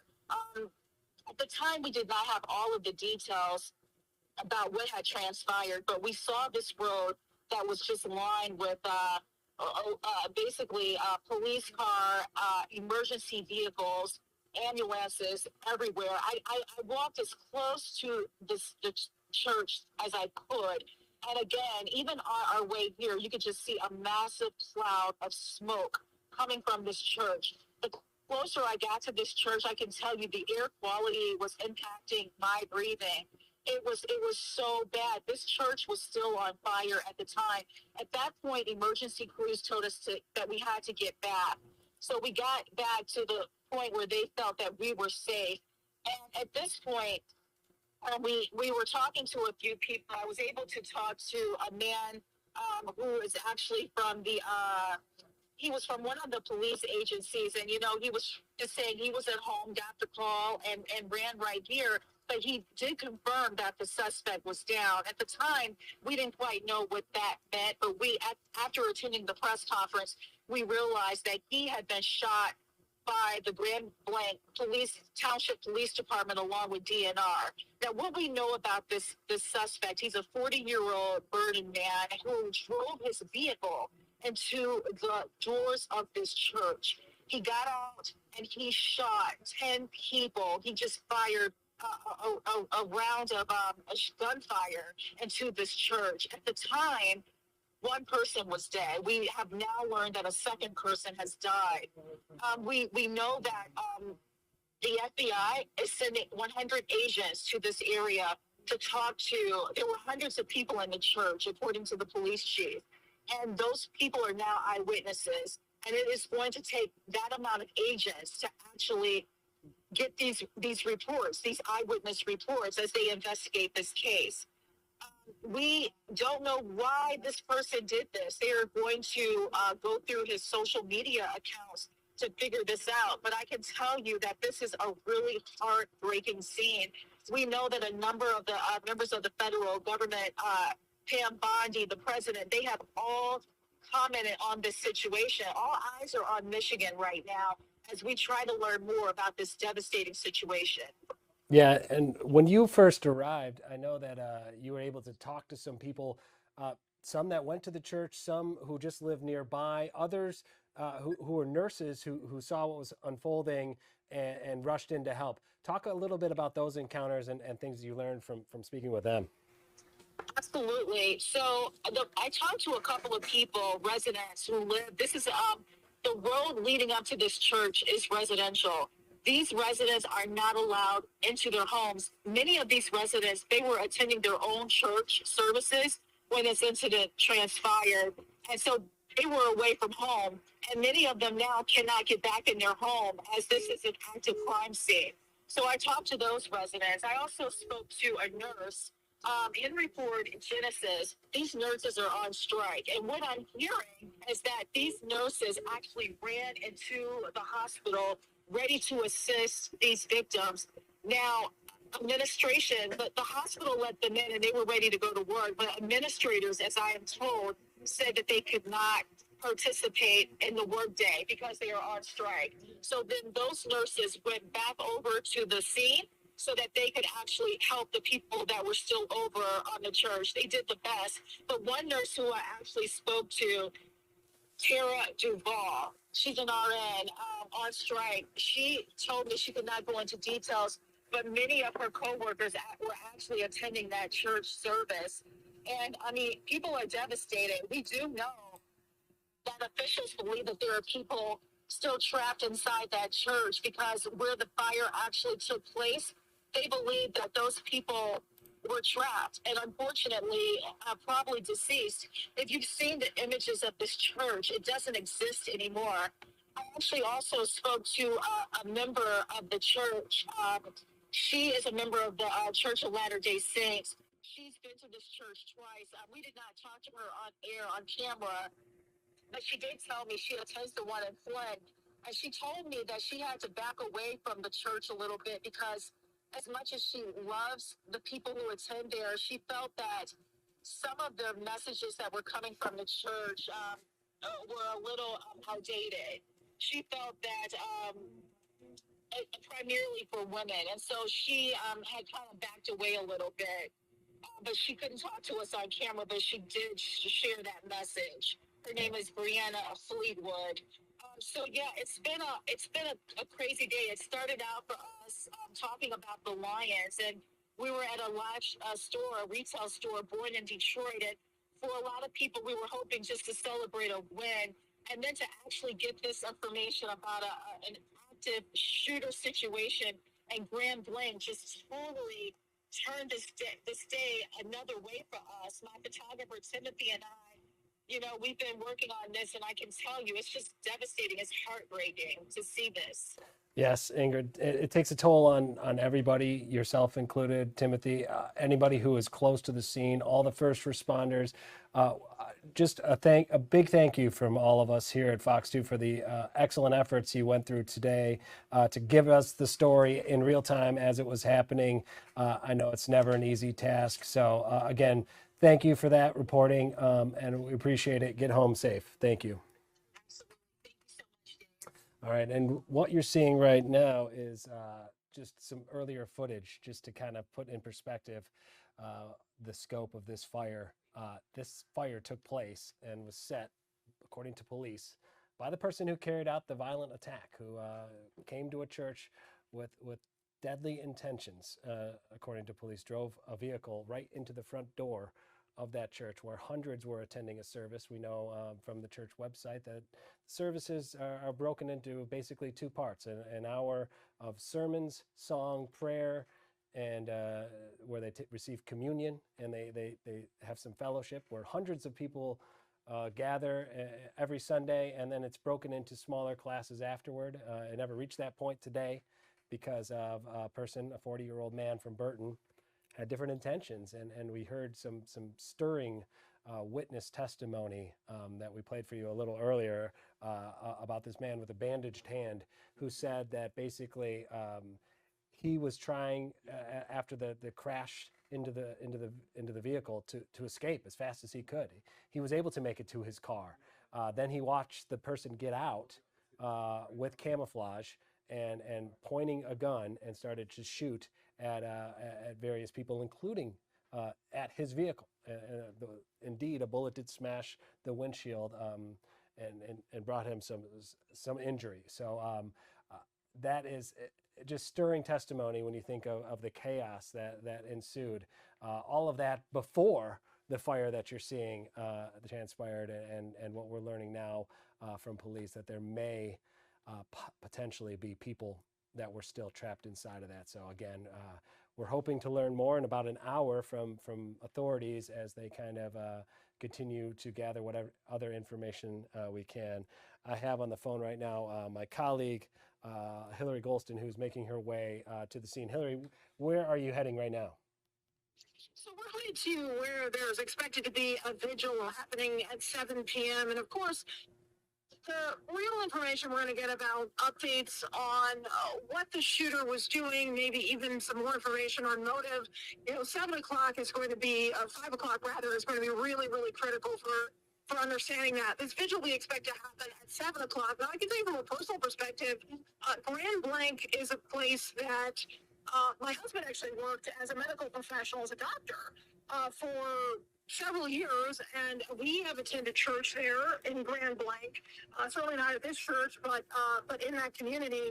I asked him sort of what the procedure would be, for dealing with several of these victims who are in critical condition. I know you reported just a little while ago that another person had sadly passed away, and he said that really what they're going to do is have a mass casualty protocol activation, where all the area hospitals will immediately move to what they call MCI mode, which means that emergency departments, they clear out space, they call in off-duty staff and active disaster triage systems. Patients are then tagged by severity, so they have like red, yellow, green, and then sadly black, people who are deceased or close to being dead as a result of critical injuries. Blood supplies will be on deck there for anyone who may need them. Hospitals usually have O-negative blood, which is the universal donor blood that will be ready. And we actually have a friend who is still working in the area. My husband now works at a different hospital system. But who many of these victims are being treated in his hospital right now. So he could say that regional blood bank networks have been contacted, including the American Red Cross, for rapid resupply. Nearby trauma centers will have a stockpile of that O-negative blood that I talked to you about. Some people who may not be able to be treated right there may be stabilized and then transported via the air to other places that are trauma-one centers or can deal with more complicated trauma cases like DMC or University of Michigan, Ann Arbor, places like that if they've got some complicated cases. So he was just sort of walking me through all of those things. I also had a chance to talk to a former FBI special agent, Ken Gray, who we talked to a number of times. I said, Ken, right now we're waiting for that critical update about more information. What can you tell us about the process now? And he said, well, because the suspect here is deceased, the FBI is going to get on the ground as soon as they can. He said the church, because they are still dealing with hotspots and that's an active scene, he said it's very likely that that church may not be fully able to be processed for maybe, 24 hours or even longer than that. They said they're going to look get warrants for the suspect's home and nearby areas where the suspect may have gone, and get access to that person's digital footprint, so whatever they were doing online, the computers, etc. But that is what FBI is going to do. He said also that it appears that an assault rifle was used here, and that the ATF will likely process that. So we're getting more information, as obviously this community is grieving, and look, it hits home for me. We live way out here, which is, ironically, we were worshiping not in Grand Blanc today, but very close to this community out by where we live. And so, I think for anyone in the Metro Detroit area who was at church on this Sunday, it hurts, man. Yeah. I mean, it really hurts. I mean, anybody could put themselves in that spot, right? I mean, you could see yourself there, going to this peaceful place where likely there were families with small children that were fleeing for their lives at this time of chaos. Yeah, absolutely. And like I said, we're not Mormon. This is a Mormon church, but we have worshipped in Grand Blanc, and we were when this news broke, which is part of the reason. Service, I don't have my cell phone with me. My cell phone is off. And after a church service, a lot of times people will worship together and fellowship together. And so it just, my heart breaks for these people having to deal with this kind of chaos and disaster.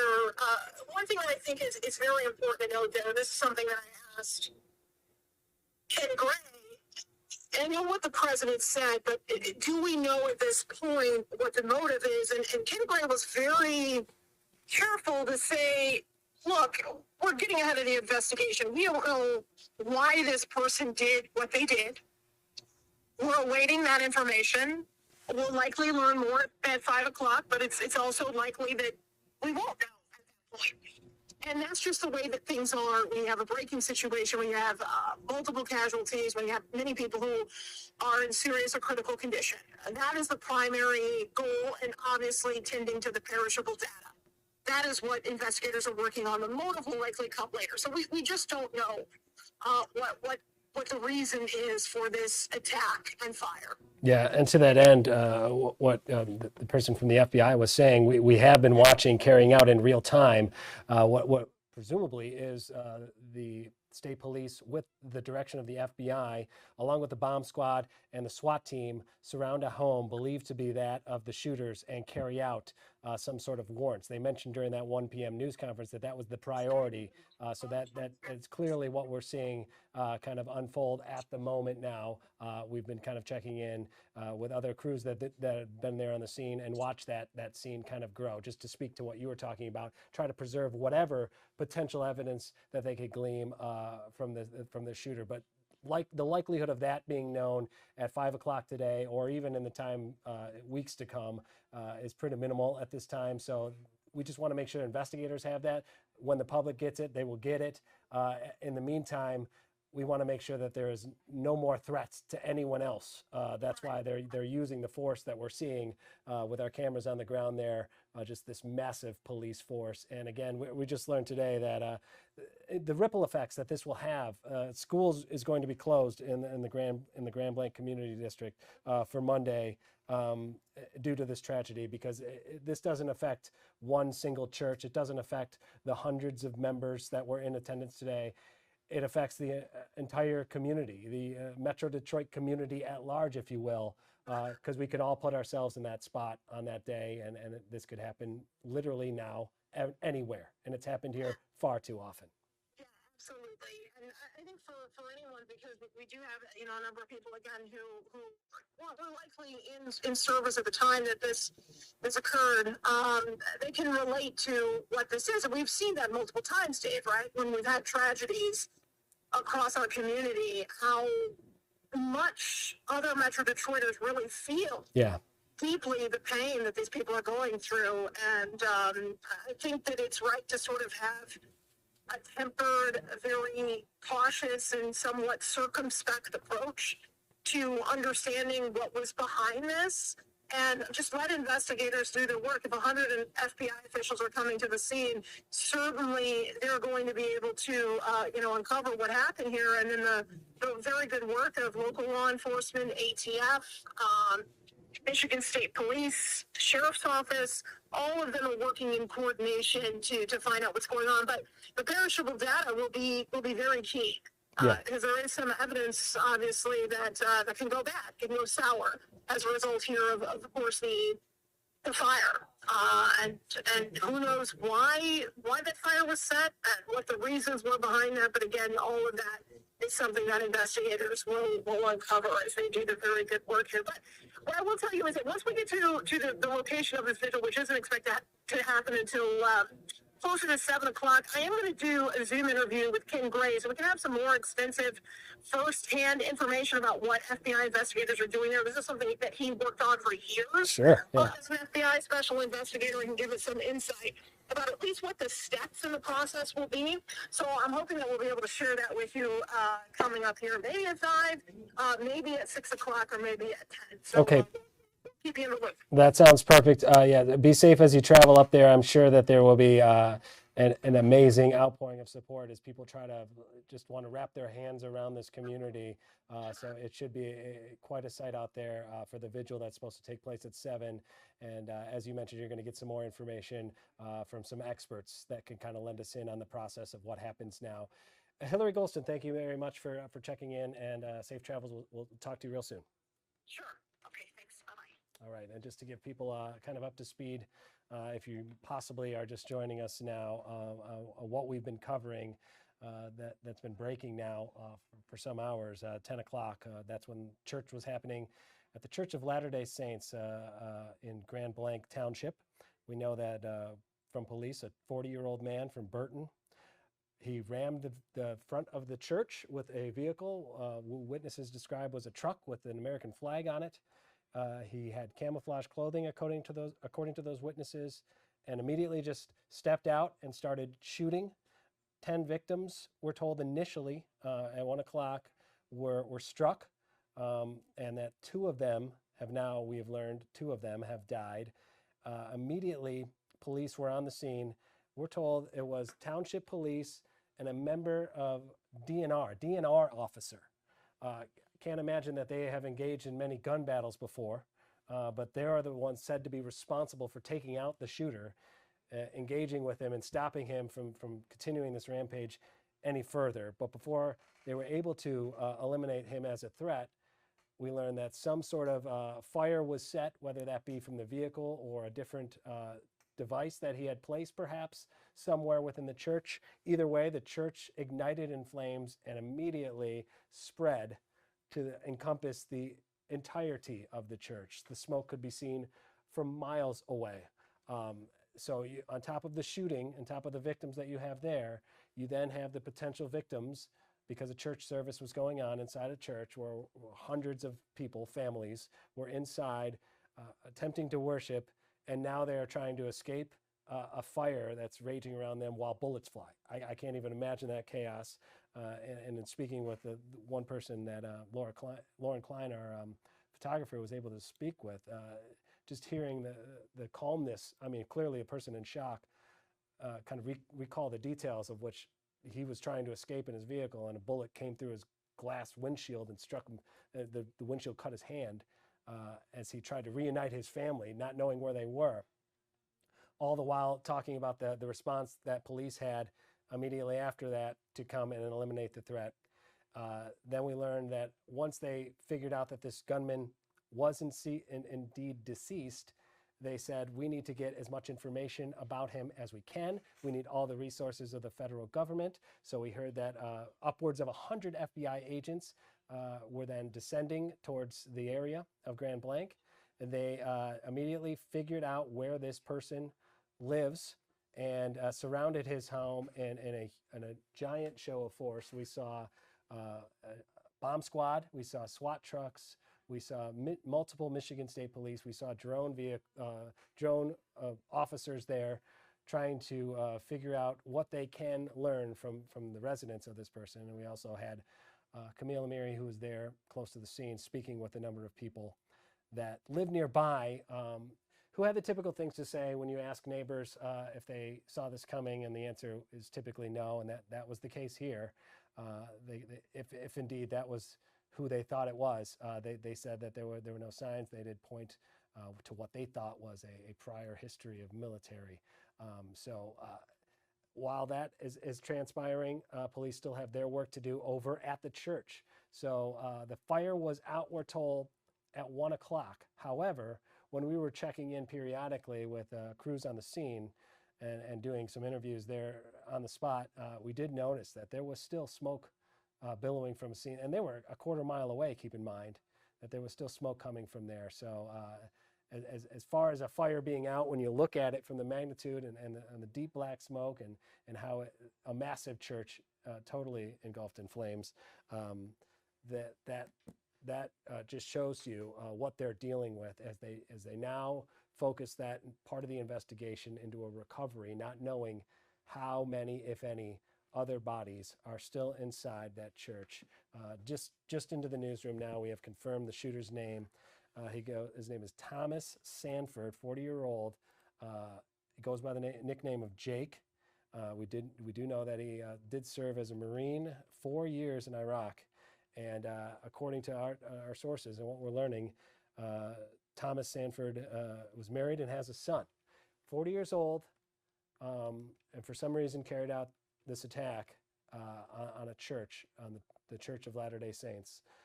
Again, Thomas Sanford, a Marine, 4 years in Iraq, married with a child.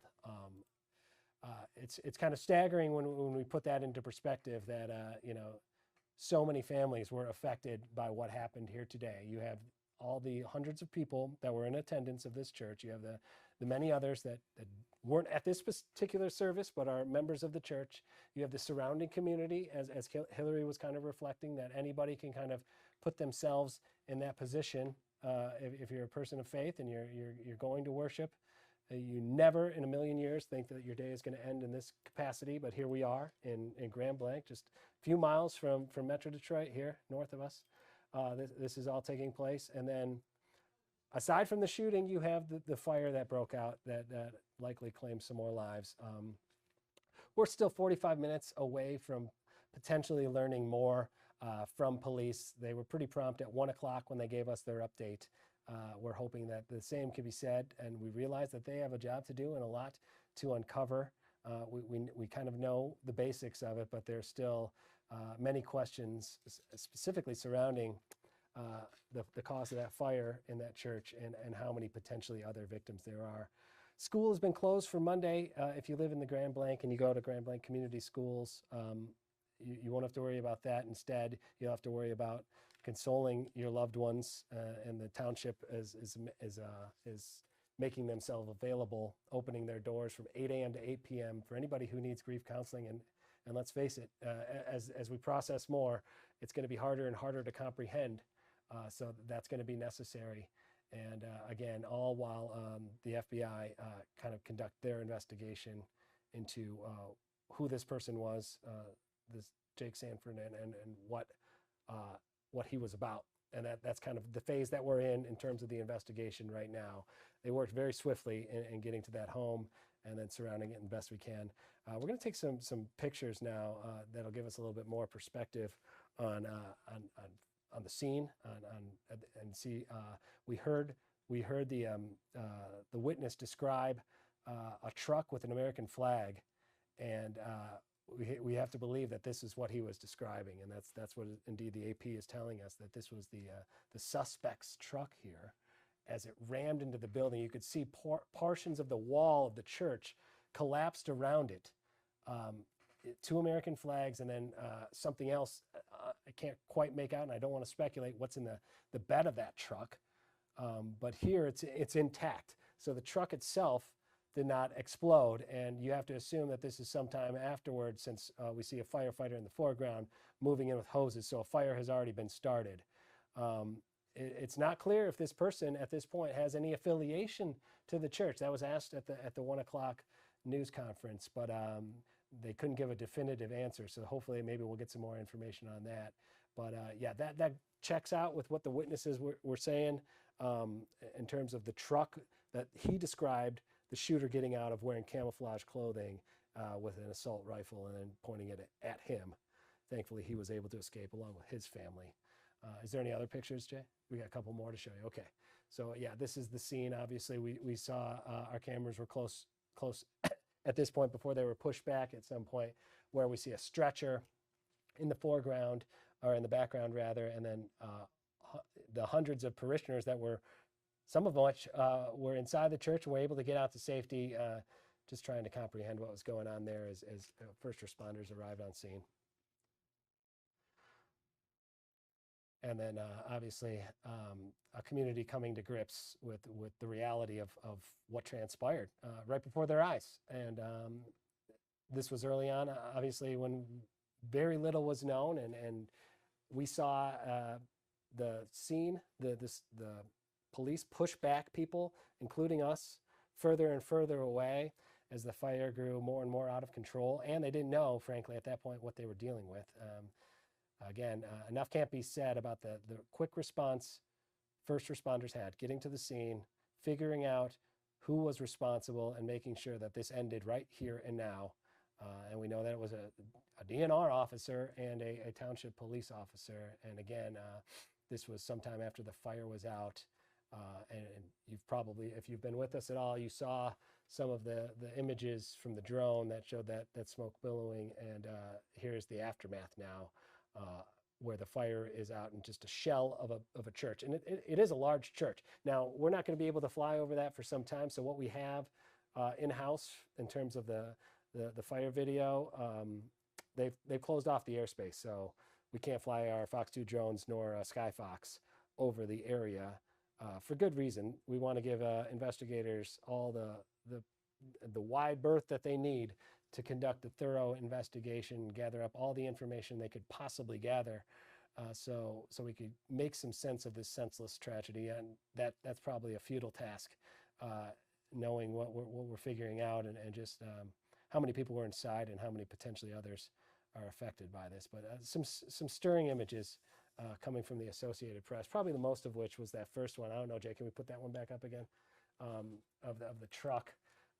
You know, we heard from the police at that 1 p.m. news, they're talking about how, you know, at 10 o'clock or 10:20, shortly after 10 o'clock, whenever service was in the communion phase of it, where they're, you know, receiving the sacrament, that's when this all took place. That's when that truck you're seeing right before your eyes there broke through the wall of the church, and a gunman got out of that very truck and started firing at innocent members of that church, of the Church of Latter-day Saints today in Grand Blanc. And now, again, just to put a pin on the impact of this, let's hear again from that person that got out of harm's way, was there, witnessed this person get out, and was shot at, but survived. It's stirring. You were shot today. Shot at. Luckily, at. Yeah, the windshield, this is just shrapnel from the windshield that was as he shot at our car as we were trying to drive away. And that's your car, the purple one? Yeah, the maroon Flex. Yeah. I got a picture of it, or a little video of it. Tell me what was going through your head as that kind of was transpiring. Honestly, get my wife away and find my son.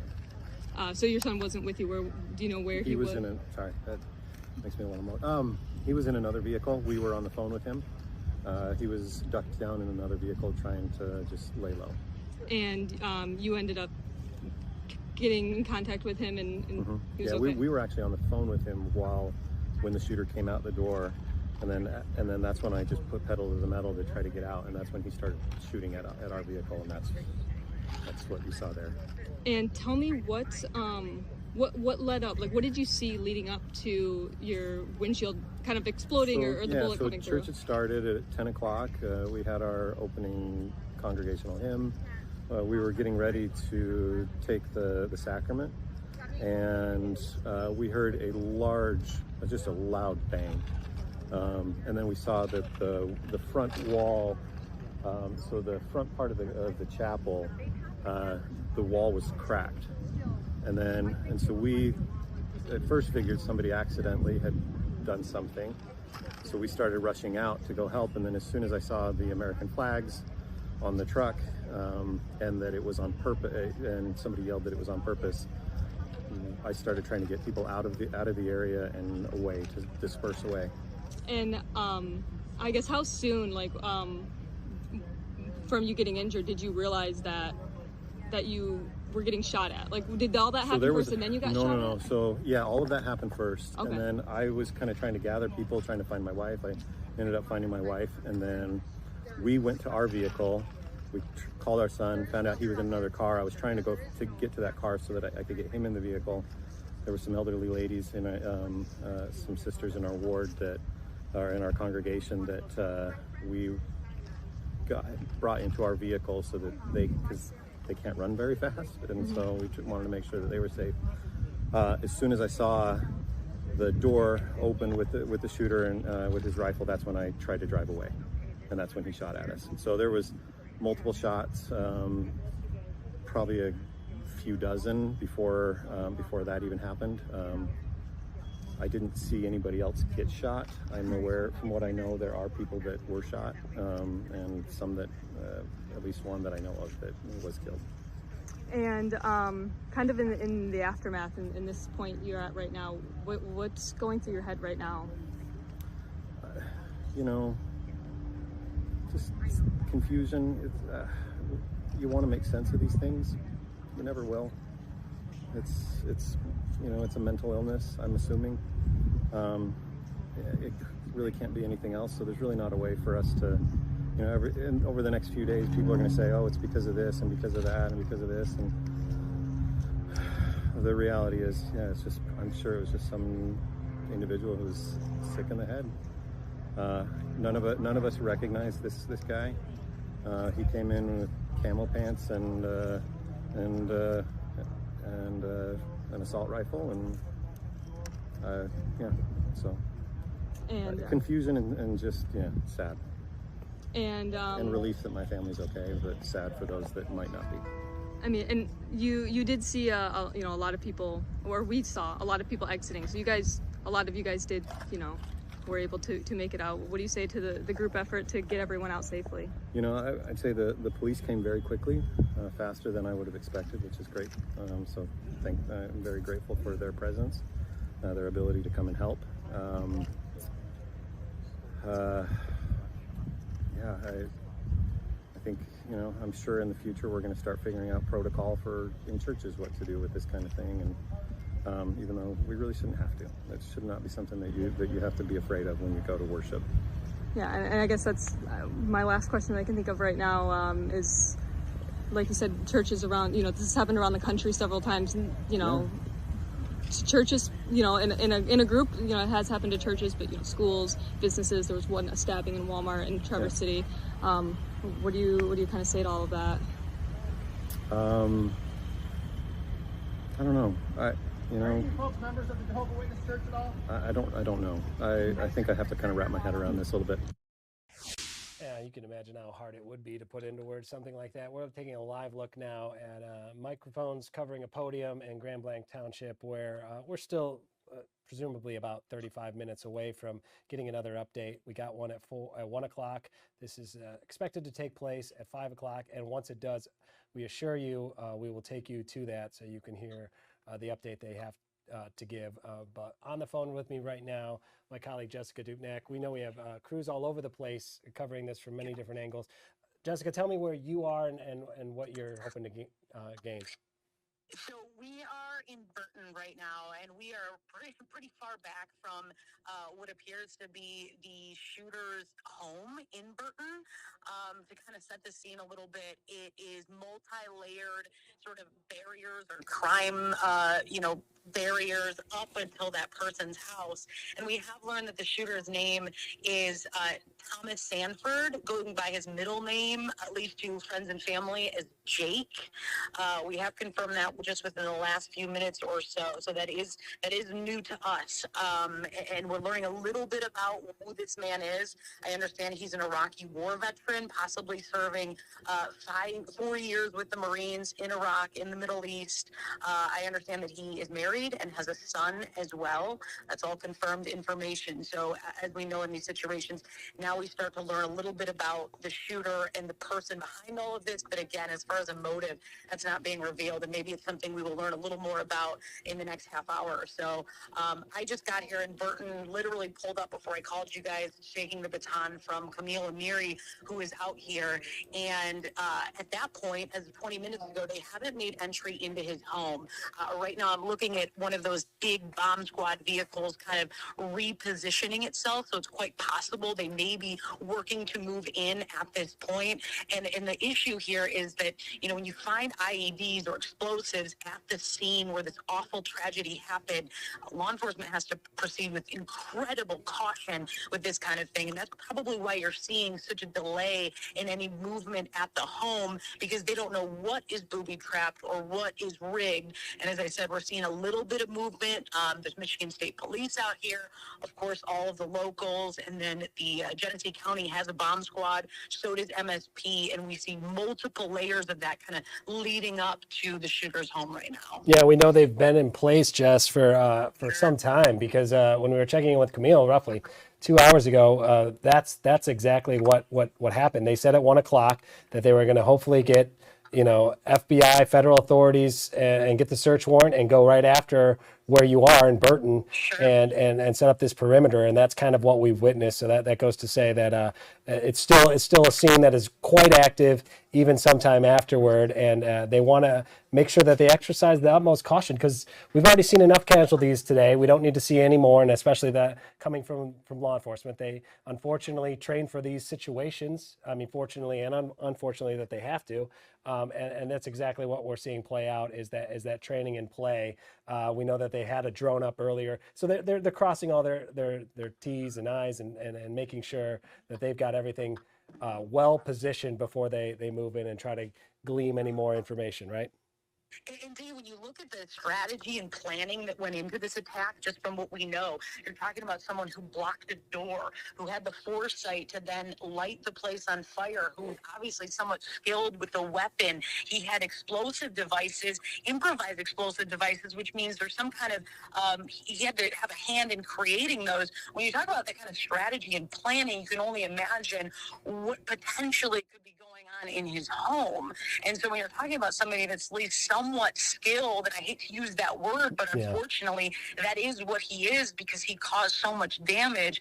That's why they're taking so much caution right now. Not to mention, there hasn't been an evacuation for the greater area, so they even have to proceed with more caution out here. Yeah, to that point, Camille was there, and residents were coming up that were, you know, basically kept away from their own home because they wanted to make sure that the perimeter was set to a point. And you know, she was speaking with a couple people who claimed to have come across him, no one that really knew him that well. One person that said that he knew he had a military background and never would assume anything, like seemed like a nice guy who would never be able to be capable of this. So he was caught off guard, as many, and you kind of wonder what sort of warning signs or trails there may have been leading up to this. And I'm sure that's everything that federal investigators, state police are combing over. You know, was there a social media footprint? Were there any sort of groups that he was associated with? Were there any sort of people that he was in communication with to help him with these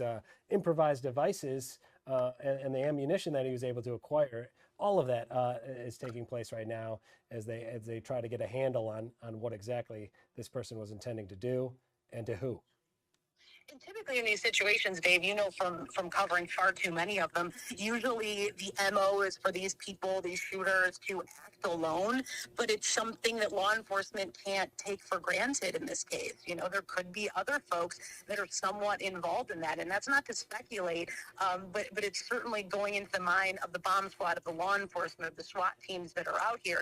They have to assume anything is possible until they can rule it out.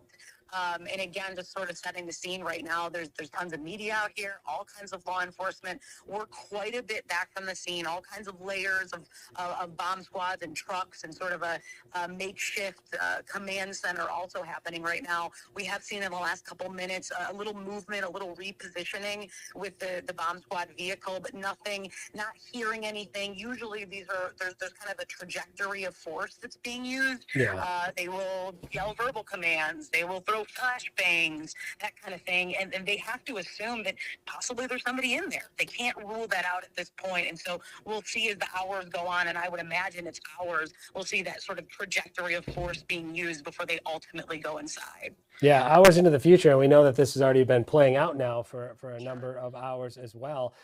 In fact, to your point there, we saw when we were seeing live pictures earlier in the afternoon of them methodically getting out of the vehicles, not the way that you would see typically when they're moving in with the SWAT team with the weapons drawn, but definitely with a purpose. And I'm just curious to see, is there anybody like bystanders there that are concerned about what they're seeing, or are they taken back by all of this, or are you not around anybody that lives in that general area? Yeah, I'm in the car right now, but I'm sitting right next to a guy. He seems to be in a wheelchair, and he's got his dog, attached to him, and he's kind of looking on. Sure. There's a couple of their neighbors poking their heads out, trying to figure out what's going on and see, unfortunately, these things become sort of a bit of a spectacle. They are rerouting traffic. Again, it's hard to see the proximity of just how far back we are. I would assume law enforcement has created a perimeter that makes it safe for at least the media, other law enforcement, and any people that are still in their homes, kind of on the outside of that perimeter. Jessica, thank you very much for checking in with us. We're going to give you a moment to kind of collect any new information as we kind of keep an eye on a live press conference that we're expected to start very soon. So give us a call here if you gather any more information. We'll get right back out to you. We're going to continue to stay with this coverage. So again, thank you. Good work out there so far. All right, thanks, Dave. And I'm just getting this into the newsroom here from a colleague, a national colleague, Matt Finn, who put out that on socials that churchgoers at the LDS congregation shooting in Grand Blanc, Michigan this morning thought that a bomb went off behind the pulpit, or that somebody accidentally crashed into the building. That was the thought initially when this chaos was breaking out. So then people went outside to access, only to be then shot by a man with a long gun. One witness tells our colleague Garrett Tenney that he turned and ran inside as the bullets were flying past him, going back into the building where he thought his family was, and he passed a teenage boy with blood on his arm saying, "I got shot." People were cramming into cars, squeezing in as many people as possible to try to get them out of harm's way.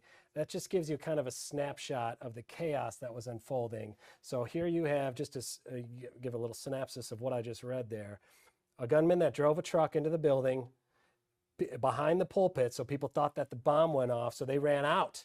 He was waiting for them outside with the long gun. That exactly goes to what we heard from the witness that we spoke with. And just the coordination that apparently went into all of this is staggering and very disturbing. And now we're going to get some more perspective right now, if we can, with Steve Dolant here, former law enforcement. Steve, unfortunately, you've been our source, our expert on these scenarios far too many times. This is still unfolding. We have two scenes here. We have the scene that played out at the church where we had a shooter who set a fire and then was ultimately killed by police. Then we have the second scene that's going on right now where they're carrying out a search warrant at his home, where we see bomb squad, SWAT team, everything like this. Walk us through kind of a protocol when the call goes out of an active shooter at a church. Well, chances are it's Grand Blanc, so it's a small town, and you're a one-man car. So it's one thing to get a run on shots fired. It's another thing to get a run on man possibly armed with a gun, active shooter. All bets are off. The chances are you're going by yourself until other agencies show up and you realize you're mortal, and you have to go in there and you have to try to neutralize the shooter. That's your number one objective. Neutralize the shooter or shooters, and try to make it safe, make sure there's no other shooters in there, then try to get the victims out. Easier said than done because you're by yourself. And people, mass hysteria, and it's just you. In this case, now there's a fire. Another intangible you weren't expecting. You have to make sure the fire department can get in there safely, otherwise you have more victims there. So then the supervisor should show up and set up a temporary command post and an inner perimeter. And as agencies, because other agencies are going to come and help you out, local agencies, and then eventually the county, the state, the feds, and then you'll set up a command post. But it's bam, bam, bam. Everything you taught you in the academy is out the door. Any training you've had, quite honestly, could be out the door because it's you and you're by yourself. Yeah, and we heard from that information we learned at the 1 o'clock news conference that it was a Grand Blanc Township officer and a DNR officer. I can't imagine that they've had much experience in taking out a armed gunman who's intent on causing as much chaos and damage as humanly possible. Oh, of course not. And this is almost like a copycat from what happened in Canton, right? So now you're in there, and you're trying to set up radio communication, but I'm the command person in charge. I got to wonder, okay, what else do we have? Is there another shooter? Like you said, it was well planned out. So there's another shooter. Is there someone else involved? Is there another church that's going to be hit? So now everyone's going to be on lockdown. Because now I'm in charge. And then I got to hit the big bosses. We need all hands on deck. Then you've got to have medical people get in there. Someone at the hospital. You have to have a reunification site because your family's in that church. Are they okay? Are they not? Where can we go to find out? Someone's got to go to the hospital to relay that information.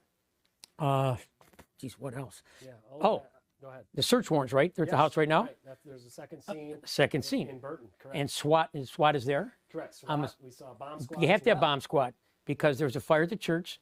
Is there an ID in there? You want to get in there? Does this guy have a manifesto? You want to get a search warrant for his social media, his phone. And again, secure that scene. Then you go to Burton. And you're looking for family members, friends. Who knows this shooter?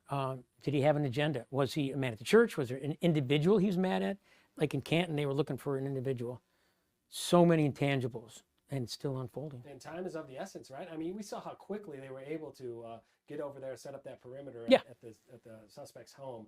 Because we don't know if he's planning another attack or if he has those improvised devices. Who else could be potentially in the radius of that? Absolutely. And also, you want to get to the hospital, talk to any potential witnesses, make sure they're okay.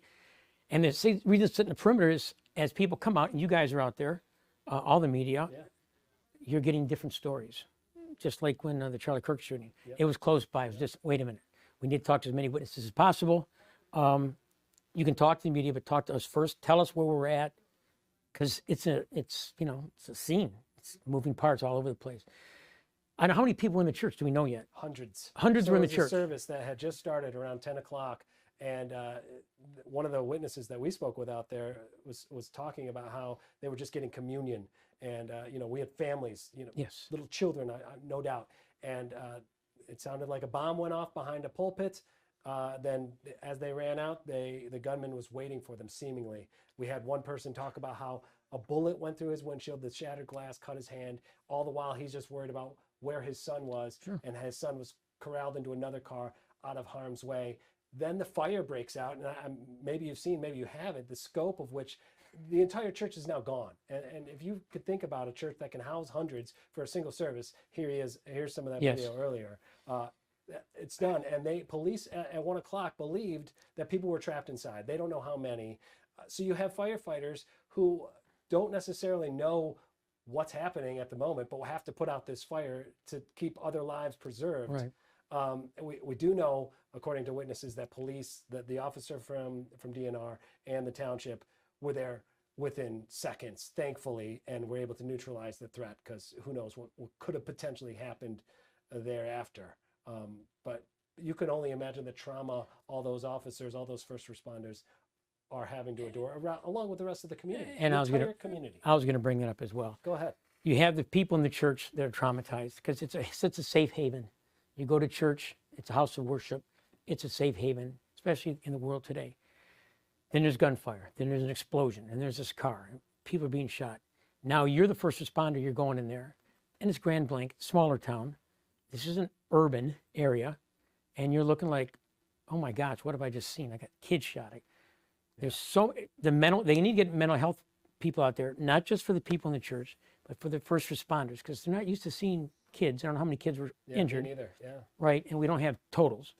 Was the deceased a child or an adult? Do we know that yet? We don't know. They haven't given any ages. That's something that we hope to learn at 5. I don't know if you've seen this image yet, Steve. That's the vehicle that with the 2 American flags that the suspect allegedly drove into the. You could see the wall behind it. Oh yeah, taken down. So that's the bomb that they described. The parishioners described hearing going off behind the pulpit, and then he got out of there and waited for them to exit.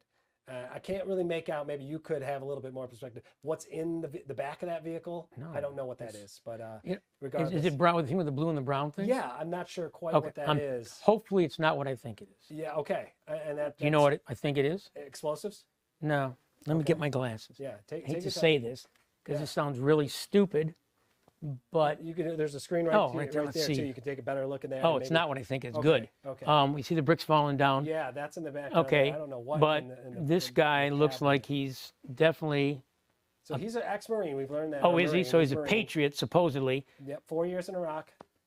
Okay, so he's got service. He has service duty, which probably affected him mentally. With a kid. He's seen. I'm sorry. Married with a kid as well.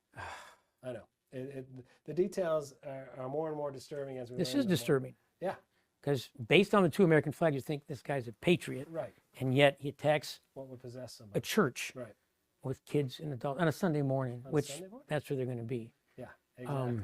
Okay. And we don't know how many people were still in that church when that fire got fully engulfed and potentially couldn't get out.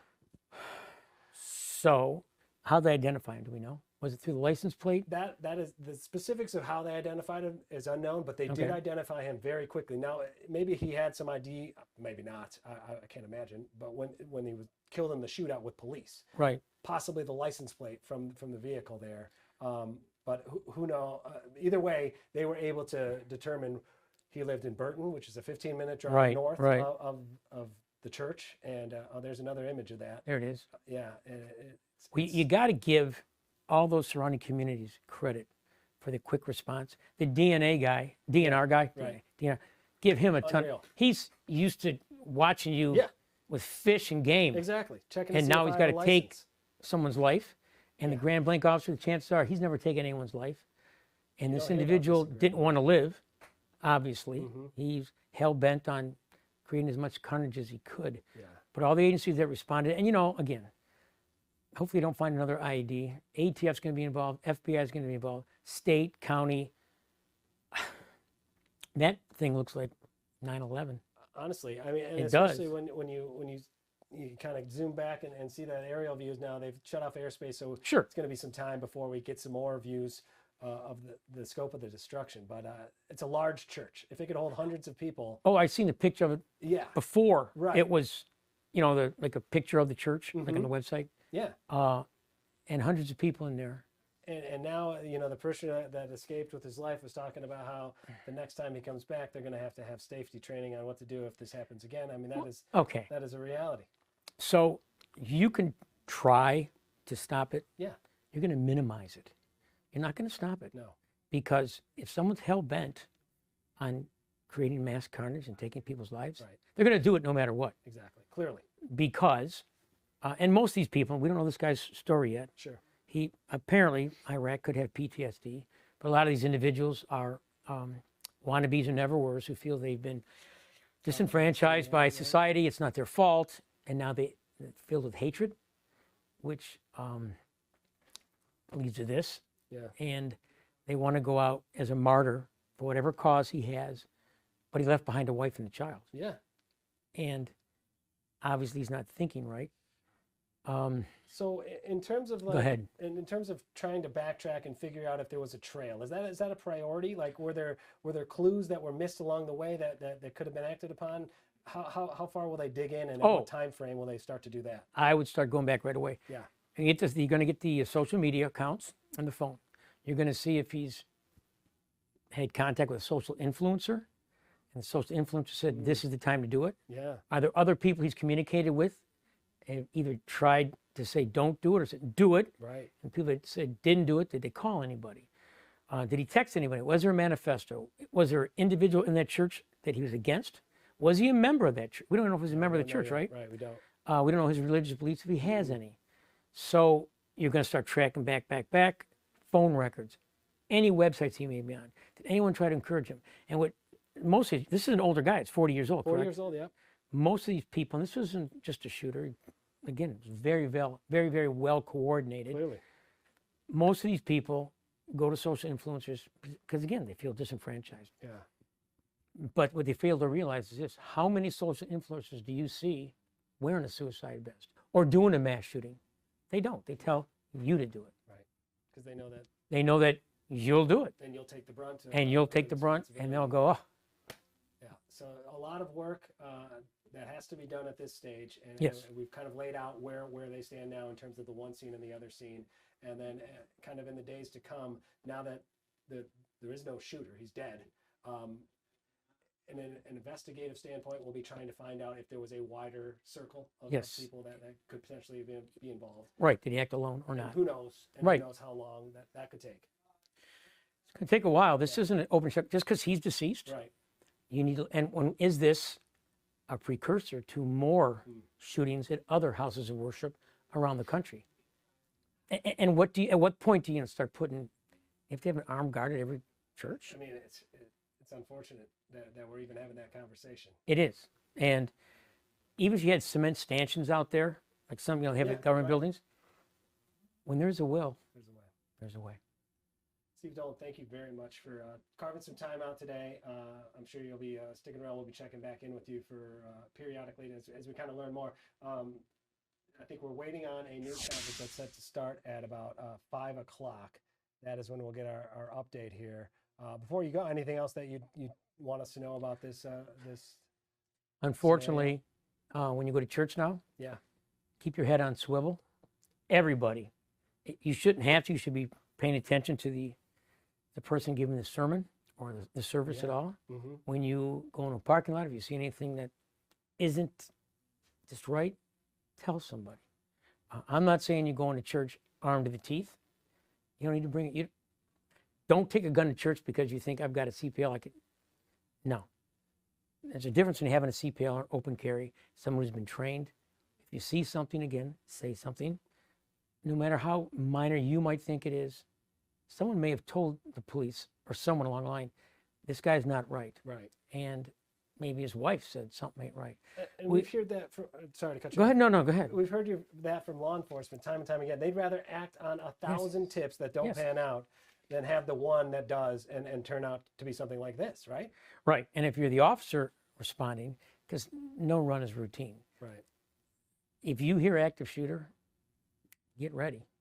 'Cause all bets are off, like I said. And you got to go in, and hopefully you get back up there quick enough. I give this DNR officer Yeah. and this Grand Blanc, we didn't even know they're, because it's Sunday morning. Sure. So your veteran officers are probably off. You don't have maximum coverage. Right. Because they work the night before, because crime happens between 7 at night, 3 in the morning, right? Yep. Not at 10:30 on a Sunday morning. Certainly not. No. Certainly not. I guess just be aware of your surroundings, and not just in church, but we had the mass shooting at the grocery store Yeah, in in Walmart. Buffalo, right? Yeah. Oh, the stabbing in Walmart. Walmart. Forgot about that one. Yeah. We just had in the school shootings. It's hard to keep track. And It's terrible. sad. It's very sad. I mean, you're right. How do you keep track of all these and we're becoming desensitized to it. That's it. And you can't be, right? Because No. you have to, No. like you said, now we have to have our head on a swivel when we go to Kroger. I mean, it's Yeah. honestly, what can we do? But we have to be active participants in our own safety and well-being, and don't just shrug something off. If you see a truck barreling through a parking lot, that seems it's going to be heading towards a church or whatever the case is. Sure. You have to act on all that information and make sure that law enforcement is at least aware. And even you guys in the media. Yeah. Because they want to put a grandstand out there. What's better than taking out the media? Oh, whether yeah. you're far right, far left, in the middle. Yeah. If I don't agree with you. No, we recently You- just had training on that very and you same need thing. it. Yeah. you know, the most heartbreaking thing, that thing in Minnesota, is when they asked the little kid what happened. Yeah. Is, we're trained what to do in school, but not what to do in church. And we just ducked. And that about summarizes where we're at as a society right now, right? Right. Yeah. I mean, yeah, exactly. They've had the training, and they just you compartmentalize it because you don't want to act on it and think that it's really going to happen. And then here you are in a service again, and you're not going to stop it. No. I don't care what every security expert says. You're going to try to minimize the damage. Right. And I've said this for years and years. If they can shoot the president, the pope, Yeah. and they have, Yeah. they can shoot anybody. Yes. Because they don't care if they live. Right. And in this case, do we know what he was armed with? Assault type rifle was what they've So said. he's so trained in far. the military. Yeah, yeah, and some sort of improvised explosive device at the church, which caused the fire. Which caused the fire, and even more carnage. Yeah, we don't know how many rounds, how many shots were fired. I mean, we had the one witness who described roughly hearing a dozen or so shots. I'm sure. And then that's it. And then obviously we have the 10 shooting victims that we know of, 2 of which died. Oh, 2 have died. 2 have died. I wasn't aware of that. Yeah, second one was about an hour ago, was confirmed dead. And I'm assuming they were taken to several hospitals. Yes, several because hospitals there's that were on only so many trauma aware. centers in Right. that. There's one in Flint probably. Yeah. And you know, and then you're rushing, like in Oxford, you're taking them everywhere. Yep. And again, did they have a reunification? They do. Site They have a site. Yes. And a website also where people can check to see, hey, they're alive. Yeah. They're okay. Here's a condition. Yeah, And these are all the important boxes things. are checking, and that's good. Yeah, that's very good. I mean, and the speed of which it's happening now, and it's because we've been here before. Unfortunately. Yeah, and that's why it's. I would think, and this is, what's the guy running for governor? Is he the Genesee County Sheriff? Yeah, Swanson. So if I'm him, Sheriff Swanson, yes. I'm reaching out to Bouchard to make sure. Look, you've been through this too many times, Yeah. Mike. Am I missing anything? Even Right. though I'm a sheriff, we've never had this in our county before. Is there anything else I'm missing, or is there anything I should do? And this screw Democrat, Republican, Yeah, throw it out the door. all of We're that. talking lies. Right. What else? Is there anything I'm missing? What else should I? Who else should I be calling? But definitely the mental health people need to get in there, from the state or the county, whatever, and deal with the people from Yeah. the church, the officers, the firefighters, EMS, hell, even the media. Well, because you guys are out there pretty quick. And you think about it, like there's hundreds of people in that church. So even if you're not a member of the church, you know Sure. somebody, if you Yeah. live in Grand Blanc, that attends that church, Yes. and you're affected. I mean, we saw school tomorrow is closed for good Sure. reason, probably. They want to give everybody time to process. Totally They're agree. opening up the township offices so that somebody could go in for grief counseling from 8 a.m. to 8 p.m. Good. They're already having a vigil set up because people want to know what they feel so helpless, right? In the aftermath of this, they want to, I mean, I hate It can't to say happen this. in Go our ahead. community Right. until it does. Yeah. And that church doesn't look, there's a lot of houses around there. Right. So people are coming in from wherever. Exactly. Yeah. There's a lot of farmland out there. Yeah. And these are people that are just kind of middle of the road. They're not, their political thing is kind of in the middle, and they don't worry about these things. And you would never, again, you shouldn't say never, but you don't expect this. And now in law enforcement around the country, unfortunately, I'm going by all my Church of Jesus Christ Latter-day Saints. Check, and that's in Utah. It's big in Utah, right? yep. Okay. So you're letting everybody know, and I'm sure they know, special attention, special attention, special attention. Yeah, it's just horrific. Yes, yeah, we're getting closer. It looks I like can see that they're getting ready to. I think that's a mic check that they're just doing. That could be somebody, just a member of the media. But they were pretty punctual last time at 5 o'clock. So hopefully, and that's good. Yeah, because you're waiting, and people need to know. And that's too many times in law enforcement, and they're guilty of this. Yeah. Too many times, they don't tell the media what they need, and what happens? Media gets this from unconfirmed sources. Right, and they go with it. And they go with it, Yeah. and it's wrong. Right, and then you can't put that genie back in the bottle. No, you can't. Right. So you want to be here, if you're law enforcement, controlling the message. Here's what we Yes. know. Right. Here's our plan of attack. Absolutely. Yeah, exactly. All of that. And so far, to this point, they've done that. And Has it been the sheriff or the chief? It was the chief of the Grand Blanc Township. Okay. And the township supervisor that we've heard from so far. Now, they mentioned that FBI, we're talking upwards of 100 agents were descending upon Grand Blanc. Well, so Chicago, Detroit. Yes. Let's go. So who will be in charge of this this next news conference? That's to be determined. And is this a hate crime? Yeah. Is it against this particular church, or is it one individual that we're concerned with? And I'm sure the governor will probably head out there. Yep. Right? The governor. I'm assuming eventually she'll get out I there. assume so too. Yeah. I'm being told that I have to say goodbye from this chair as Not I a move problem. into the studio, and Okay. that I'm told that you'll be coming with me though. Oh. So Okay. we're gonna leave this on this shot, and you guys will be able, if you're watching this stream right now, to continue watching this. And when they start speaking, you'll be able to hear it along with us. But we're gonna go update the people on TV. Thank you so much for being with us, everybody. Okay.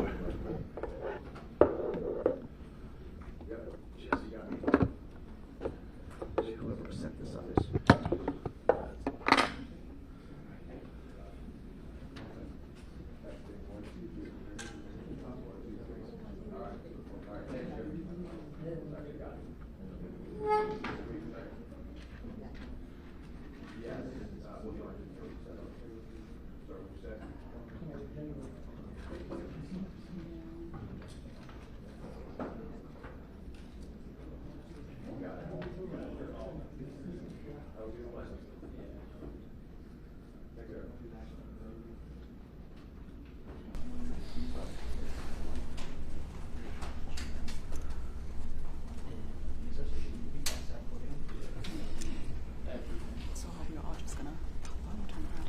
Yeah, I guess.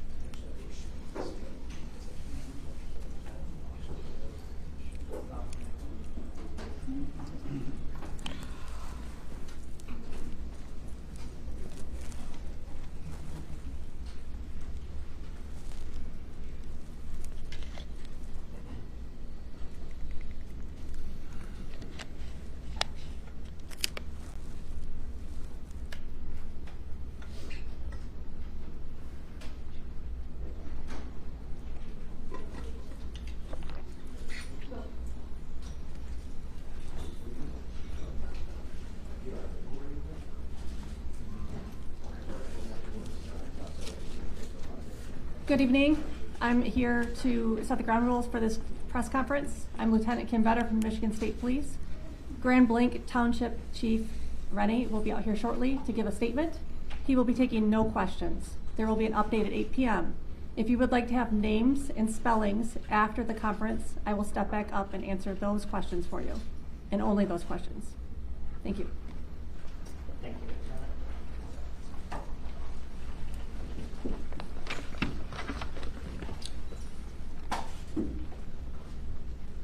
I bring all these folks up here on stage today because we couldn't do this as a community without everyone who's standing up here today.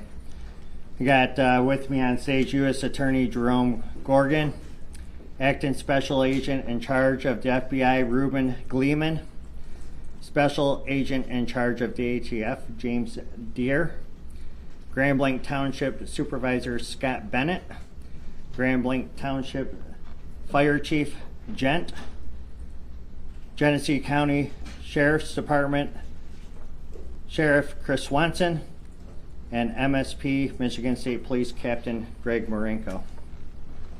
I'm going to provide an update from the incident that we spoke about earlier today that occurred at the Church of Jesus Christ of Latter-day Saints at 10:25 a.m. I want to talk about our officer's response.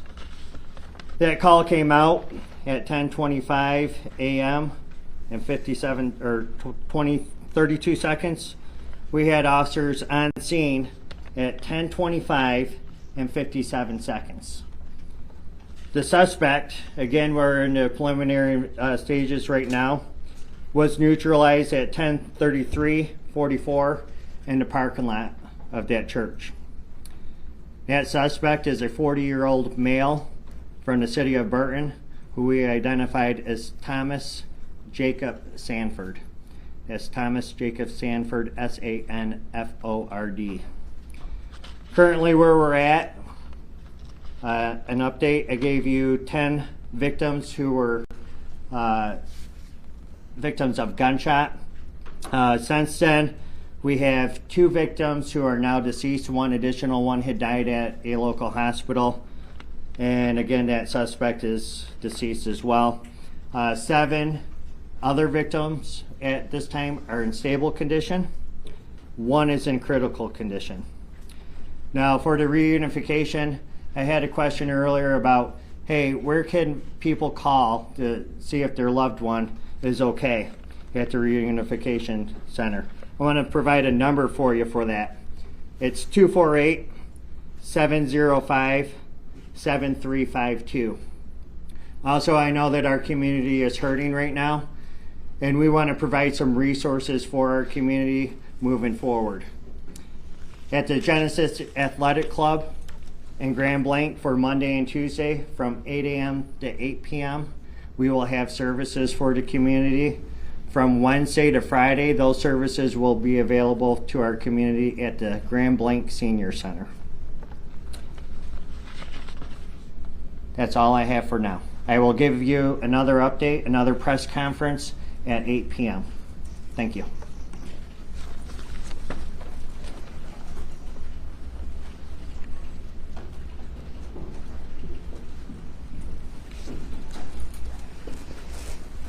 Thank you.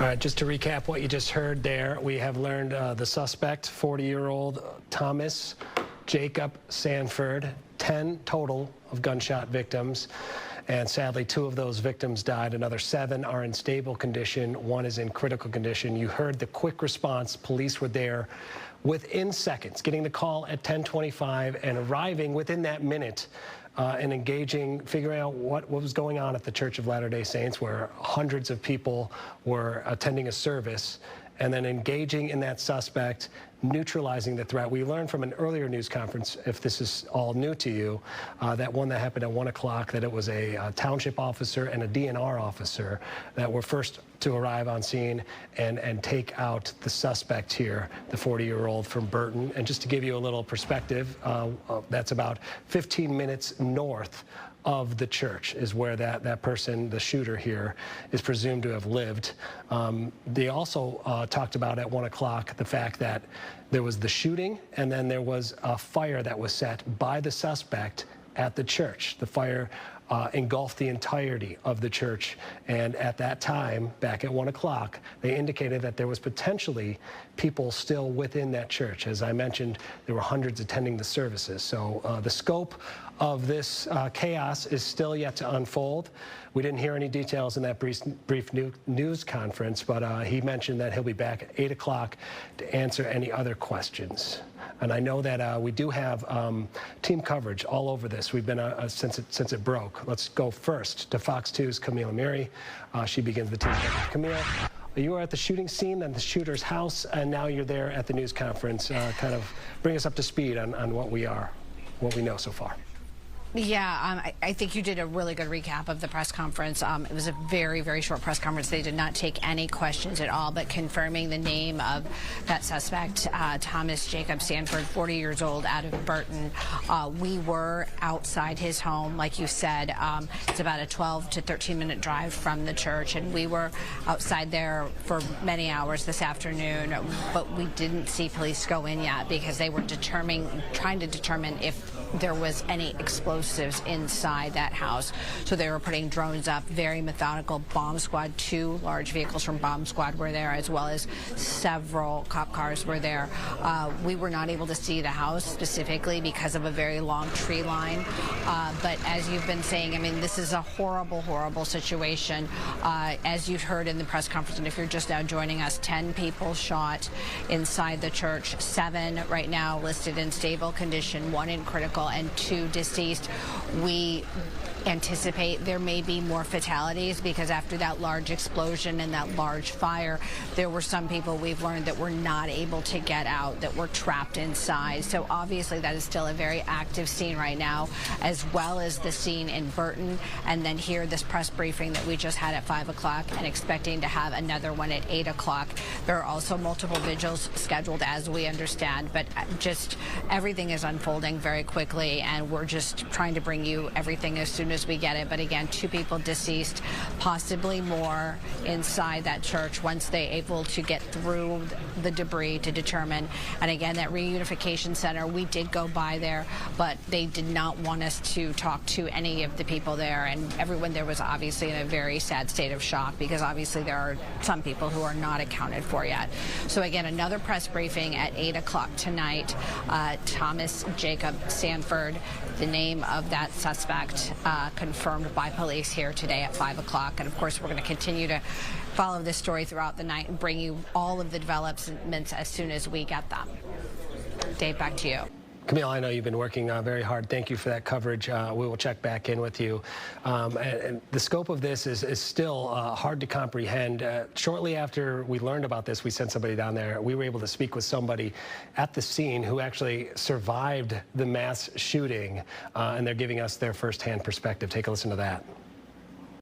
And you were shot today. Shot at. Luckily, yeah, the windshield, this is just shrapnel from the windshield that was as he shot at our car as we were trying to drive away. And that's your car, the purple one? Yeah, the maroon Flex. Yeah. I got a picture of it, or a little video of it. Tell me what was going through your head as that kind of was transpiring. Honestly, get my wife away and find my son. So your son wasn't with you. Do you know where he was? Sorry, that makes me want to more. He was in another vehicle. We were on the phone with him.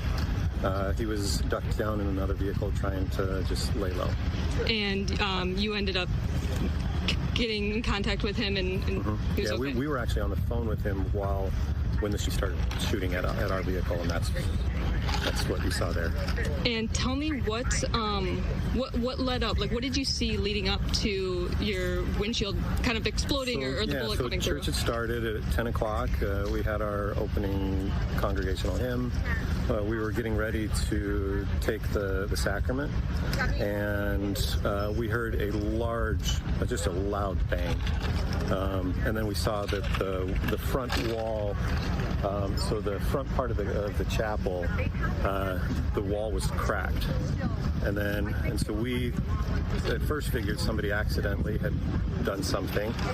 So we started rushing out to go help. And then as soon as I saw the American flags on the truck, and that it was on purpose, and somebody yelled that it was on purpose, I started trying to get people out of the area and away, to disperse away.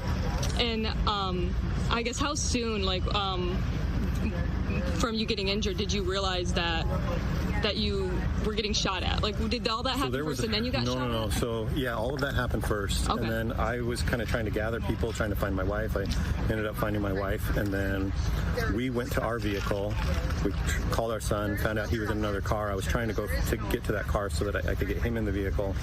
There were some elderly ladies and some sisters in our ward that are in our congregation that we brought into our vehicle so that because they can't run very fast, and so we wanted to make sure that they were safe. As soon as I saw the door open with the shooter and with his rifle, that's when I tried to drive away, and that's when he shot at us. So there was multiple shots, probably a few dozen before that even happened. I didn't see anybody else get shot. I'm aware, from what I know, there are people that were shot, and some that, at least one that I know of that was killed. And kind of in the aftermath, in this point you're at right now, what's going through your head right now? You know, just confusion. You want to make sense of these things. You never will. It's you know, it's a mental illness, I'm assuming. It really can't be anything else, so there's really not a way for us to, you know, over the next few days, people are going to say, oh, it's because of this and because of that and because of this, and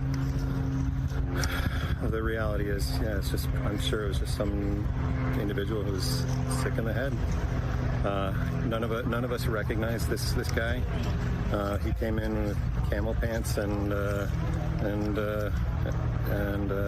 an assault rifle, and yeah, so confusion and just, yeah, sad. And relief that my family's okay, but sad for those that might not be. I mean, and you did see a lot of people, or we saw a lot of people exiting. So a lot of you guys did, you know, were able to make it out. What do you say to the group effort to get everyone out safely? You know, I'd say the police came very quickly, faster than I would have expected, which is great. So I'm very grateful for their presence, their ability to come and help. Yeah, I think, you know, I'm sure in the future we're going to start figuring out protocol in churches what to do with this kind of thing, and even though we really shouldn't have to. That should not be something that you have to be afraid of when you go to worship. Yeah, and I guess that's my last question that I can think of right now is, like you said, churches around, you know, this has happened around the country several times, and, you know, churches, you know, in a group, you know, it has happened to churches, but, you know, schools, businesses. There was a stabbing in Walmart in Traverse City. What do you kind of say to all of that? I don't know. You know, Are you folks members of the Jehovah's Witness Church at all? I don't know. I think I have to kind of wrap my head around this a little bit. Yeah, very unique perspective there from a victim who heard the gunfire and drove away. His vehicle was shot as the gunman turned and took aim at him, was able to get away and make sure that he and his family were both safe. Remarkable stories like that unfolding, and as we learn more about this tragedy, a little later we're going to be showing you a stark image of the vehicle that actually struck that. We'll get to that in a minute. But we're told several nurses who are currently on strike, they have a job to do, so they rushed to help after hearing news of the shooting. Let's go ahead and hear from one of those nurses now. I was down in Detroit at the time, but there were ER nurses, there were other staff that are currently on strike, that know that hospital, that know how that hospital works, that can provide the care that they needed at this time. It was a mass casualty. They needed the help. They needed all hands on deck, and they were pushing the nurses that were on strike away. They would not let them enter the building. We rushed here immediately because we wanted to offer our help. This is, again, our community. This is who we are fighting for, and it's not just this community. It's all of nursing. It's all of healthcare. This should have never happened. Why are our babies? Why are our churches and schools? Why are we being targeted like this? I arrived a little bit late. My coworkers were there. They said they did as much as they could. And, you know, anything a nurse can do, what is that? Show love, give a hug, assist that family member that's crying, that doesn't know what's going on, that maybe doesn't know where their family member's at. Anything that we could offer, like nurses do, we were there for that. Yeah, and the Genesee County Sheriff Chris Swanson was on the scene minutes after the shooting at that church. Let's now listen to what he had to say just moments after arriving on scene. Asked by Grand Blanc Township, where this scene is active, to put this message out to the community that there is the more active threat. The shooter is down. We do have multiple victims. The entire church is on fire, and we're working with fire and all those things that happen during an active shooter training. This is a dynamic scene. I don't. Who are you with? Well, I'm my family. I live over here. You live, got it. I'm sorry. I don't know. How are you?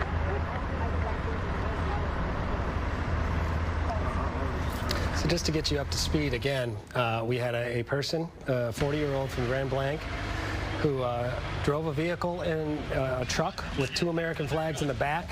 We learned that he is a former service member, and he took that into a church, the Church of Latter-day Saints in Grand Blanc. Crashed it. Witnesses report to Fox News that it sounded like a bomb went off behind the pulpit of the church. There were hundreds of people in there. Service had just started. They were worshiping. They were receiving the sacrament of communion. They were praying. They were singing together, and all of this was disrupted clearly when this gunman had other intentions. So after crashing into the vehicle, crashing into the building, he got out and started shooting. I'm joined now by Steve Dolant, a former Detroit police officer with many years expertise in law enforcement, to talk about what we're learning and processing this in real time. Steve, what sticks out to you as we kind of are in the early days of this investigation here? What sticks out to me is a quick response by the officers.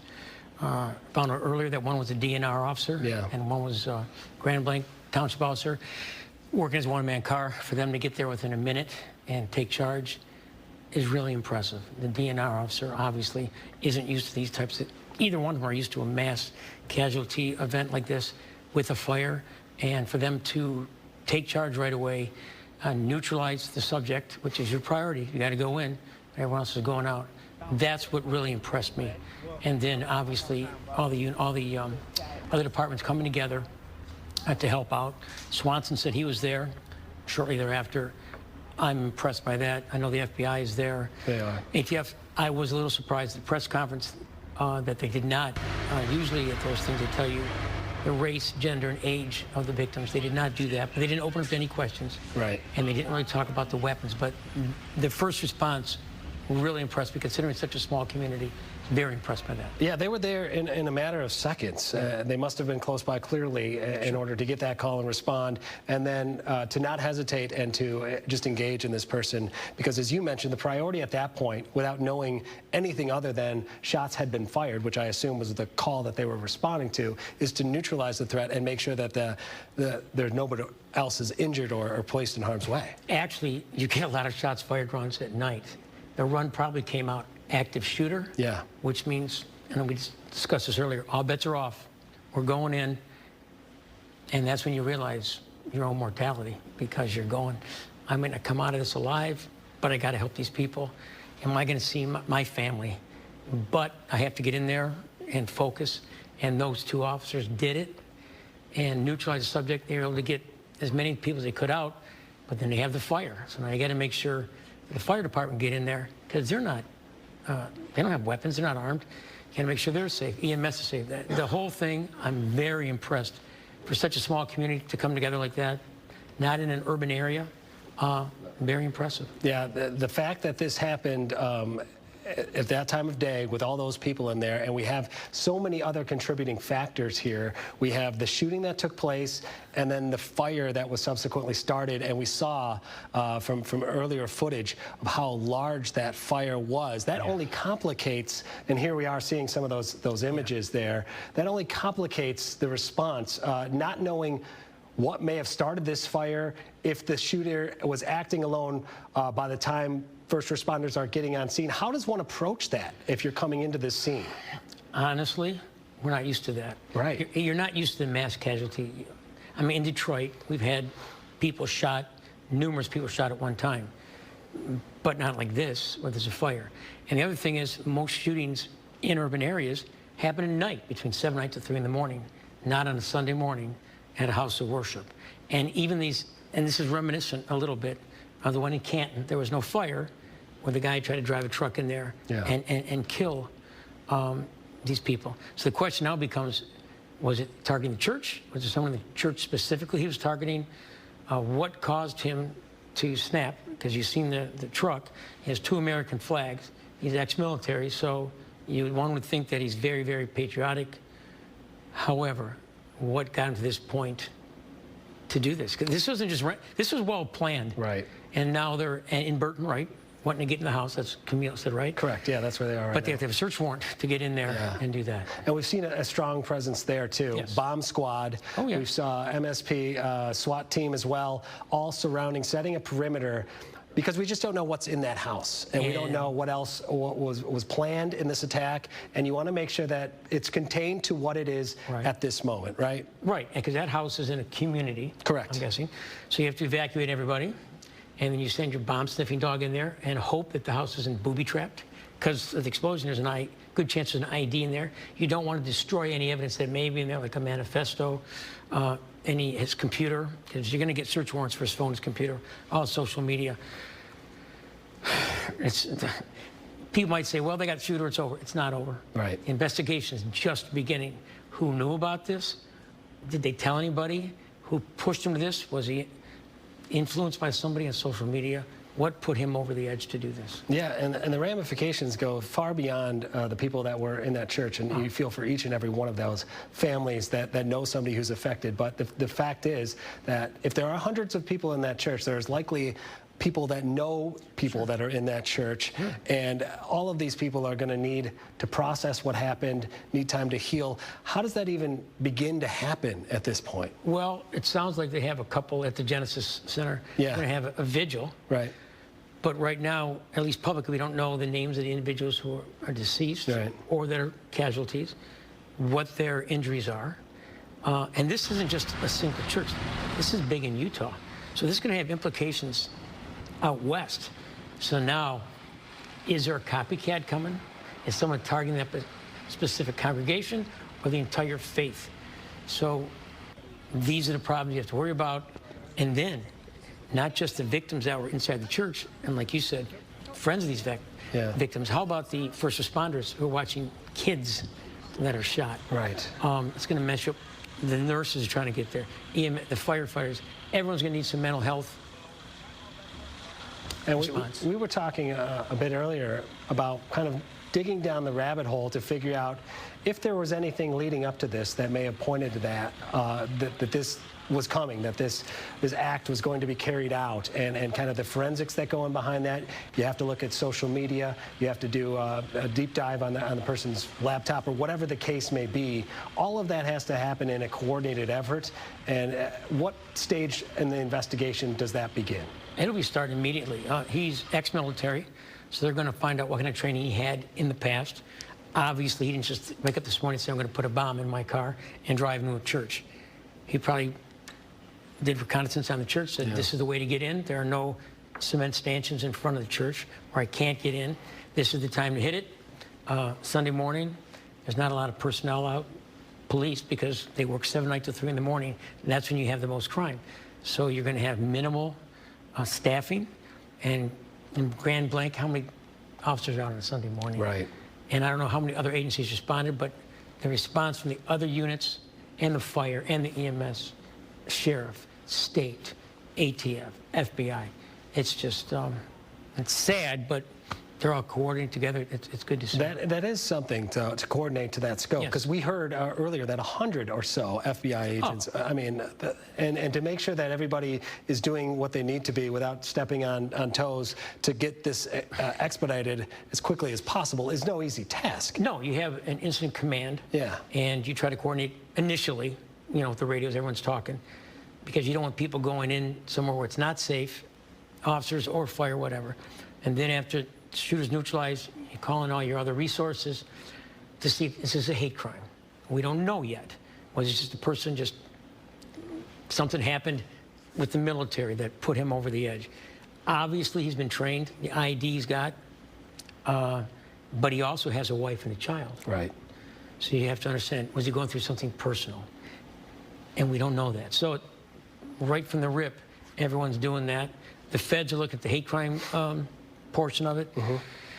And then, but local is looking at, we got to get in there and see what caused this and collect as much evidence as they can. Talk to as many witnesses as you can, because if you don't, they're going to talk to, you know, their neighbors, and you're not going to, the media, are not going to get a true story. Right. We need it as fresh as possible. We need to, time is of the essence in all of this, in all the fact gathering. And we talked about the fact that, you know, you could do everything you want to try and prevent something like this from happening, but it's a futile effort if somebody's got a truck and they're willing to drive it into a church and get out with a rifle and start firing. We did talk about that.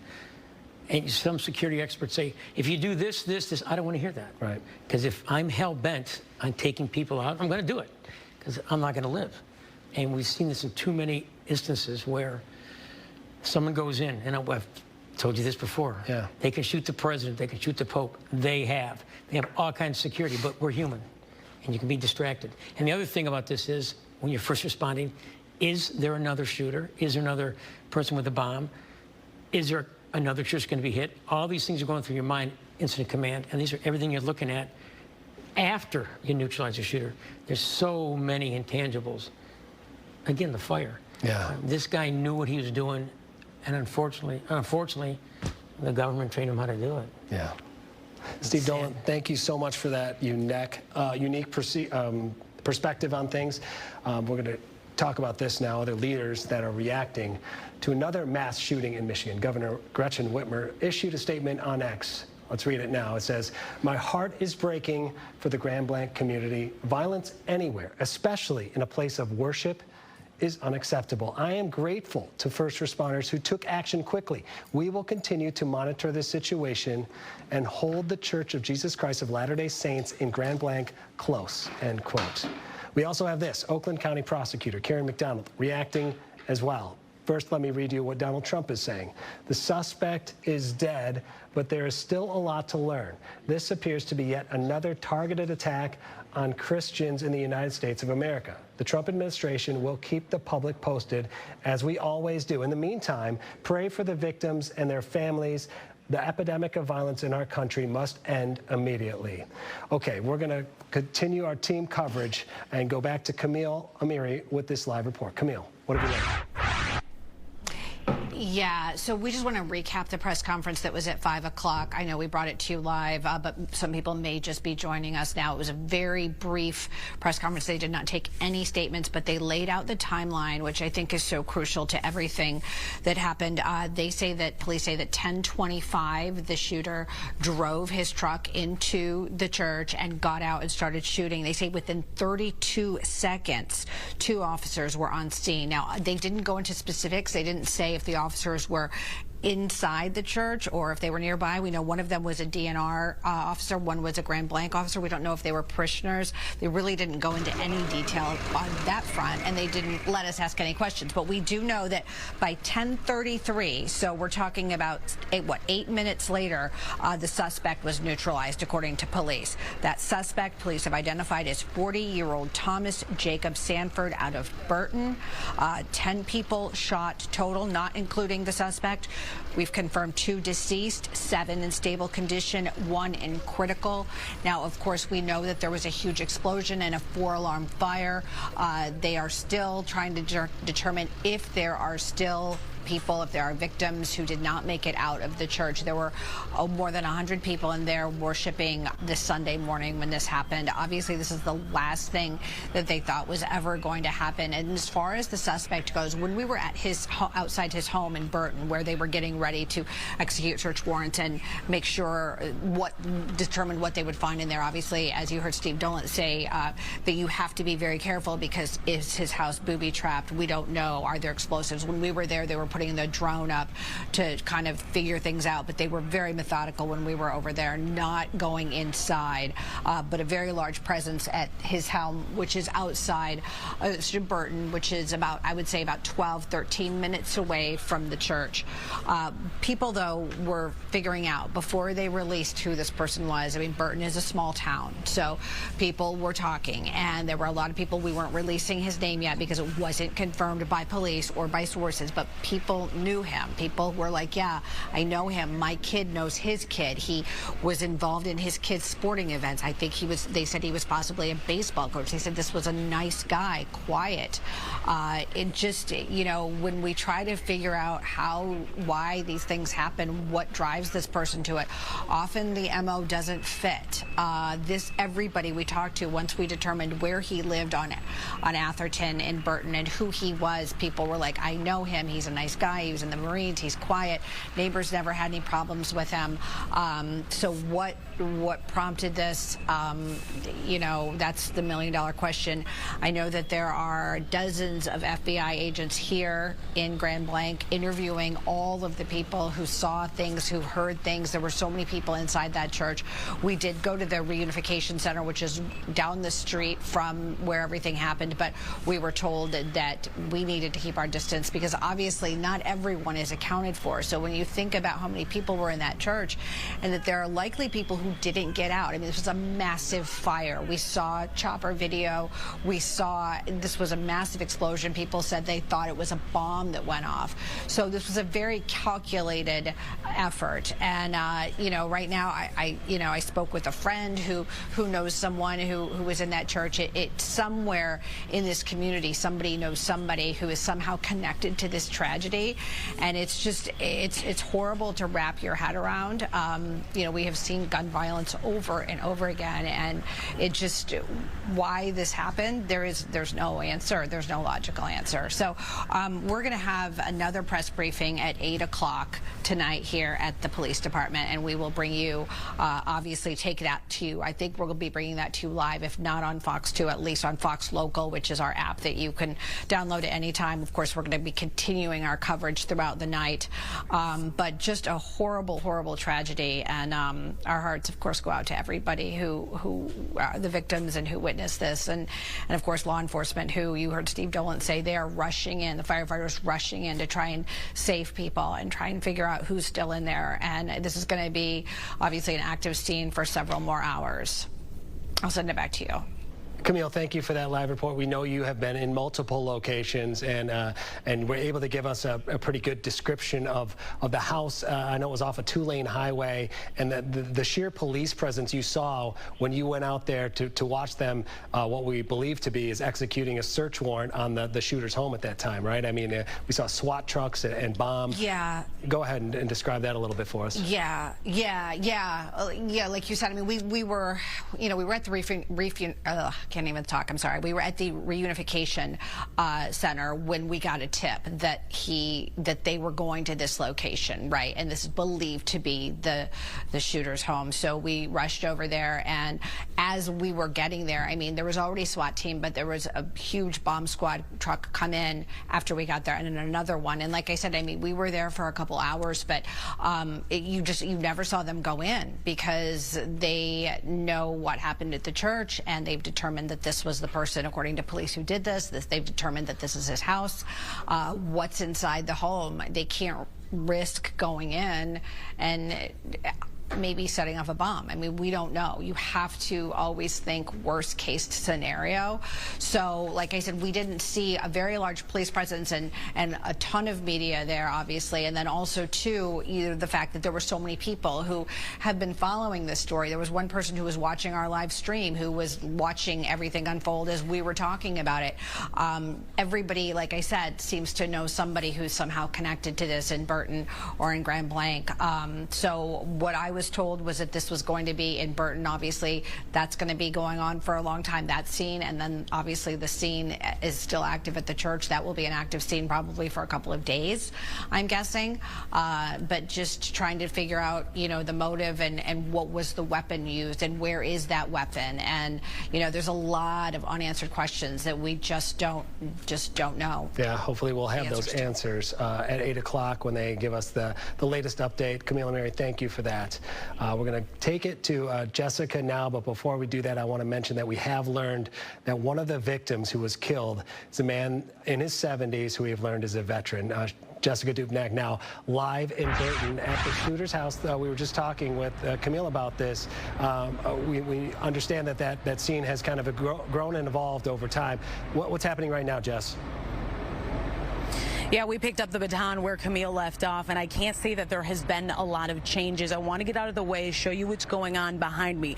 Who we have here right outside the shooter's home, Michigan State Police in heavy presence, their bomb squad, their emergency support team, that is their SWAT team. Now, you'll see a vehicle, a black sort of bomb squad vehicle, that is right in front of the shooter's home. Now, this is a very slow-paced situation out here, and the reason for that is when you're talking about a shooter like this who strategically specifically planned what he allegedly planned earlier today. You're talking about somebody who is a veteran, who served in combat overseas. This is somebody who's very familiar with weapons, especially IEDs, those improvised explosive devices that we found at the church earlier today. Now, police on scene here, they have to assume that inside the shooter's home, it could possibly be booby-trapped. Who knows if there's other folks inside. Now, we did talk to neighbors out here, and they gave us some information about this shooter. They say that he is a husband, he has a wife, and he has a young son. Now, we talked to different neighbors here who have different sort of interpretations of this shooter. One man we talked to said he was a nice guy, said he's bought firewood from him in the past, said that he would go around plowing people's driveways for free in the neighborhood here in Burton. Now, another guy we talked to sort of described him as somebody you wouldn't want your daughter, your sister to date, or somebody that's like a survivalist kind of type. So we're getting different accounts of what the shooter is. At this point, it's all speculation. Now, in terms of the scene and the operation that's on the ground right now, it's moving at a very, very slow pace. Now, what I do know, I spoke to sources with the ATF. They handle big-scale explosive situations. They're also kind of manning the higher-up operation as we are concerned potentially of explosives being inside the shooter's home. So we have not seen much movement at all. That black vehicle that I mentioned, sort of that tactical vehicle, has repositioned a couple of times, but sort of the mood out here, it seems like a waiting game, a holding pattern. That might be because so many of law enforcement, or so much of law enforcement, is tied up at the church right now, sort of securing that scene. This has become kind of a secondary level of importance.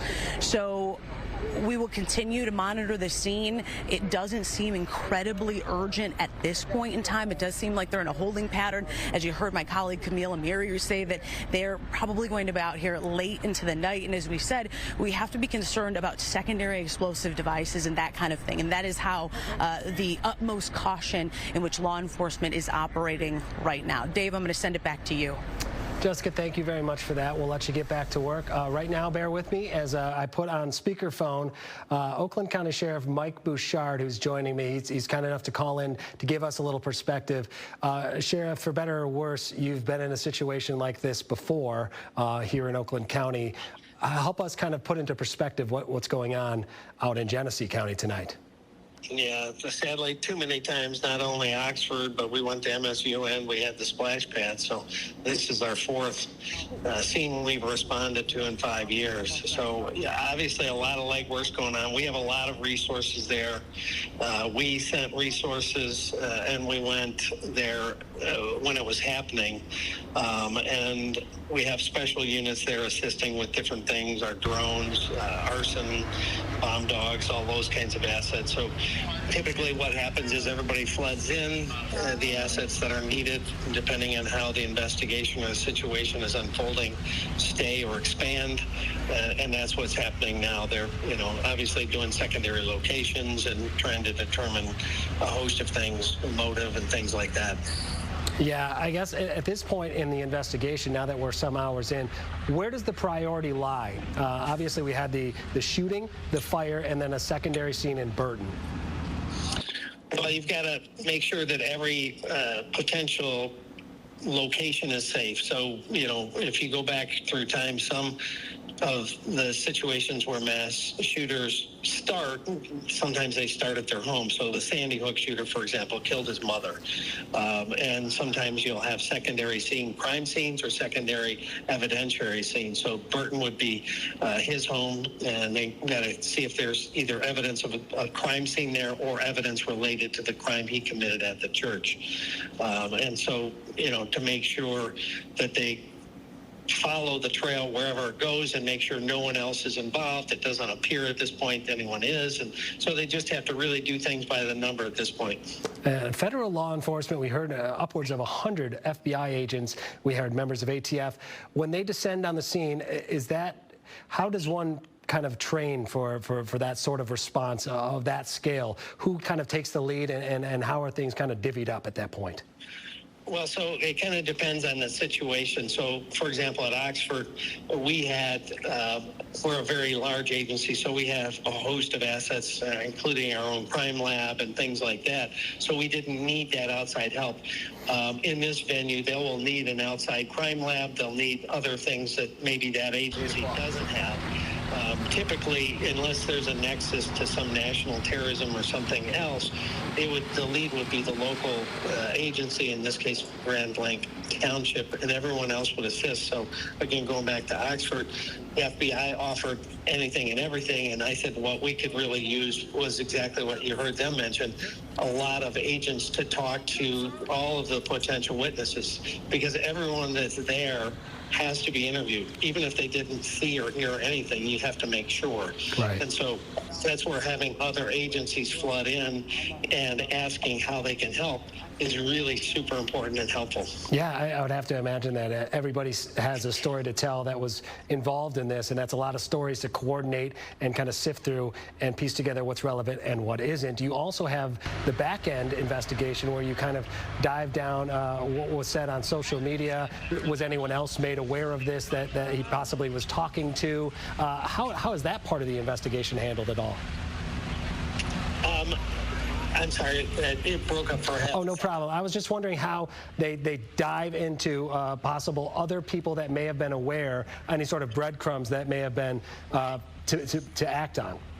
Yeah, and that's things that typically, if you look at every scenario, all the mass shooters or mass casualty things I've studied from around the world, someone saw or heard something in advance.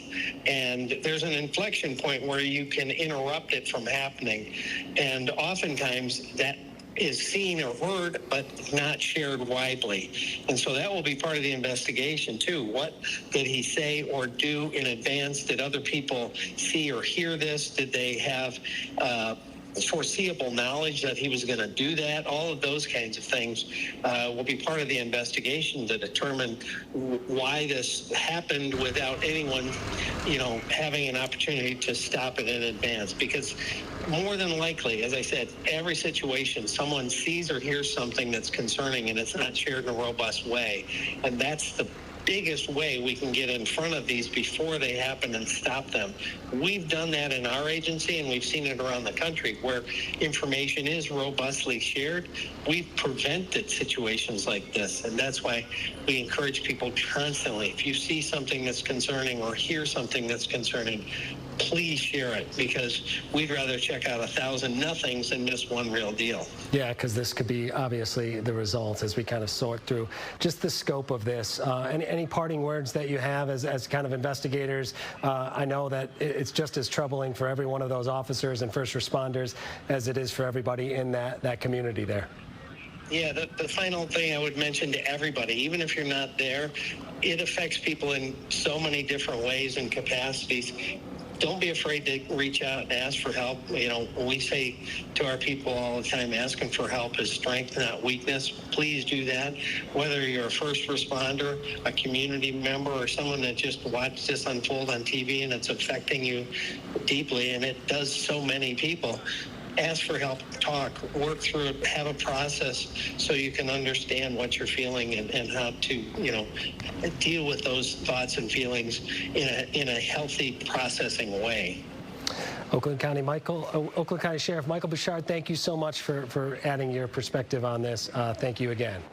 All right. Our team coverage continues now. I'm going to go to my colleague here on the weekend, Hillary Golston, who was en route to one of the vigils that is supposed to take place this evening. Hillary, I see you're in Grand Blanc there. What's happening?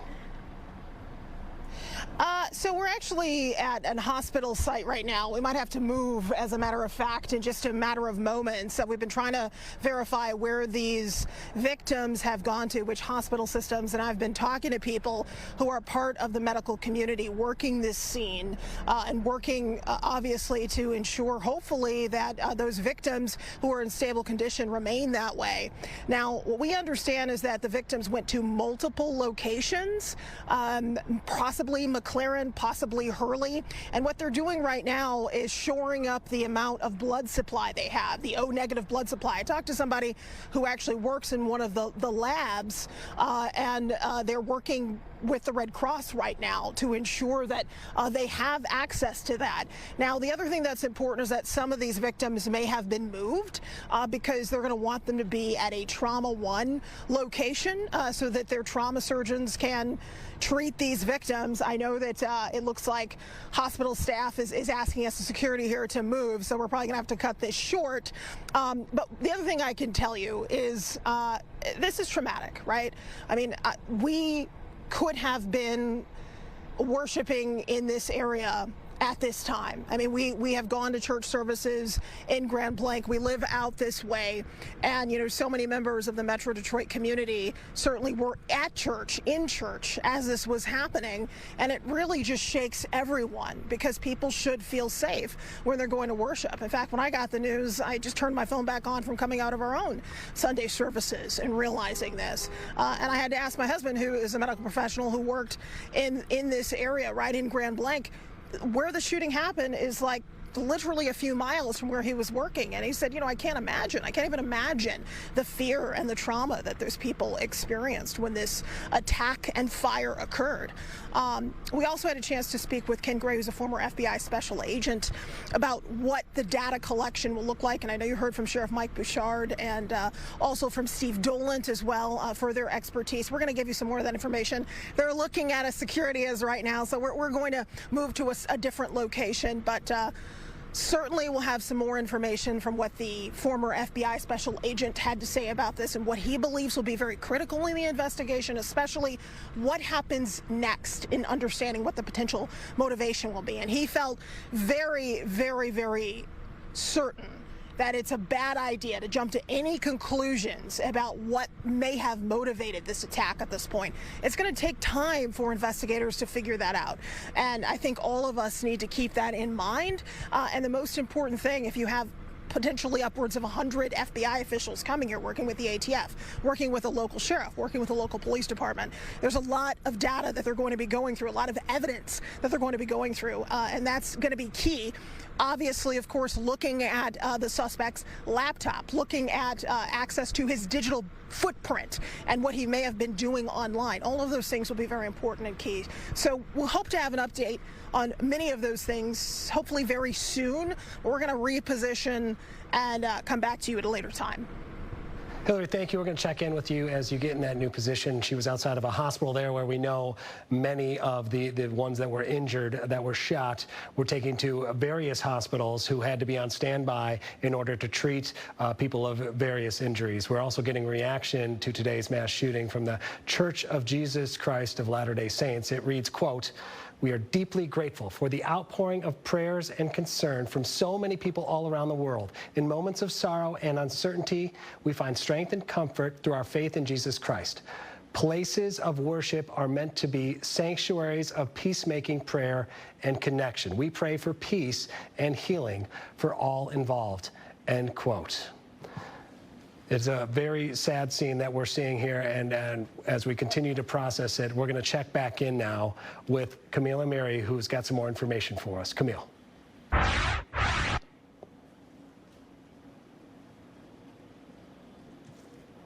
I believe Camille's shot is apparently frozen, so once that gets situated, we'll be able to check back within her.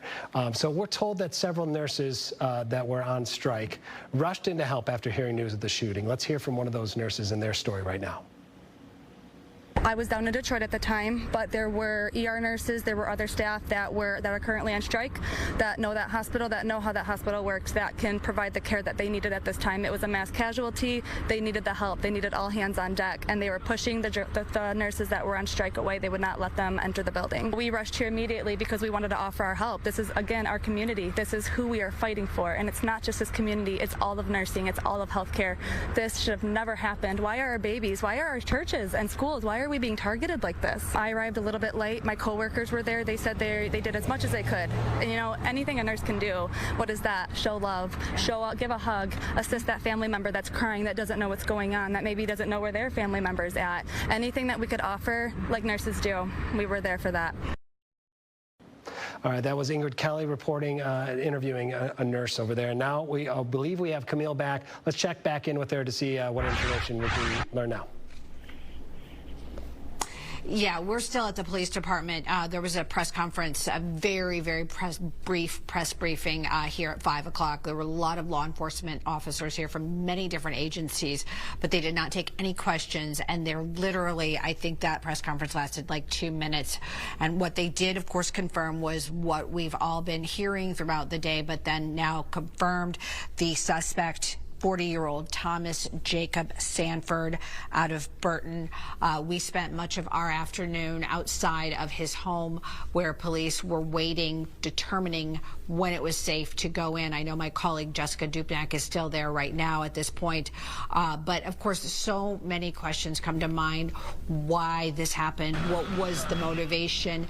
Like Hillary said, we can't speculate what weapons were used. What, this was obviously a very planned attack. So as far as the ammunition goes, as far as the explosive goes, I mean, we do not often respond to 4-alarm fires. Those are not common. So obviously this was something that took a lot of meticulous planning, and thankfully there were officers within 32 seconds who were able to get in there and able to neutralize the threat, as police would say, at 10:33 a.m. They say that it was 10:25 when police say Thomas Jacob Sanford drove into the church. Now, and then got out and started opening fire. The explosion that people talk about saying it sounded like it was a bomb going off. Now, what we have not been able to determine, and I'm hoping at 8 o'clock we'll learn, is if he had any connection to this church. So Burton is about 10 to 15 minutes from Grand Blanc. I think it took us 12 minutes to get to his location, to the outside his home, what police say is his home. So why this Church of Latter-day Saints? Why this community? What was the motivation? I did talk to people out at the scene who said that they didn't know if I'd heard that he was not a member. They don't know that he necessarily had any connection to this church. I did talk to someone who said that his kids are friends with his son. As you heard my colleague Jessica Dupnack say, he is married. He does have a young son who have heard from multiple people that he's very involved in that son's sporting events. Neighbors said that he was quiet, that they never had any issue with him. So it's just, obviously, it is so early on in the investigation where police are trying to determine why this happened, what was the motivation, and obviously, was there anyone else involved? Did anyone, as you heard Sheriff Bouchard talk about from Oakland County, was there anybody who knew anything? Were there any warning signs at all? There are so many law enforcement agencies who are taking everything apart right now. As you've heard throughout the day, FBI is here in full force, upwards of 100 agents. They have so many people that they have to interview. If you think about how many people were inside that church, it's a very large congregation. This was during an hour of worship. It's Sunday morning. You think about how many people here. It was beautiful weather. There was no reason why anyone would stay home. It wasn't raining. It wasn't snowing. Nothing like that. So a lot to unfold on this. Again, a press conference in about 2 hours at 8 o'clock. We're really hoping to learn more information because, like I said, I think this 5 o'clock briefing was just to confirm the name of the suspect. It had been out for hours, but they just wanted to confirm who this person was, who police say was responsible. And of course, this threat neutralized about 8 minutes after the shooting and after the driving in of the church with the explosives. So a lot more to unfold. I just think that as the hours go by, we're going to be learning more and more. But we do know, again, 10 people, this is not including the suspect, but we know 10 people were shot. 2 have confirmed deceased, and then 7 we're hearing are stabilized, and then we're hearing 1 is in critical condition. You heard my colleague Hillary Golston talk about how they're possibly at different hospitals, and you heard about, obviously, the loss of blood, that many people, if you're shot, you're going to lose a lot of blood very quickly. So that's another concern. And then another concern, too, that, of course, we have to keep in mind is that we've been hearing early on that there may have been people trapped inside the church who couldn't get out, and that the fire was so bad that they may not have been able to make it out. So that's still another open-ended question. But for now, we are going to send it back to you, and we'll be with you guys throughout the night. Thank you, Camila. I know that we've all been covering this for so many hours now, and there's just so much to comprehend. It's just a chaotic scene that we're not used to seeing. Even the fact that this was a shooting and then a fire and then a third scene where they're carrying out a warrant. After the call went out this morning, though, officers were on the scene within 25 seconds.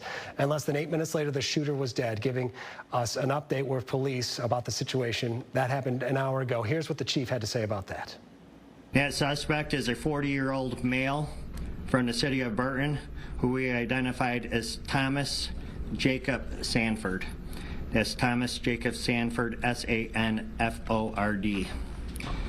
Currently where we're at, an update, I gave you 10 victims who were victims of gunshot. Since then, we have 2 victims who are now deceased. One additional one had died at a local hospital. And again, that suspect is deceased as well. 7 other victims at this time are in stable condition. 1 is in critical condition. I know that our community is hurting right now, and we want to provide some resources for our community moving forward. At the Genesis Athletic Club in Grand Blanc for Monday and Tuesday from 8 a.m. to 8 p.m., we will have services for the community. From Wednesday to Friday, those services will be available to our community at the Grand Blanc Senior Center. Please stay with Fox 2 for continuing coverage of the church shooting in Grand Blanc. There'll be another press conference, as you heard, at 8 p.m. We will keep you updated online and Fox Local on air. We're going to take a short break and then stay with us. Our live coverage continues when we return for Fox 2 News at 6.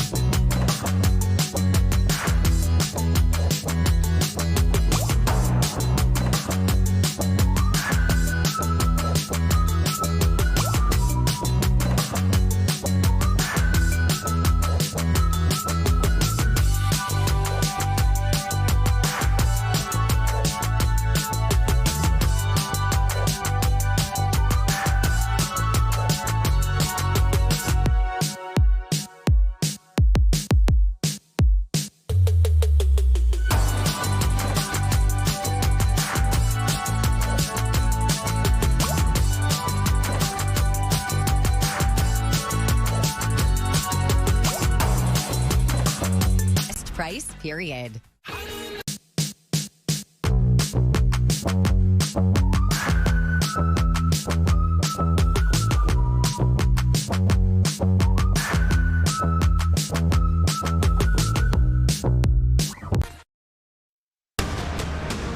Church had started at 10 o'clock. We had our opening congregational hymn. We were getting ready to take the sacrament, and we heard a large, just a loud bang. First, let me say we are heartbroken. This kind of violence doesn't happen in our community, and we are heartbroken that it came to Grand Blanc Township. This should have never happened. Why are our babies, why are our churches and schools, why are we being targeted like this?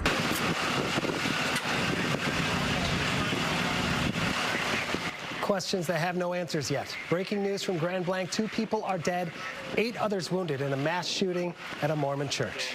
Police say the suspect is from Burton and he is dead. We're told he bashed his way into the church by driving through the front door with his truck, then opened fire. Police believe he then set the church on fire while people were still inside.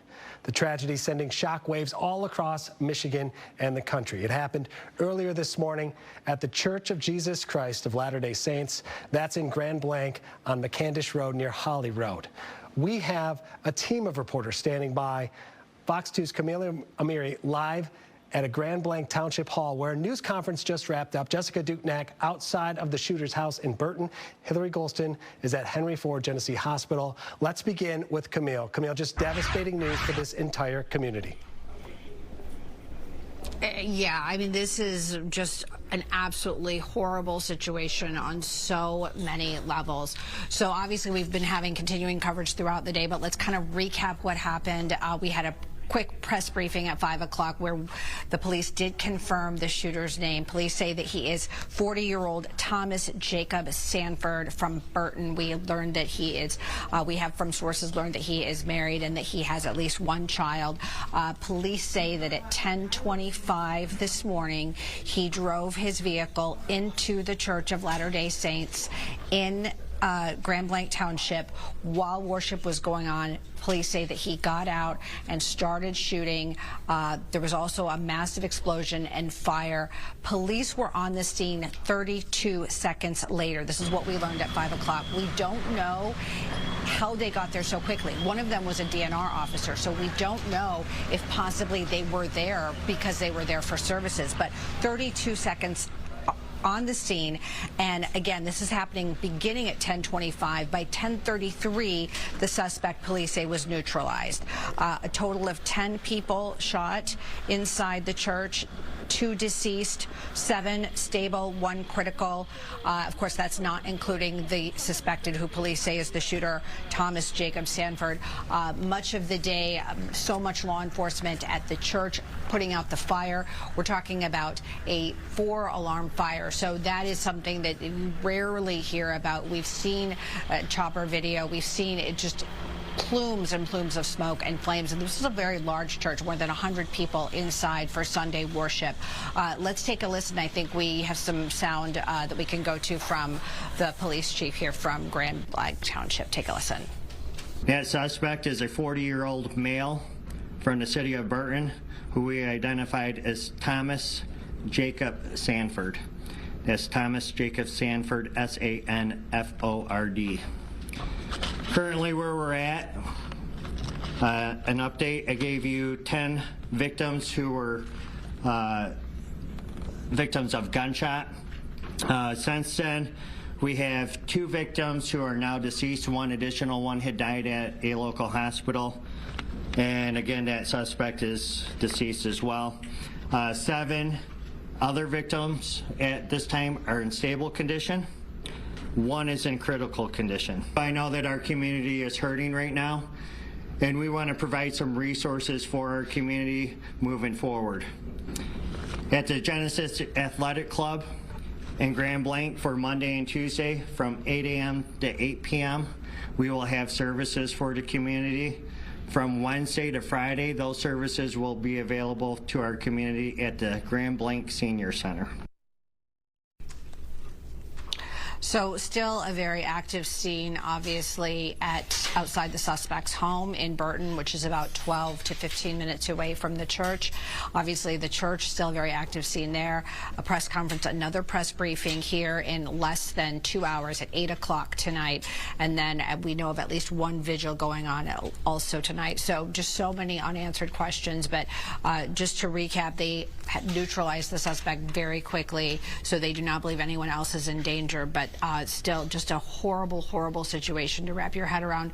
People going to church for their weekly worship, and they do believe there's a possibility that some people didn't get out of that church and were trapped inside, and that the blaze was too much for them to overcome. So there may be people who were shot, but who may have succumbed to either the smoke or the flames. But again, it's still such an active investigation that we just haven't had had that confirmed, but that is a strong possibility. And you can see when you look at the flames, when you look at the smoke, how bad it was, that there is a good possibility that there are people, that they will find deceased people inside there once it's clear for them to go in.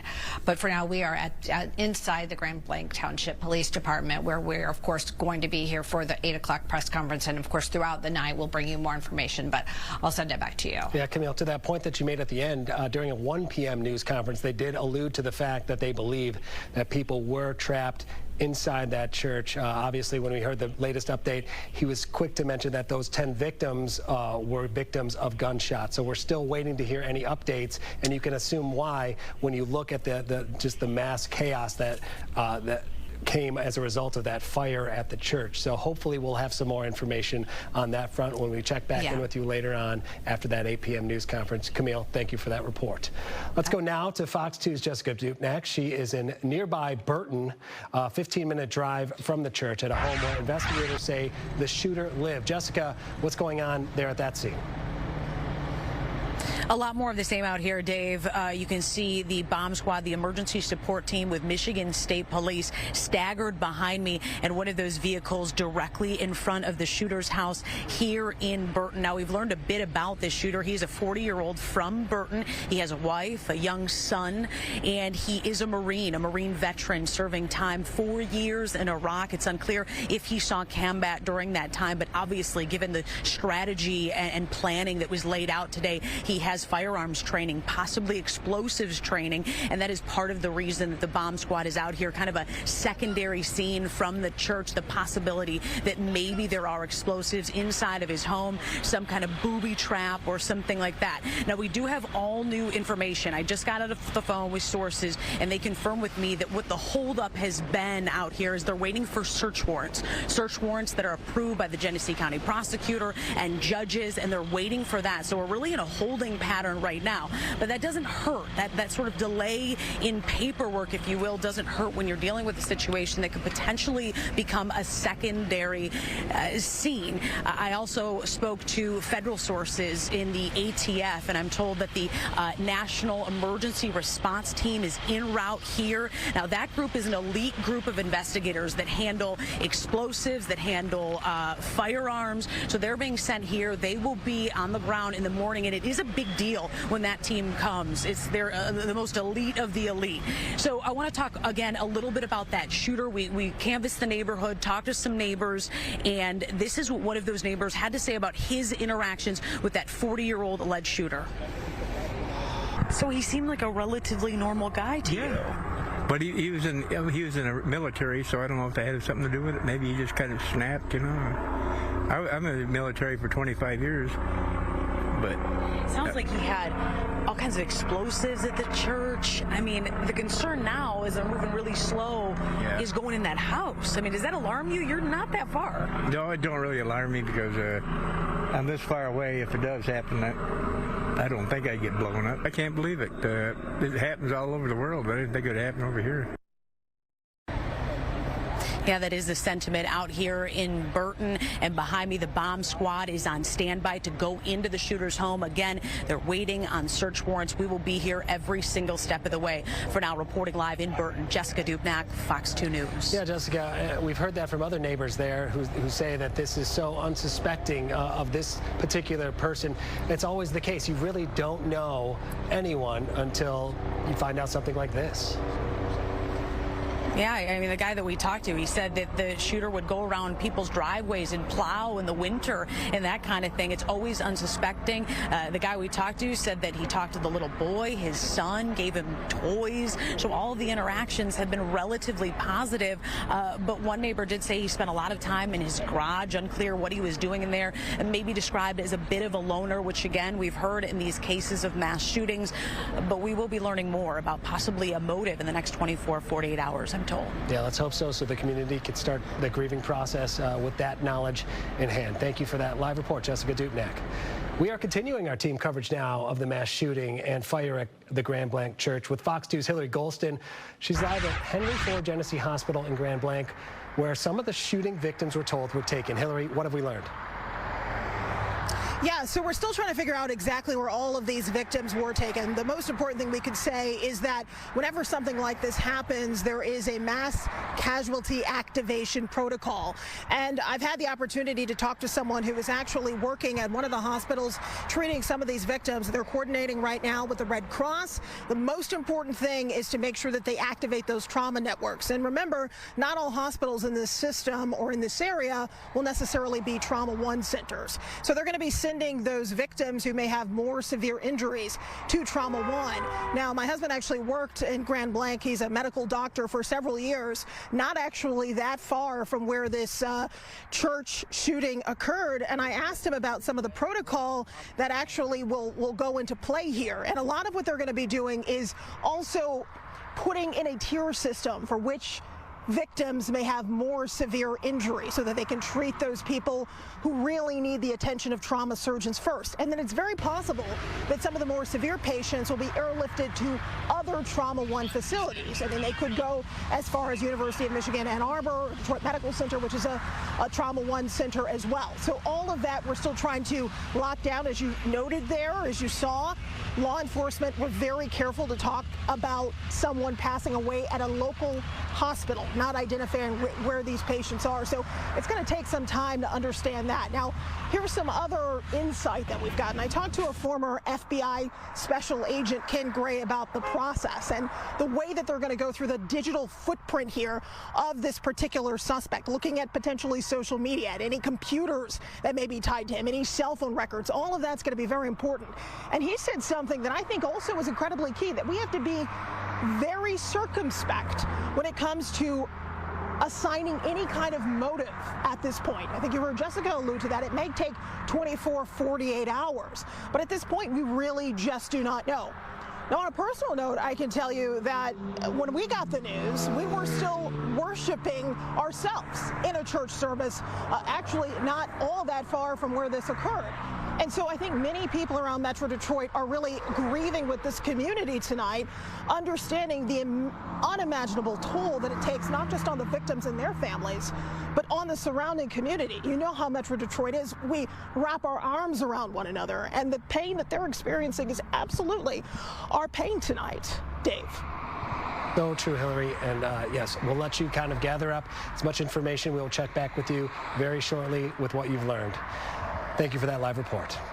Here's another look at what we know about the shooting that happened in Grand Blanc. This happened around 10 this morning at the Church of Jesus Christ of Latter-day Saints. 2 people killed, 8 others hurt, 7 of them in stable condition, another in critical. The shooter from Burton is dead. Police say he drove a truck into the front entrance, got out of that truck, and started shooting people as they were fleeing from the church with an assault rifle. Hundreds of churchgoers were there at the time. Investigators believe the suspect also set the church on fire before he was killed with the shootout with police. The fire's been put out, but the damage to the church is devastating.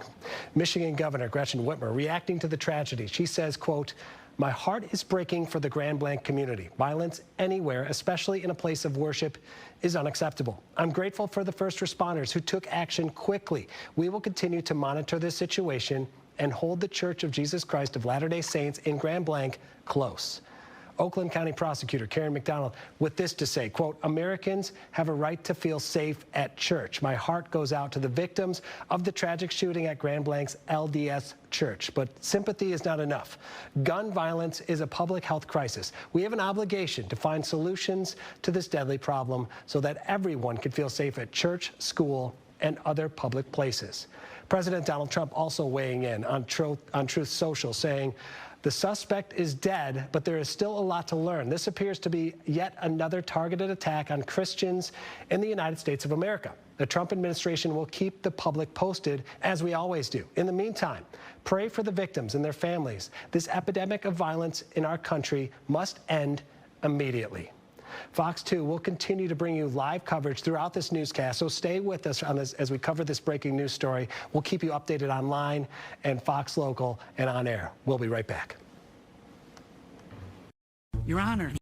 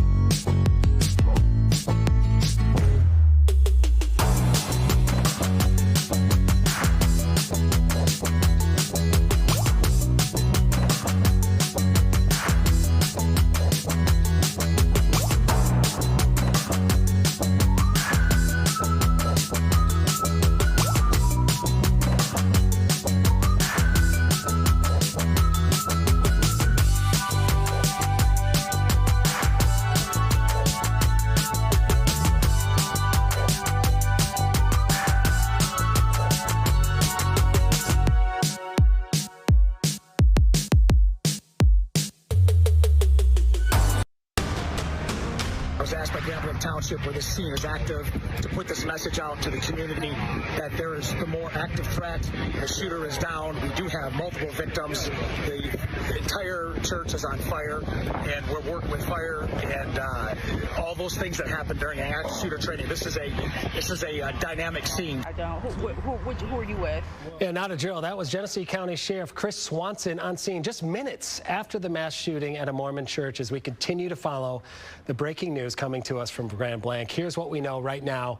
10 people were shot. 2 of them have died. Police say the shooter rammed a vehicle into the Church of the Jesus Christ of Latter-day Saints before opening fire. He then set the church on fire somehow and is now dead, the shooter is, after exchanging gunfire with officers. And joining us here in studio, Steve Dolan, former Assistant Chief of the Detroit Police Department, to add a little perspective on what those officers are going through as they kind of process everything that's happening. Quite a chaotic scene. Where to even begin? It's hard to begin because it's a Sunday morning. Chances are you're by yourself. This is Grand Blanc. Just Sunday morning, you had your cup of coffee, you're going to drive by the churches, special attention. Run comes out, not shots fired, not a man with a gun, active shooter. And you go, uh-oh, it's real. Yeah. And you're going there and you're by yourself, hoping the backup, which turns out DNR showed up, give them a ton of credit. But you got to go in there and neutralize the situation, and that's your priority. For the victims, you got to make sure you neutralize it. We heard that they were on scene within literal seconds and engaging the shooter in gunfire and able to neutralize the threat. However, a fire had already started and broke out. And as those officers are responding and other first responders are now coming to the scene to put out a blaze and figure out the true scope of this tragedy, they're having to encounter so many unknowns. This is different than other mass shootings because of the fire. You usually get the run, you go in there, you neutralize the situation, then make sure there's no other shooters, then you try to get the victims out for medical attention.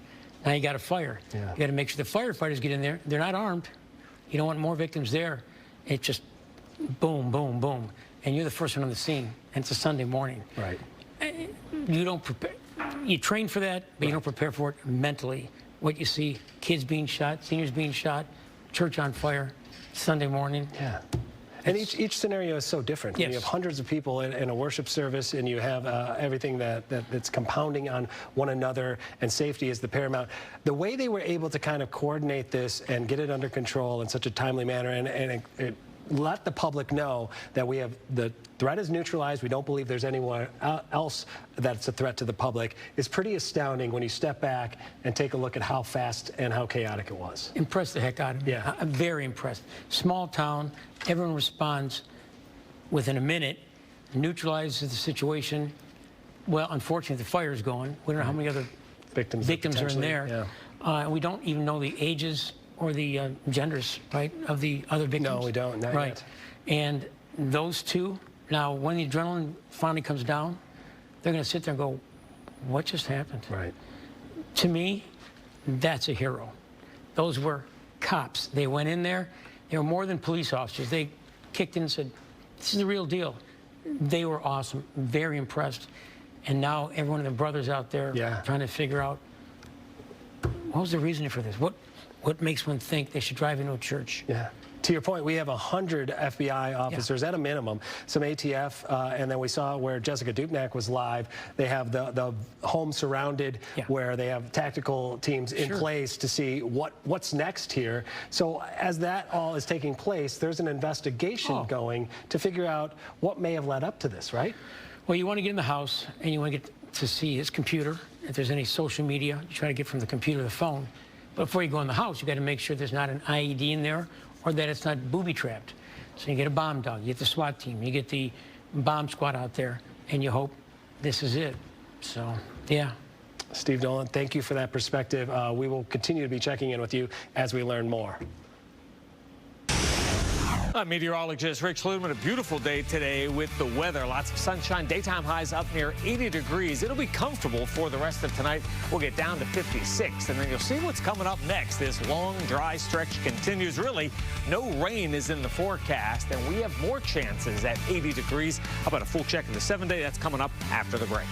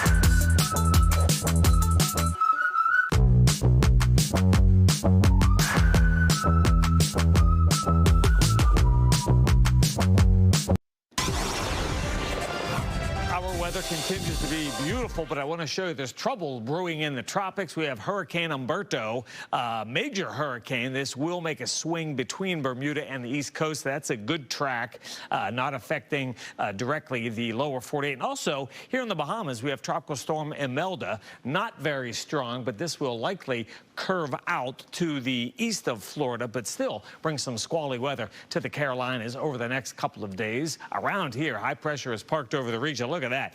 Hardly any clouds out there for Cincinnati, Cleveland, for the Sioux, Toronto, Pittsburgh, all looking good. Live pictures right now along the Detroit River. You can see all that sunshine out there.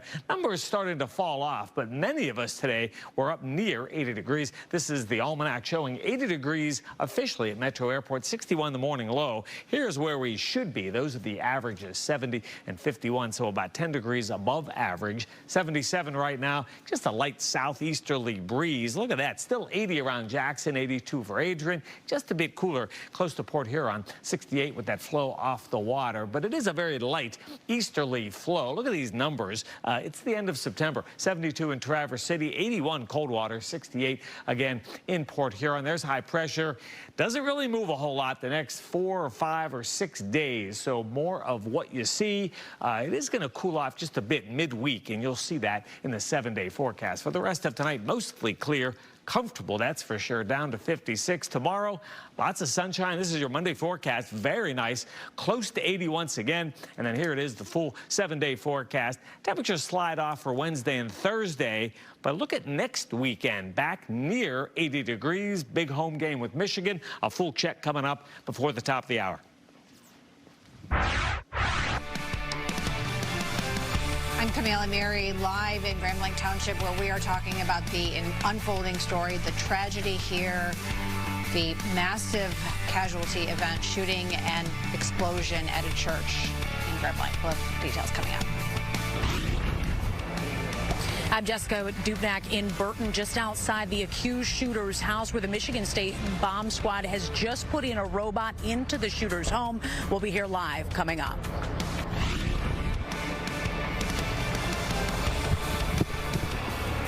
How long do I have? I love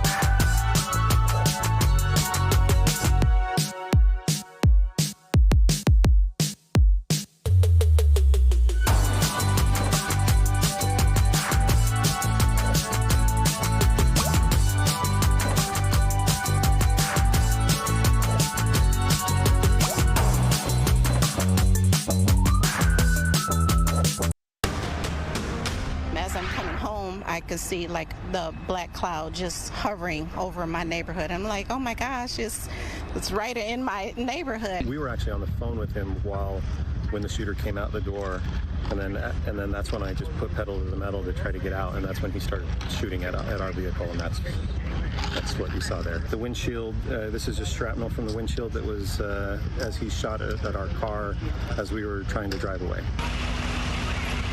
It's a story we've been bringing you all day long. We continue to stay on top of it. Breaking news out of Grand Blanc. 2 people are dead, 8 others hurt in a mass shooting at a Mormon church. Police say the shooter here rammed his victim into the Church of Jesus Christ of Latter-day Saints and apparently set the church on fire. And the scene outside the gunman's house is very active right now. That's where we find Fox 2's Jessica Dubnak live with the latest. You were saying that a robot was about to enter the home. Yeah, Dave, we have been kind of on standby here in Burton outside the accused shooter's house. You can see Michigan State Police bomb squad. They have been at and surrounding this perimeter outside of the home for several hours without much movement. We understand from sources they were waiting on a search warrant to actually enter the home within the last 5-10 minutes or so. We did witness one of those robots being sent inside the house. That was the first sort of point of entry that we've seen at this point. And as we've been talking about all day here on Fox 2, the concern now is any sort of secondary explosives that might be inside the home, given the fact that the shooter had IEDs at the scene of the church. It's quite possible that there's some kind of booby trap or explosives inside that home as well. Now, we do know that this shooter, he is a Marine veteran serving time in Iraq, and it looks like there's some movement right now going into the home, possibly.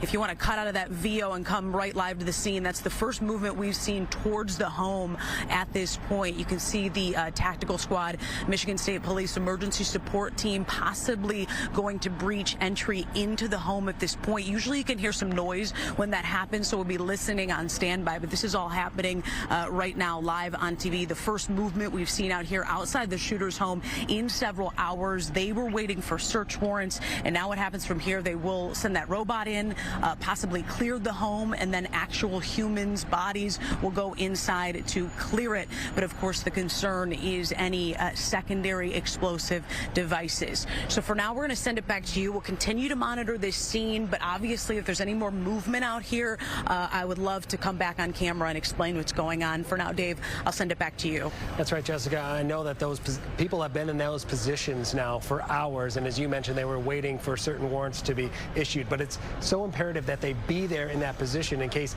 any evidence is somebody attempts to tamper with it, right?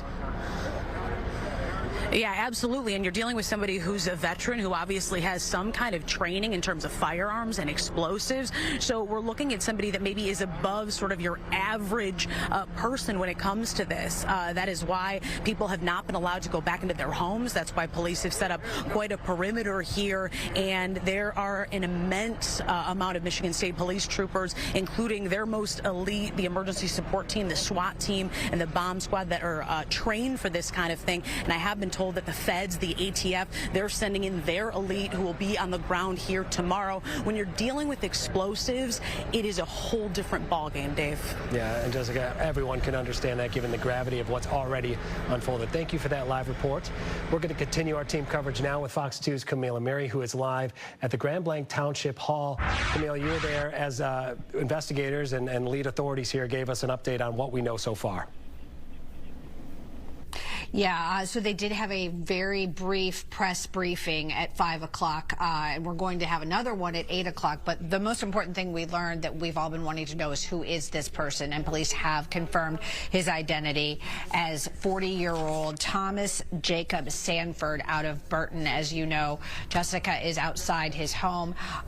This has been a horrible, horrible day here in Genesee County. We're talking about 10:25 a.m. Police say that Thomas Jacob Sanford drove his vehicle into the Church of Latter-day Saints, that it was an explosion, IED devices. He got out, started shooting, police say, a massive fire, a 4-alarm fire, which is not something that we hardly ever encounter. As we've already been recapping, 10 people shot total, 2 people now confirmed deceased. That is not including the shooter. Police were able to neutralize him within minutes of all of this, and incidentally, they were on scene within seconds. 2 police officers, one of them a DNR officer. We were actually where Jessica is. We were out there earlier this afternoon and then came out here for this 5 o'clock press conference. But we were talking to people who were piecing it all together, everyday citizens just trying to figure out who this person was, and then it became very clear that who the man was, and through the word of mouth. I mean, Burton is a small city, right? Everybody knows everybody. We talked to this man who lives about a mile away from the suspected shooter's house, and here's what he had to say about him. So obviously they've connected him to what happened at the church this morning, which is a really sad thing. I spoke with somebody in the parking lot a little bit earlier, supposedly pretty good friends with him, which I do believe because of the emotions the guy was showing, that this guy was a stand-up guy and would do things for anybody. Also, we've heard from people that he was very involved in his son's sporting events, and people just trying to wrap their head around this. And also another thing is what connection, if any, was there to the church? Burton is about, about 10 to 15 minutes away from Grand Blanc, depending on where you are, from Grand Blanc Township. Right now, we're still trying to determine, was he a member? Did he have some sort of axe to grind with the people there? There was hundreds of people inside the church. It's a very large. You know, another thing that's important to point out too is that there could be, we learned at 1 p.m. during a 1 p.m. press briefing, that there's likely a strong possibility that there are more people, not gunshot victims, but people who are deceased because of the fire, because of the flames, because of the smoke inhalation. I mean, this was a huge explosion. This was not a fire that started slowly. This was very quick, and there's a possibility that people weren't able to get out. So a lot of things to cover on this one. We are expecting another press briefing at 8 o'clock. We're hoping to learn more at that time, because this press briefing at 5 was literally like 3 minutes long, and we weren't allowed to ask any questions. They basically just told us how many people had been hurt, how many people deceased, and of course the identity of the shooter. Police say that 40-year-old Thomas Jacob Sanford from Burton. Still trying to figure out the motive and the weapon and explosives and all of those things that we are all wanting to know. Yeah, Camille, as you mentioned, there was that brief press conference where we only heard from the Grand Blanc Township police chief. There were other people there up at the podium, but we are yet to hear from them, and we know that upwards of 100 FBI and federal agents and ATF members are also going to be here. So we're hoping, and we will check in with you later on to learn more from them as to where they stand in their investigation. Camille, thank you for that live report. And like Camille just mentioned, hundreds of people were inside the church at the time. 8 of them rushed to the hospital. Fox 2's Hillary Golston live at Henry Ford Genesis Hospital, working to learn more about what's happening there and the effort to treat these people. Yeah, Dave, so I've been on the phone trying to connect with official hospital staff, but so far the information coming from them has been limited. But thankfully, as we know right now, no one else is in critical condition to my knowledge. I have been talking with someone who's helping with the coordination efforts when it comes to the lab services in one of the hospital systems, and I know that patients had gone there to protect his identity because he's not authorized to speak with me on the record. He basically said that they've been coordinating with the Red Cross to make sure that they have enough O-negative blood. This is the universal donor type, which is very important to have on hand in the event that they need to do any kind of transfusions. So that is some kind of good information or positive news that we can relay at this point. But obviously, it's all hands on deck. And I've shared some of the personal insight that I've gotten from my husband, who's a medical doctor who worked in Grand Blanc for a number of years, in fact, in this hospital system. And he said, you know, what they're doing right now is coordinated with all trauma centers. So it's very possible that there could have been victims airlifted to trauma 1 centers where trauma surgeons can do very life-saving procedures if they need to. And a lot of times also they're going to be looking at what's happening with these victims to see the severity of the injuries that they have. That's the process that they're going to be going through right now. Of course, our thoughts and prayers are with them. I also had a chance to touch back in with Ken Gray, who is a former FBI special agent, to talk about how they're going to be assessing the digital footprint of this suspect to figure out what the possible motive could have been. We want to be very guarded and very deliberate as we talk about what may have occurred here, despite what the President of the United States said may have been the motive. It's going to take a very, very long time for investigators to work through all of that. There is social media. There is, of course, going through any kind of computers or cell phones or tracking what the movements of the suspect may have been just prior to this occurring. And right now, our hearts are with the victims, and as they figure out, try to figure out what they're going to do to try to rebuild their lives, and certainly with the people who have lost their lives, very difficult for their family and friends and for that entire community tonight, Dave. Hillary, we know that first responders go through training for active shooters, and we know clearly that hospitals have to be ready in the event of a tragedy as well, and that's kind of what you were saying, is making sure they have the proper blood supply and making sure they can properly diagnose each patient as they come in, the severity and the need. A lot still unfolding in this chaotic situation.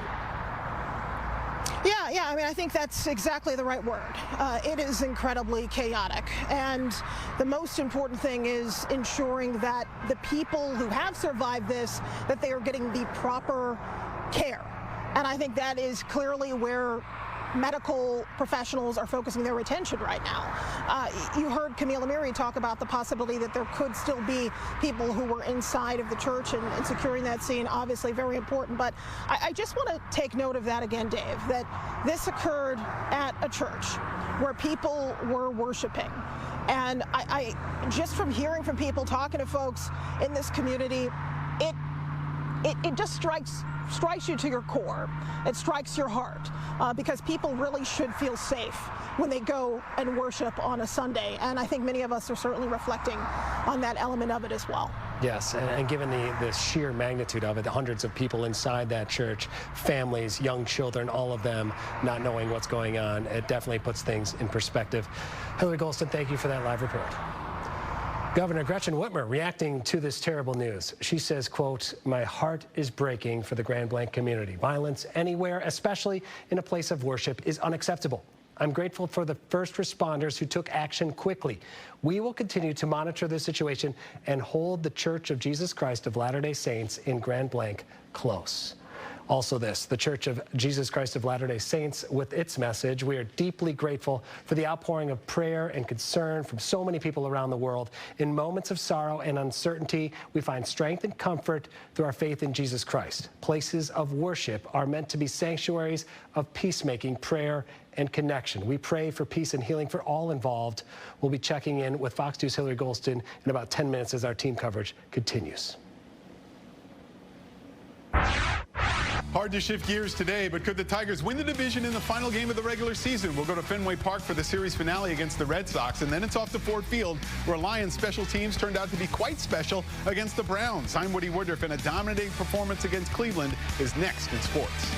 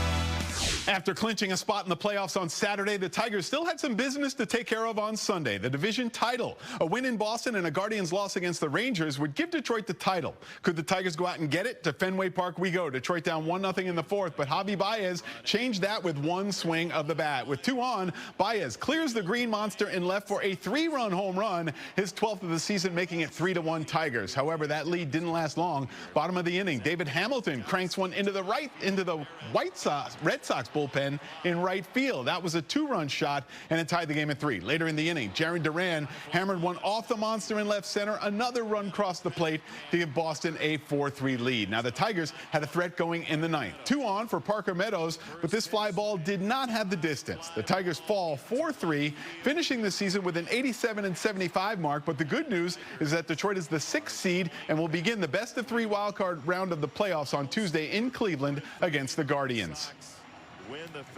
It's a 3-game series, you know, and obviously that's kind of the reality of what it is, and with everything at stake and against a team that you know well. So I think, you know, we'll make sure our guys don't take for granted that we know them well. I think the biggest concern when you play a division opponent is familiarity can be a blessing or a curse, depending on how you look at it, from being a little bit too comfortable. So we're going to have to turn over every rock and make sure we're prepared and our guys will be ready. So here's the schedule for the wild card round between the Tigers and Guardians. The series will begin Tuesday. Game 2 will be Wednesday, with Game 3, if necessary, on Thursday. Still awaiting the times for all 3 games, but they will all be played in Cleveland. Moving to the NFL, where the task for the Lions was to take down Cleveland. The Browns getting a bit of a boost after beating Green Bay, but we all knew that they would sink against Detroit, right?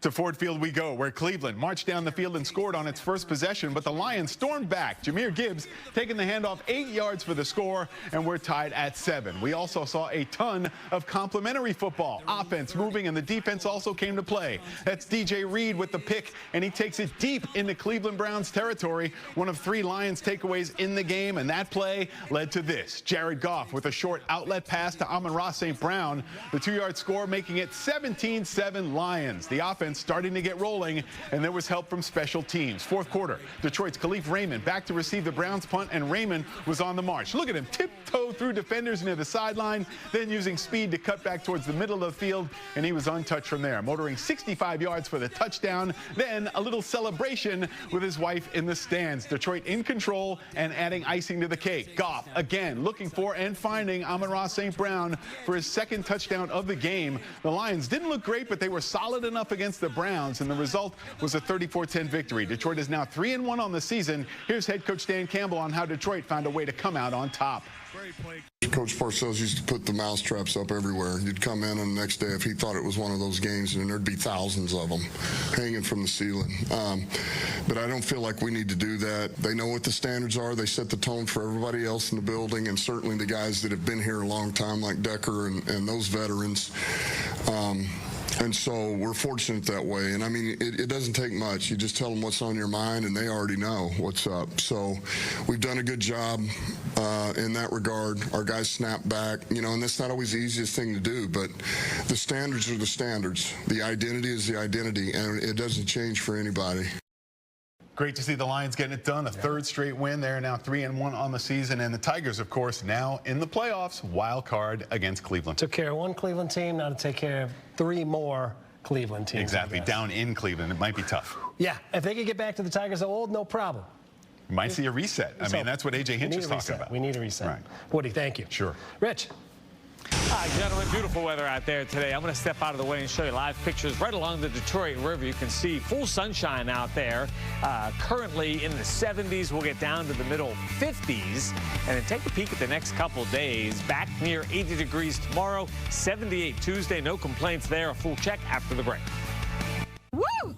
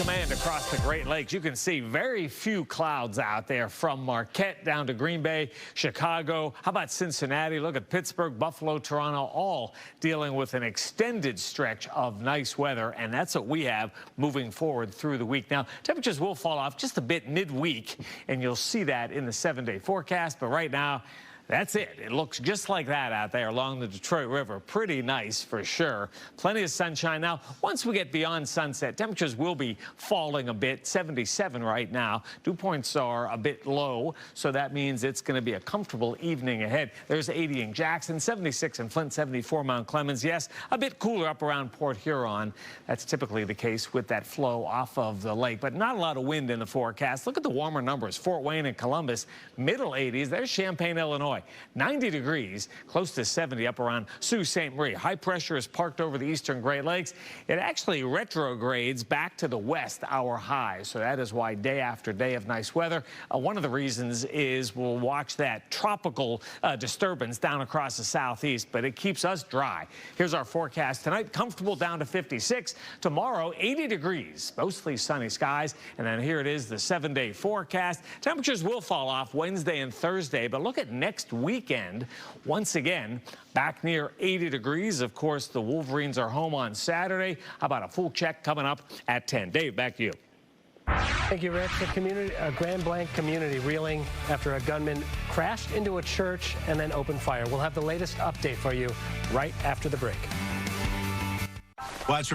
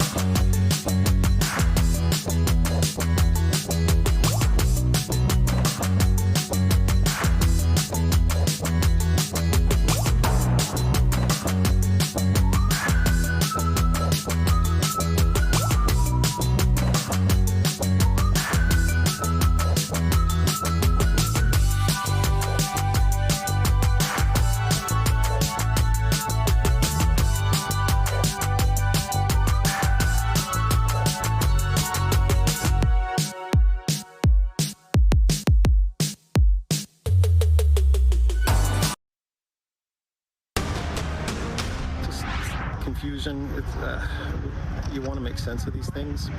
You never will. None of us recognize this guy. He came in with camel pants and an assault rifle, and yeah. So confusion and just sad.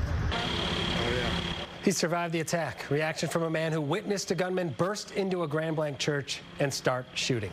2 people confirmed dead, 8 other victims in the hospital. Investigators fear there could be more victims due to the fire. Here's another look at what we know about this shooting. It happened around 10 this morning at the Church of Jesus Christ of Latter-day Saints. 2 people killed, 8 others hurt. 7 of them are in stable condition, 1 in critical. The shooter from Burton is dead. Police say he drove his truck into the front entrance, then got out and started shooting with some type of an assault rifle. Hundreds of churchgoers were there taking part in worship at the time. Investigators believe the suspect also set the church on fire before he was eventually killed in a shootout with police. There is another press conference that's scheduled for 8 tonight. We'll continue our coverage online and later editions of Fox 2 News. That's it for Fox 2 News at 6. Thanks for being with us. We'll see you at 10.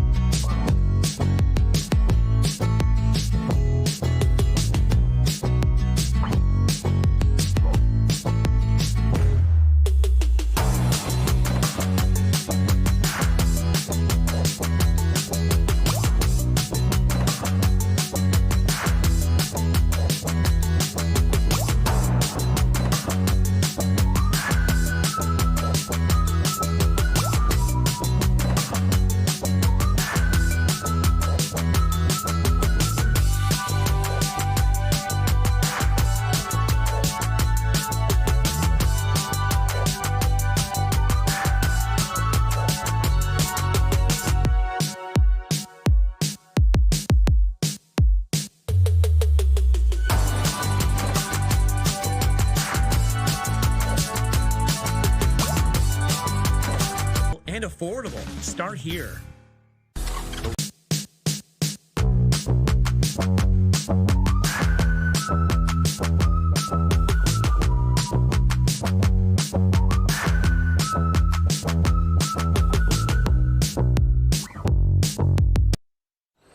Viewer discretion is advised.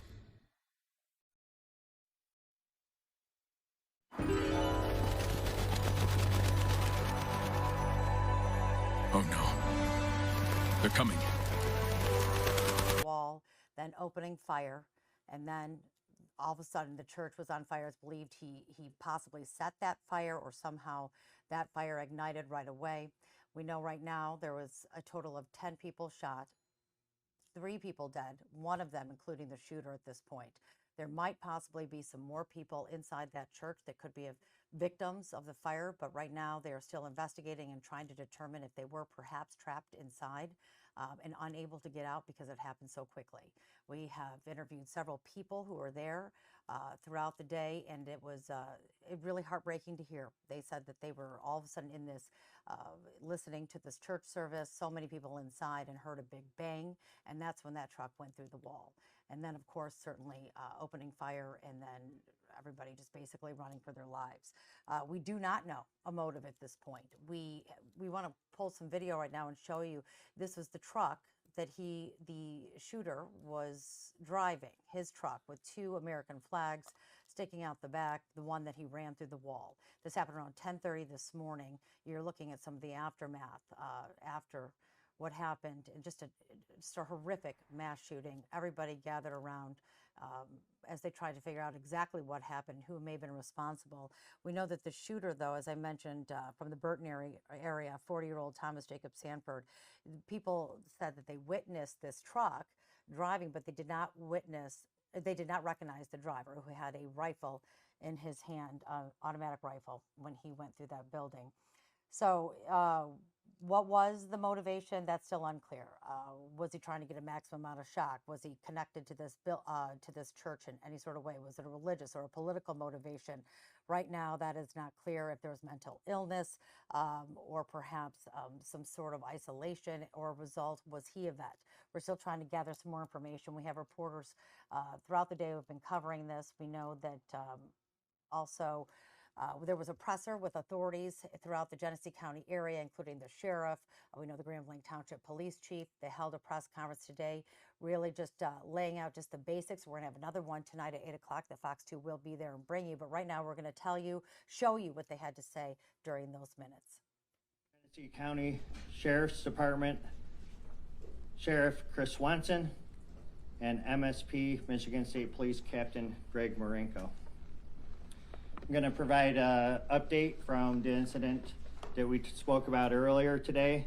It occurred at the Church of Jesus Christ of Latter-day Saints at 10:25 a.m. I want to talk about our officer's response. That call came out at 10:25 a.m. and 32 seconds.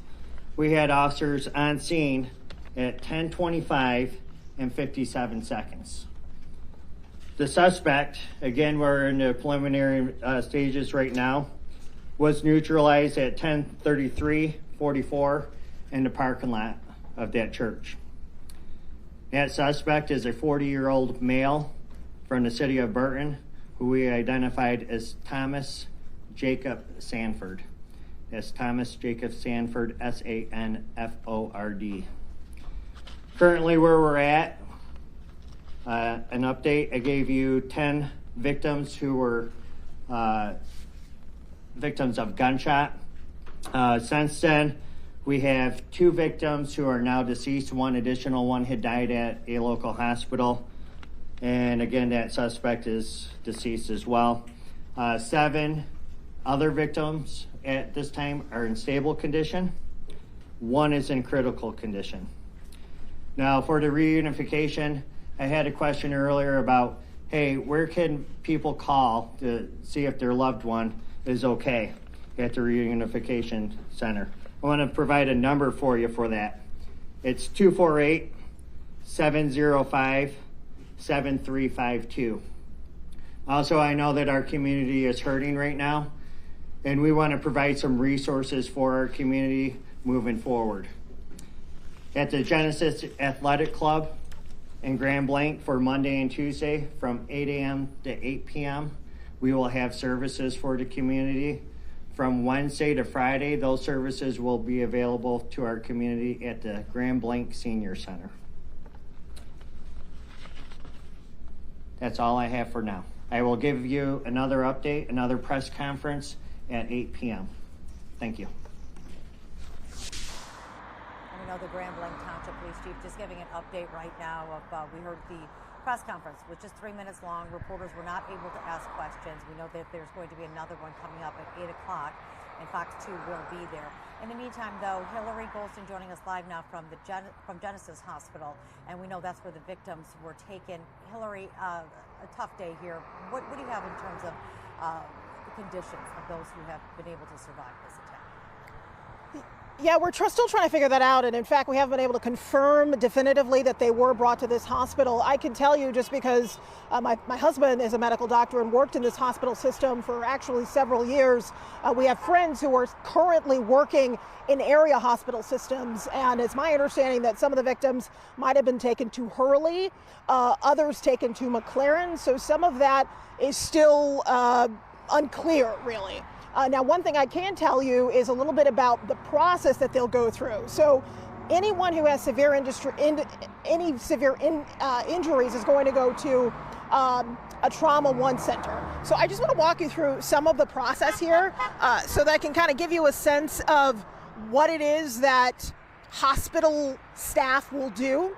Whenever you have a mass casualty protocol activation, they call this MCI mode, which means emergency departments are going to clear out space. They're going to call in their off-duty staff. They're going to activate disaster triage systems. Patients are tagged by severity. So this is going to be those who need immediate need, those who are may need some delayed assistance, and sadly, those who will get a designation of deceased or expected to be deceased because of the severity of their injuries. Now, we can tell you right now that something that is working, because I talked to someone who isn't authorized to speak with me on camera and on the record, but is actually working in one of the hospital systems treating these people and is working on the lab work there. He said that they are coordinating with the Red Cross because, as you probably know, that O-negative blood, which is a universal donor type, is going to be very critical for treating these patients. Now, it's also very possible that some of the more severely injured patients might have been airlifted to other hospitals because it's important, again, to get them to Trauma 1 centers. And then, you know, from a different perspective, I had a chance to speak with a retired FBI special agent, that's Ken Gray, and he basically explained to me that, look, we don't know, as you said, what the motive is, and it's going to take a considerable amount of time to establish what was behind this attack and fire. And a lot of what they're going to be doing now with these 100 plus agents we're hearing are coming to the area from the FBI is working with the ATF, working with the sheriff, working with local police, of course, looking at his digital footprint, looking at computers, looking at any potential activity on social media or cell phone activity. All of that is going to be key, but we have to be very careful about jumping to conclusions about what the motivation is, despite what the President of the United States said. But another thing that I've just continued to mention is the toll that this takes on people, the emotional toll of being in a church service where folks are supposed to feel safe. And knowing that this occurred, there's a lot of folks who are going to have to pick up their lives after this occurred, and it has a ripple effect on so many people in this community, Taryn. Oh, it absolutely does. I mean, this was a massive, massive tragedy, a fire. We've seen for miles, hundreds of people in their place of worship. The motive is what's the biggest mystery of this. We do know that he was a veteran, but what does that mean? I mean, what's the connection to this particular church? Was he ever a member or his family, or was there some other sort of connection? But to be able to, the degree of everything that unfolded today is what is the most, I guess, disturbing thing about this. But now we're looking to the victims. And yes, I used to work in that area as well, early as a level 1 trauma. We know that they're very, very good at what they do. They're able to take situations and critical moments and really just work miracles. We know there are many hospital systems. And so you're right, they're probably all taken to different ones. They probably were all alerted that they're going to be taken there ahead of time, so they were ready to be able to accept these patients. We do understand that one, I believe, that 1 or 2 are critical, the rest are now stable condition.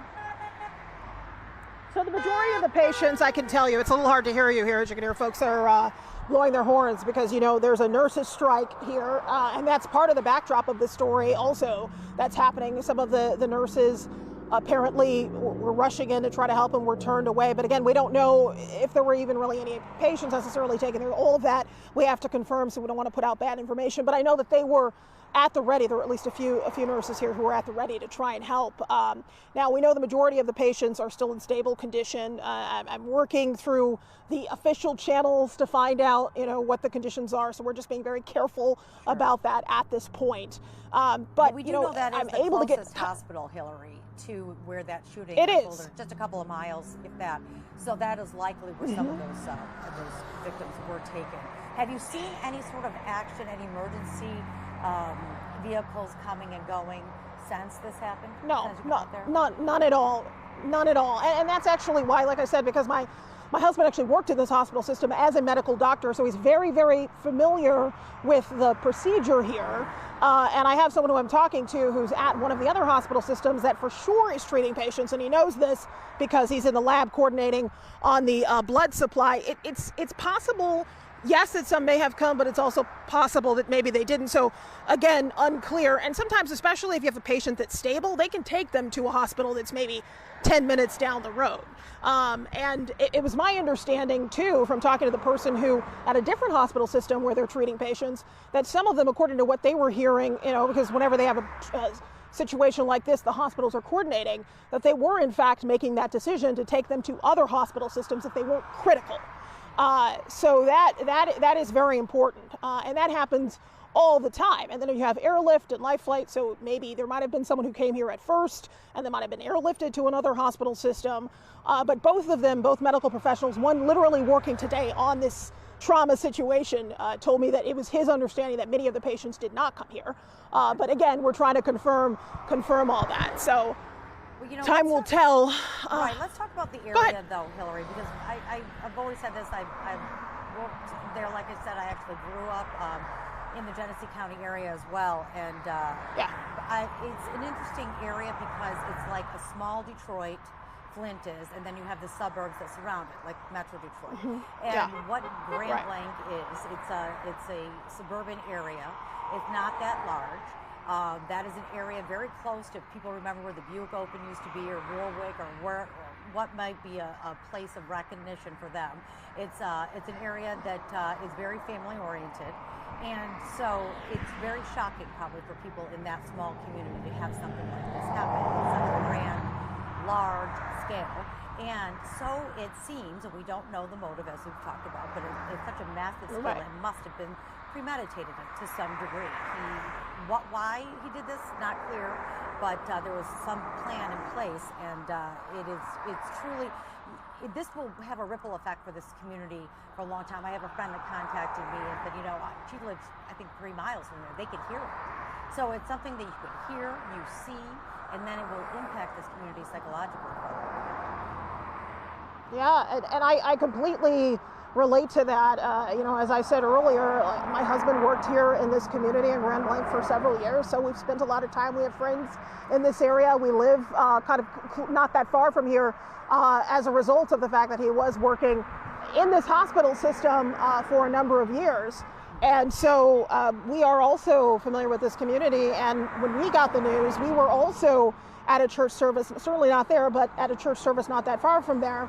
And it really affects your psyche, because Metro Detroiters, and I would even say Michiganders, we absolutely wrap our arms around one another. And when there is some kind of awful tragedy that occurs like this, it affects all of us, because people obviously should feel safe when they're just worshiping. I mean, so many of us can put our mind and spirit in the place of where so many of the extended sort of community in that area was, learning the news, thinking I could have been at a church service and something like this happened. So, and I think we heard that from some of the folks who were reacting to this. It's going to be a long road ahead, and still investigators are working that scene because of the fire.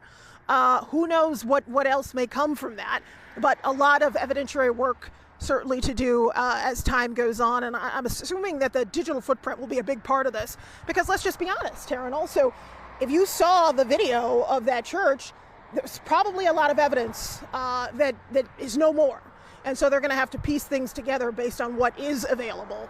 Something else that Ken Gray, that former FBI special agent, mentioned is the work that the ATF will do with a weapon, if they're able to recover a weapon. That also will be key about understanding sort of what occurred here. Right, and we're looking at drone video right now. This church where it was with the fire. I mean, it is huge. The flames, the smoke is billowing out from this facility, and to take it all in. It's really tough to be able to see. We don't know right now if there may have been some more victims connected to this who were unable to escape those flames, because this did happen so quickly. And going back to what you said with the digital footprint, we know that Jessica Dupnack has been at the shooter's home. We know that they have sent a robot in to be able to look, because it's unclear if this happened at this, to this level of this church. Was it booby trapped? Was there perhaps some explosives at his own house? I mean, when they went to go retrieve some of these items. I know the Genesee County Prosecutor is busy working warrants right now and signing those so they can continue this investigation. And there's many levels to it, and will go on for days to come. But now we're looking in, this is probably going to be something that we're going to have to take a look to, and it's always happened with veterans. I mean, this was reportedly, we've seen it, he served in Iraq from 2004 to 2008. Did that have any sort of role in what may have triggered this day, this horrific day today, in his psyche or his motivation? So, I mean, all of this is starting to unfold. You know, Jessica's going to have an update for us from the home. We know that Root Garage is going to be live when the authorities give another updated press conference at 8 p.m. And we know that you're standing outside the hospital. But really, it is.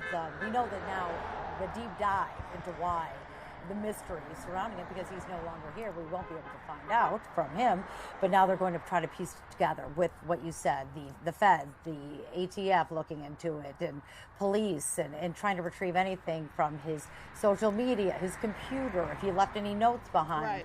Right. That's what they do. They take every little piece of this and anybody who may be connected to him and interview him. And we know his mother, that's how they had found out about his serving in the Marines, because of a Facebook post that she did. So there's so many layers to this and just the beginning of what's to come. Yeah. And I think you brought up a very important point about mental health and veterans. And again, we don't really know what the motivation is here, but of course that's something that law enforcement, we know, will be looking into. Was there any tie there? But we can't establish that definitively at this point. But it is certainly a path that investigators are probably already walking down as we speak. I suspect the most important thing is getting those warrants signed and getting in to retrieve any information and evidence that may be inside of his home. You just never know if there are anyone else connected to this, or what people will do connected to a suspected shooter. So I'm sure time is of the essence in securing that scene, because we're really talking about multiple scenes here, and getting access to what investigators call perishable data, that evidence that when it's gone, like so much of what likely was inside of that church. Right. Well, we appreciate you talking with us and giving us all your insight from being there, and from your husband, who was a medical doctor once at Genesis Hospital too. We're going to let you go, let you gather some more information. We'll check back with you later, Hillary, but thank you. You're welcome. All right, just to recap, we know that this has been just a horrendous day, a mass shooting in Grand Blanc Township at the Church of Jesus Christ of Latter-day Saints. We know that a man who is described as a Marine veteran had taken a truck with, he had 2 American flags sticking out of the back of the truck, armed with an assault rifle, and slammed his car, using it as a weapon, through the wall of the church at 10:30 this morning. People inside heard the loud bang, and then he opened fire. Police did arrive a short time later. There was a shootout. He died in that. And then, of course, flames broke out shortly after. Was it explosives? Was there something inside? Did he set that fire? Police are trying to investigate, fire officials, and then now they're trying to see if there perhaps are maybe more victims. 10 people in all shot, 2 killed, and then another was the shooter who lost his life in that as well. We are trying to get some more information, and one way to do that is really just neighbors who may have known the gunman, and any information they may have. Is now we know that warrants have been executed, and they are now searching the shooter's home to try to gather any sort of evidence. But right now, though, we're going to take a listen to some people who may have some information.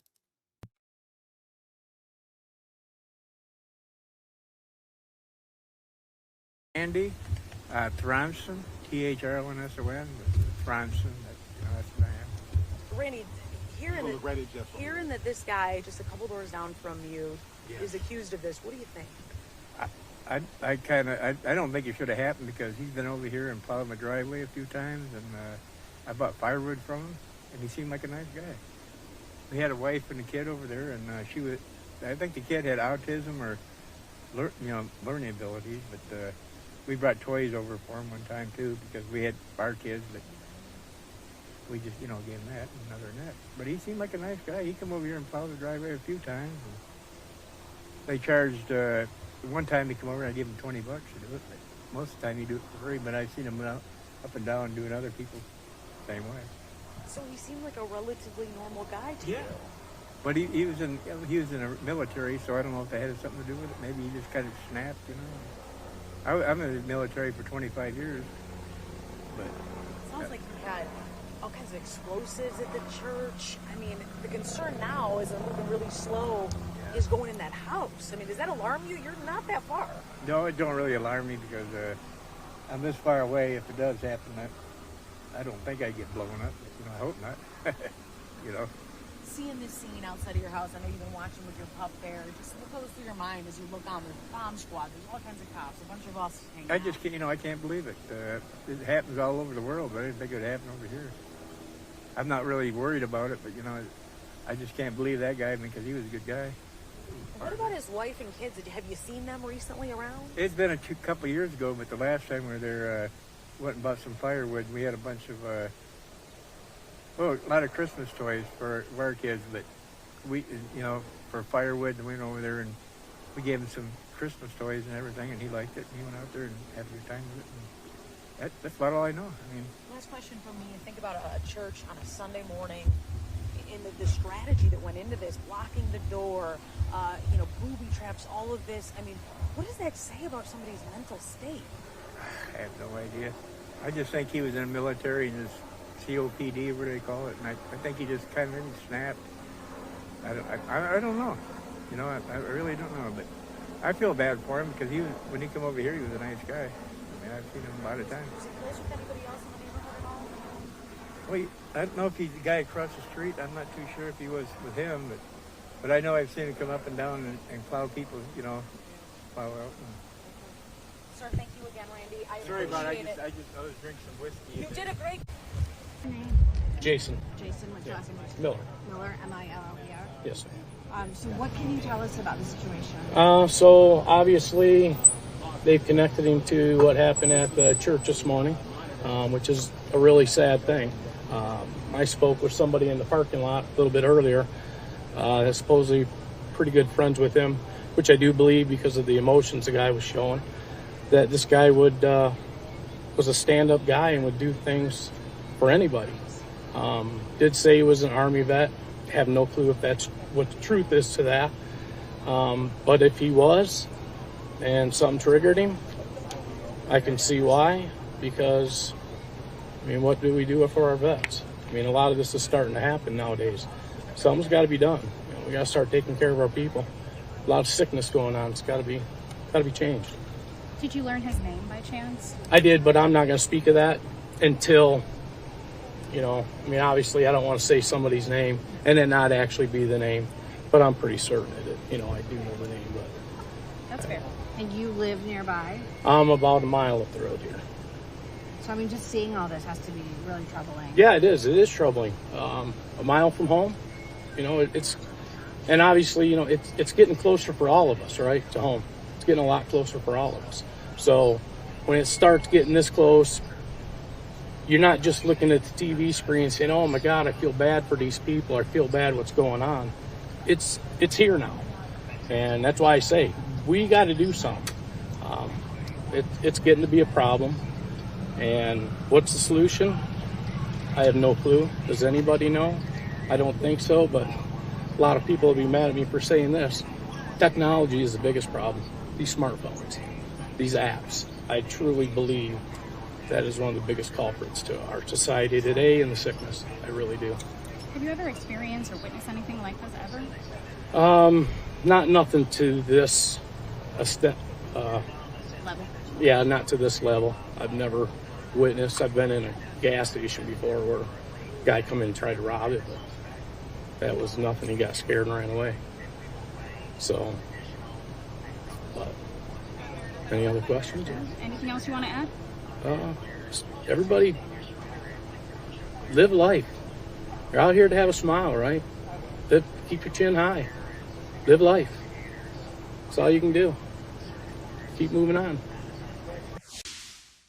And you're watching Fox Local. We're here live covering this horrendous mass shooting in Grand Blanc Township at the Church of Latter-day Saints there that happened 10:30 this morning. You were listening to two neighbors, people who knew the shooter in this situation. We know that, just to kind of reiterate, Thomas Jacob Sanford, he is 40 years old. He's from Burton, Michigan. He is accused of driving his truck into the church this morning. Right there is his truck, 2 American flags sticking out, and he had an assault rifle. People witnessed him running through the building using that truck as a weapon. He entered, he opened fire. Police eventually arrived. They exchanged gunfire. Police were able to take out the gunman, but unfortunately others were hurt. 2 people were killed. We know that others were wounded, some critical, some stable. We are working to get an update on their conditions as we speak, but the motive right now, unclear. What may have caused this? Was it maximum shock that he was looking for? What was the connection to this church? He didn't live very far from there. He had a wife, a son. Neighbors said he was a nice guy, stand-up guy. We know that he is a former vet served in the Marines from 2004 and 2008 in Iraq. We know that but the big mystery is, why did this happen? So police right now, we know investigators, the ATF, the FBI, they're Genesee County Sheriff's Department, everybody, all hands on deck. They have now had a search warrant executed to enter his home. They used a robot to be able to gather evidence. They're going to be looking for anything on the computer, any notes possibly left behind. They sent a robot in fear perhaps that this was so premeditated, if there was maybe a trap inside that house, if perhaps maybe that there was an issue and explosives may have been there. Police can never be too careful, so they needed to be able to check out that area with the robot first before they entered and gathered that sort of information. Right now, though, we have my partner, Fox 2's Roop Raj. He is near, we understand, the church at this point, and he has an update on what he sees there. Hey there, everyone. Coming here from right outside of the church. We're a couple hundred feet away from the church. It's behind us where, as you see, the roads are blocked off. So many of these folks are members of the Church of Latter-day Saints, obviously extremely shaken up and very upset by what's happened here. The big question that so many people have is, inside of that church, were there any victims who were remaining that were inside and trapped because of the fire that had happened in the shooting earlier today? I have one source of mine that's relatively close to the investigation who says it is, quote, probable that there are perhaps victims who are still inside of the church. Again, just a few hundred feet away from me here on McCandlish Road. Again, these are members of the church that are standing by, waiting to, of course, learn more from law enforcement. You can see right now they have blocked off the road. The church itself not in the view of where I am, because I would have to get very close to that road closed sign and then peek through a couple of trees and some trucks that basically have that area blocked off. But I can tell you that it's a very sad scene here as members of this church are outside waiting to get more word, waiting to learn more about what could be the case and the situation on the inside of that church. Again, one of my sources in law enforcement saying that it is probable that there are victims that are still inside that church. Sadly, just moments ago, I also saw a hearse that was traveling past the roadblock sign here, along with some fire trucks into this area. So clearly a very ominous and a very sad scene here, as there are so many questions as to whether there are people inside that church. Not officially yet, as of now, do we have word that that is the case. But again, one source in law enforcement telling me it is probable. We will be out here outside the church as the sun sets on a very sad day here in Grand Blanc, Michigan. But for now, I'll send things back over to you. All right, thanks, Roop. Right now, though, we are taking a live look. This is the Grand Blanc Township building where they held a press conference earlier today, just giving a brief update, the basics, identifying the shooter as the 40-year-old from Thomas Jacob Sanford from Burton, Michigan. They just talked about when this happened, how police entered, and then the response, the exchange of gunfire, that 10 people were victims, including the shooter that was killed, 2 others, and then 7, the rest in stable and critical condition. We are expecting an update during a press conference at 8 p.m. And we're talking about the Grand Blanc Township police chief. We saw the Genesee County Sheriff there. Other law enforcement officials will be bringing us the latest information. And really, it's just been a lot of heartbreak coming from that area. This is Grand Blanc Township within Genesee County, not too far from Flint. We still don't know a motive. This was a 40-year-old man, a father, a husband, a former veteran who served in Iraq as a Marine from 2004 to 2008. Is that possibly a connection as to the motive? That is unclear at this point, but police are working to find out. Investigators really just looking into everything, trying to find out a possible connection. Of course, why? Why the Church of Jesus Christ of Latter-day Saints? What was the connection to that particular church in Grand Blanc Township, right there on McCandlish Road? So a lot of people reeling from this as this all continues to impact this small town.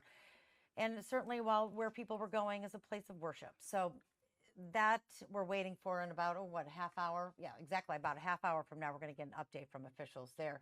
In the meantime, though, I do have Roop Raj on the phone with us. And Roop, we heard from you a little bit earlier. Thanks for joining us here on this live stream. But I have to ask you, do you know if investigators or police or fire officials have been able to enter the church yet?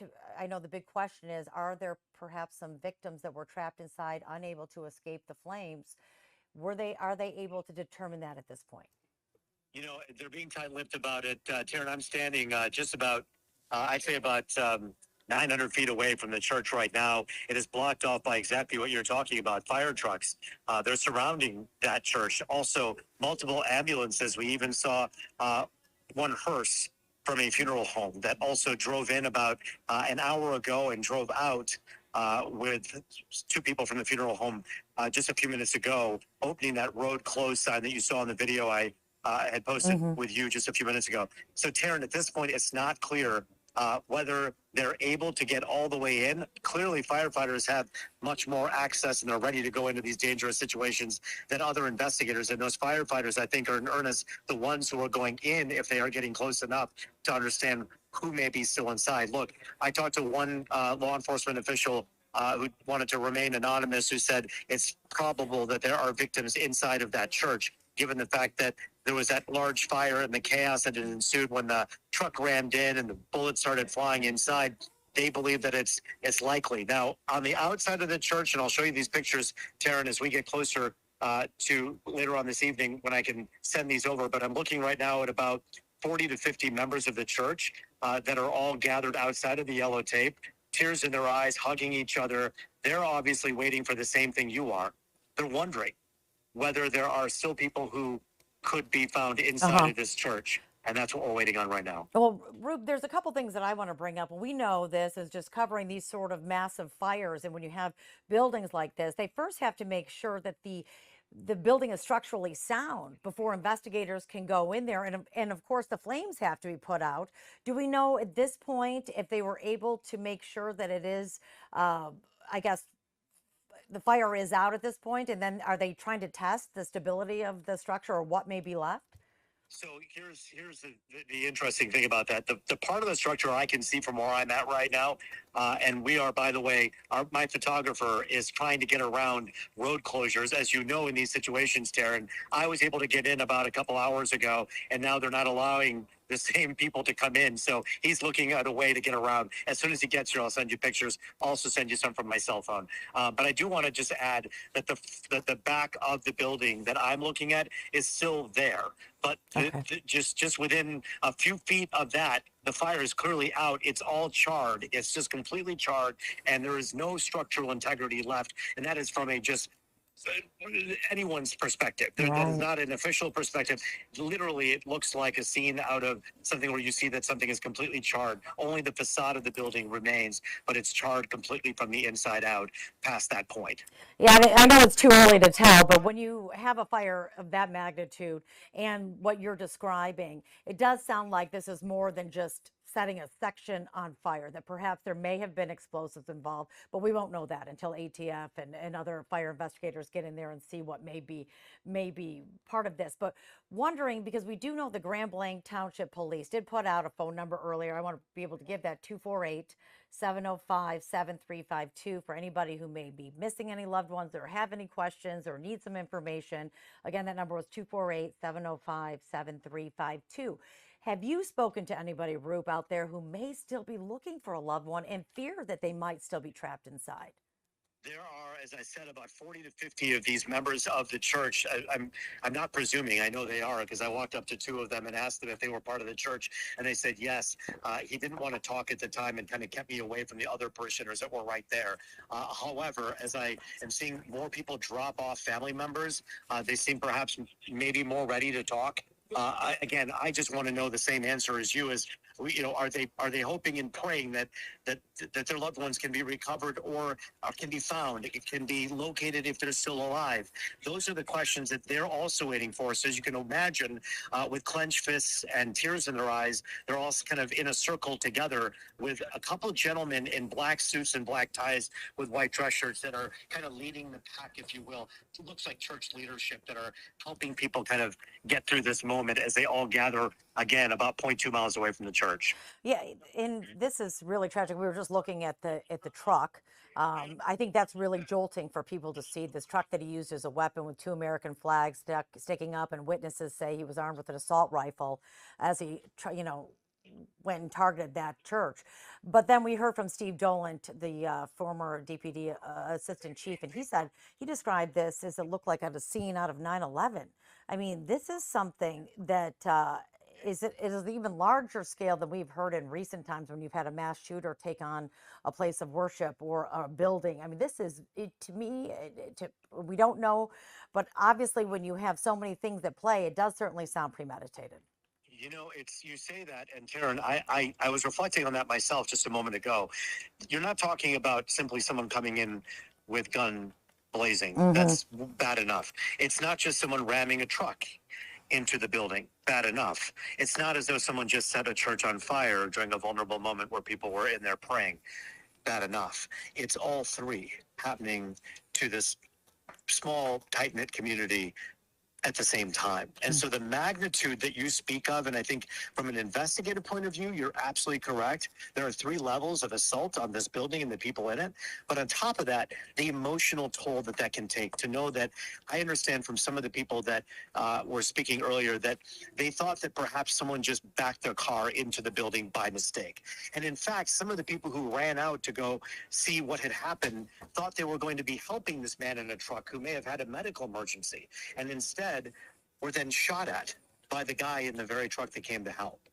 So you have this kind of, on the senses, you hear the bashing of the front doors with a truck, Taryn, then the guy starts opening fire, and then the place is set on fire, whether it be because of explosives or because of any other thing. So it's one of those things where you're looking at 3 levels of trauma, and on top of that, now as I say, this crowd is growing. My photographer, by the way, just made it here because the road closures are so crazy here. He just is rolling in, and so we're going to be bringing you live pictures coming up in a few minutes here as he sets up.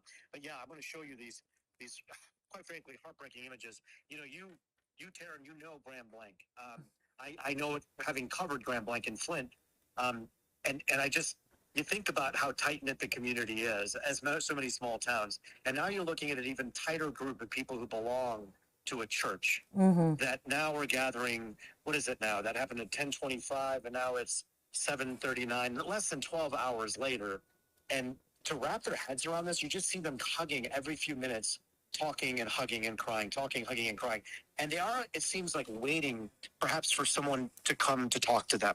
That's what it appears to look like right now, Taryn, outside of the church. All right. Well, Roop, we're going to let you get back out there and gather some more information. We really appreciate all the details you've been able to give us and our viewers at this point. We're going to talk to you a little bit later, but right now we're going to listen to, thank you, from somebody who was actually inside the church at the time and was he was able to escape these gunshots. And it's really just, it's emotional sound. Take a listen. And you were shot today.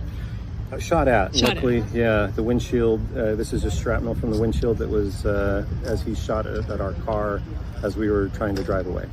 And that's your car, the purple one? Yeah, the maroon Flex. Yeah. I got a picture of it, or a little video of it. Tell me what was going through your head as that kind of was transpiring. Honestly, get my wife away and find my son. So your son wasn't with you. Do you know where he was? Sorry, that makes me a little more. He was in another vehicle. We were on the phone with him. He was ducked down in another vehicle trying to just lay low. And you ended up getting in contact with him, and he was okay? we were actually on the phone with him when the shooter came out the door, and then that's when I just put pedal to the metal to try to get out, and that's when he started shooting at our vehicle, and that's what you saw there. And tell me what led up, like what did you see leading up to your windshield kind of exploding or the bullet coming through? Church had started at 10 o'clock. We had our opening congregational hymn. We were getting ready to take the sacrament, and we heard a loud bang. And then we saw that the front wall, so the front part of the chapel, the wall was cracked. And so we at first figured somebody accidentally had done something. So we started rushing out to go help. And then as soon as I saw the American flags on the truck, and that it was on purpose, and somebody yelled that it was on purpose, I started trying to get people out of the area and away, to disperse away. And I guess how soon, from you getting injured, did you realize that you were getting shot at? Like, did all that happen first and then you got shot at? No. So yeah, all of that happened first. Okay. And then I was kind of trying to gather people, trying to find my wife. I ended up finding my wife, and then we went to our vehicle. We called our son, found out he was in another car. I was trying to get to that car so that I could get him in the vehicle. There were some elderly ladies and some sisters in our ward that are in our congregation that we got brought into our vehicle so that because they can't run very fast, and so we wanted to make sure that they were safe. As soon as I saw the door open with the shooter and with his rifle, that's when I tried to drive away, and that's when he shot at us. And so there was multiple shots, probably a few dozen before that even happened. I didn't see anybody else get shot. I'm aware, from what I know, there are people that were shot, and some that, at least one that I know of that was killed. And kind of in the aftermath, in this point you're at right now, what's going through your head right now? Just confusion. You want to make sense of these things. You never will. It's a mental illness, I'm assuming. It really can't be anything else. So there's really not a way for us to, over the next few days, people are going to say, oh, it's because of this and because of that and because of this. And the reality is, it's just, I'm sure it was just some individual who's sick in the head. None of us recognize this guy. He came in with camel pants and an assault rifle, and confusion and just sad. And relief that my family's okay, but sad for those that might not be. I mean, and you did see a lot of people, or we saw a lot of people exiting. So a lot of you guys did, were able to make it out. What do you say to the group effort to get everyone out safely? I'd say the police came very quickly, faster than I would have expected, which is great. I'm very grateful for their presence, their ability to come and help. I think, I'm sure in the future we're going to start figuring out protocol in churches what to do with this kind of thing, and even though we really shouldn't have to. It should not be something that you have to be afraid of when you go to worship. Yeah, and I guess that's my last question that I can think of right now is, like you said, churches around, this has happened around the country several times, and, churches, in a group, it has happened to churches, but, schools, businesses. There was a stabbing in Walmart in Traverse City. What do you kind of say to all of that? I don't know. Are you folks members of the Jehovah's Witness Church at all? I don't know. I think I have to kind of wrap my head around this a little bit. Now we're back here live, and you're watching Fox Local. We have been streaming all day long with the latest on what happened at the Church of Latter-day Saints in Grand Blanc Township with this mass shooting. And we are learning more about the shooter, who police say is Thomas Jacob Sanford. We know that Fox News has actually confirmed some of this information, which is really interesting. It said he was in the Marine Corps from 2004 to 2008, including deployments to Iraq and part of Operation Iraqi Freedom. He rose to the rank of sergeant during Operation Iraqi Freedom, worked as an automotive mechanic and vehicle recovery operator. His last assignment with the 2nd Marine Logistics Group in Camp Lejeune, North Carolina. He earned several awards during his 4 years of service, and that is the Marine Corps Good Conduct Medal, the Iraq Campaign Medal, and the Global War on Terrorism Service Medal. So that's really more about him. Also, we're learning, we do know this. This was interesting. The Church of Jesus Christ of Latter-day Saints also put out some information saying this was a tragic act of violence occurred at the chapel there in Grand Blanc Township, Michigan during Sunday worship, but also said there was no apparent connection between the church shooter and the LDS congregation. So that's what they're saying at this point. Of course, we do know that police said that Thomas Sanford used his vehicle, his truck, and there he is right there, his service picture, but that he used his vehicle as a weapon and crashed into that church during worship today around 10:30 this morning. We know the witnesses heard a loud bang. They didn't know what it was at first, but then this individual opened fire. Police arrived just minutes later. This is a very small town, so it didn't take long. I believe the Township Police Department is just a mile or two away. Police come in. They are able to take out the shooter, but unfortunately others were killed in the process by the shooter. And unfortunately, we know that 2 were dead from that. 1 is in critical condition at this point. The rest are unstable, so a total of 10. Let me go through those numbers again. We know that 3 people are dead, including the shooter. 1 is unstable, the rest 1 isn't critical, the rest unstable. That's our latest information at this point in terms of that. But in terms of a motive, that is still unclear. We know that the Grand Blanc Township, right there in the hall, they're going to be holding a press conference with all law enforcement officials. That starts at 8 o'clock. Fox 2 will be there. They gave one earlier around 5. It did not give that much information, just some basics, which is understandable because we know the search warrants have been signed by the Genesee County Prosecutor and that they have been able to connect some dots. We don't have a lot of information at this point, but they have been able to enter the shooter's home at this point. Of course, they're looking for anything on the computer, any notes that were left behind, any signs of perhaps what may be even potentially still to come. We don't know what was in the mind of this individual who could go to such great lengths to be able to then set this fire to this church, and that looked more like out of a scene out of a movie, or we've heard that a law enforcement official earlier say that it looked like something out of 9/11, and we're looking at the drone shots right now. I mean, this is a massive fire. What went into the mindset of this individual? Was it connected to his time when he served for Iraqi freedom? Was it mental illness? Was it, something else that was connected that motivated this sort of attack that had really 3 violent levels to it? So police are trying to connect those dots and hopefully bring us the latest information at that 8 p.m. press conference. But in the meantime, you have a small town and you had hundreds of people at this church service. We know that the church said there's no connection to this individual for them, but there had to be some reason. Will we ever find out? That's yet to be determined.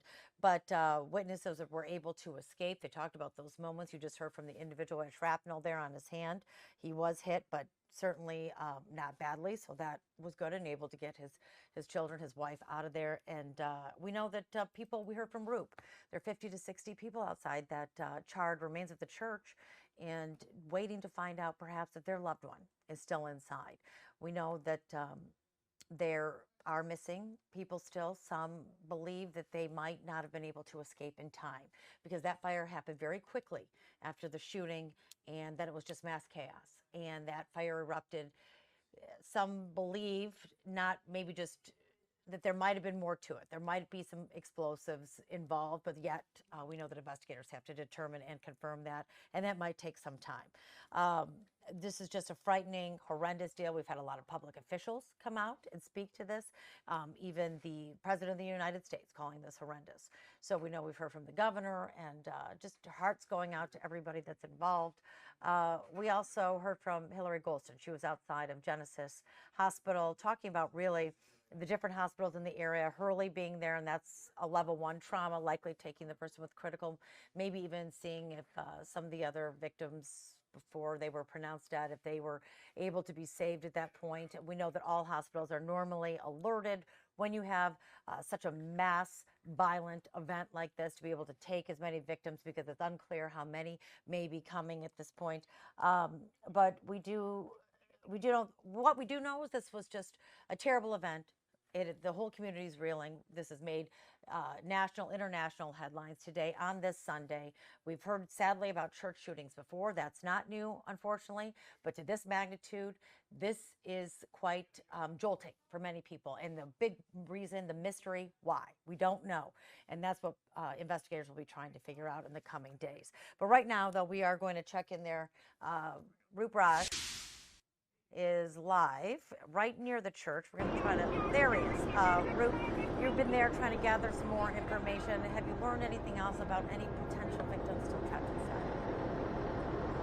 We are still waiting on word for that right now. I can tell you that for a little while there, they weren't allowing anybody back there except for fire personnel. This is really the last point at which we can see anything. We're 0.2 miles away from the actual church. When I first got here a couple of hours ago, you could clearly see the facade of the church that was still remaining and the rest that was charred out. Now, where you see these cars backing up, you see this white car backing up, it's family members that are actually dropping off members of the church across the street, and they're all waiting behind the road closed sign, perhaps for some word. Perhaps they're waiting to do a vigil. I asked if there was a vigil. They said not that they know of. So, Taryn, at this point, at this scene right now, the answer to your question is we do not know. However, a source very close to the investigation, who's actually on an ancillary level part of the investigation, says at this point they have probable cause to believe that there are perhaps remains inside of the church. And that was the word probable used when I asked if they believe there are people who were trapped and didn't make it out of that church. And so clearly for the people who attend this church, who perhaps many of them could have escaped and are here now, this is a very traumatic moment to watch as some church members are being let in, others are being told to wait. Yeah, this is, it's really sad to think that this happened at 10:30 in the morning when about 9-10 hours later, people are still gathered waiting for information. Where is their loved one? What could have happened? The reasoning behind this. I think it'll be interesting. A lot of people waiting to hear maybe more information from the shooter's wife, family members, anybody who could shed some light on this, because I think that's the hardest part, thinking about what would make somebody do something like this at such a massive level. And you were explaining that this was just not much is left of this church.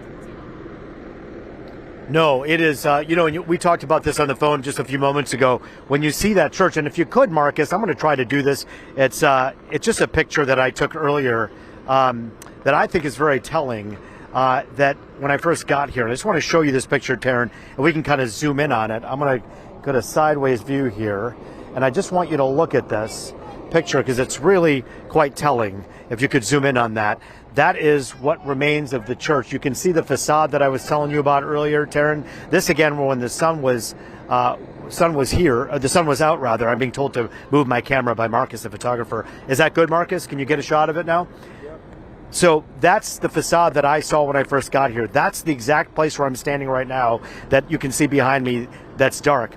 But it is this shot that I think is so telling. You see at the front of the church, or perhaps the side of the church, it looks like it's still standing, but then you look right behind it, and it's very clear that it's completely charred out. I think you mentioned Steve Dolan, formerly of DPD, said something like it looked like a scene out of 9/11. When you looked at the close-up structure of what was left standing, hardly standing, it was the charred remains of the building.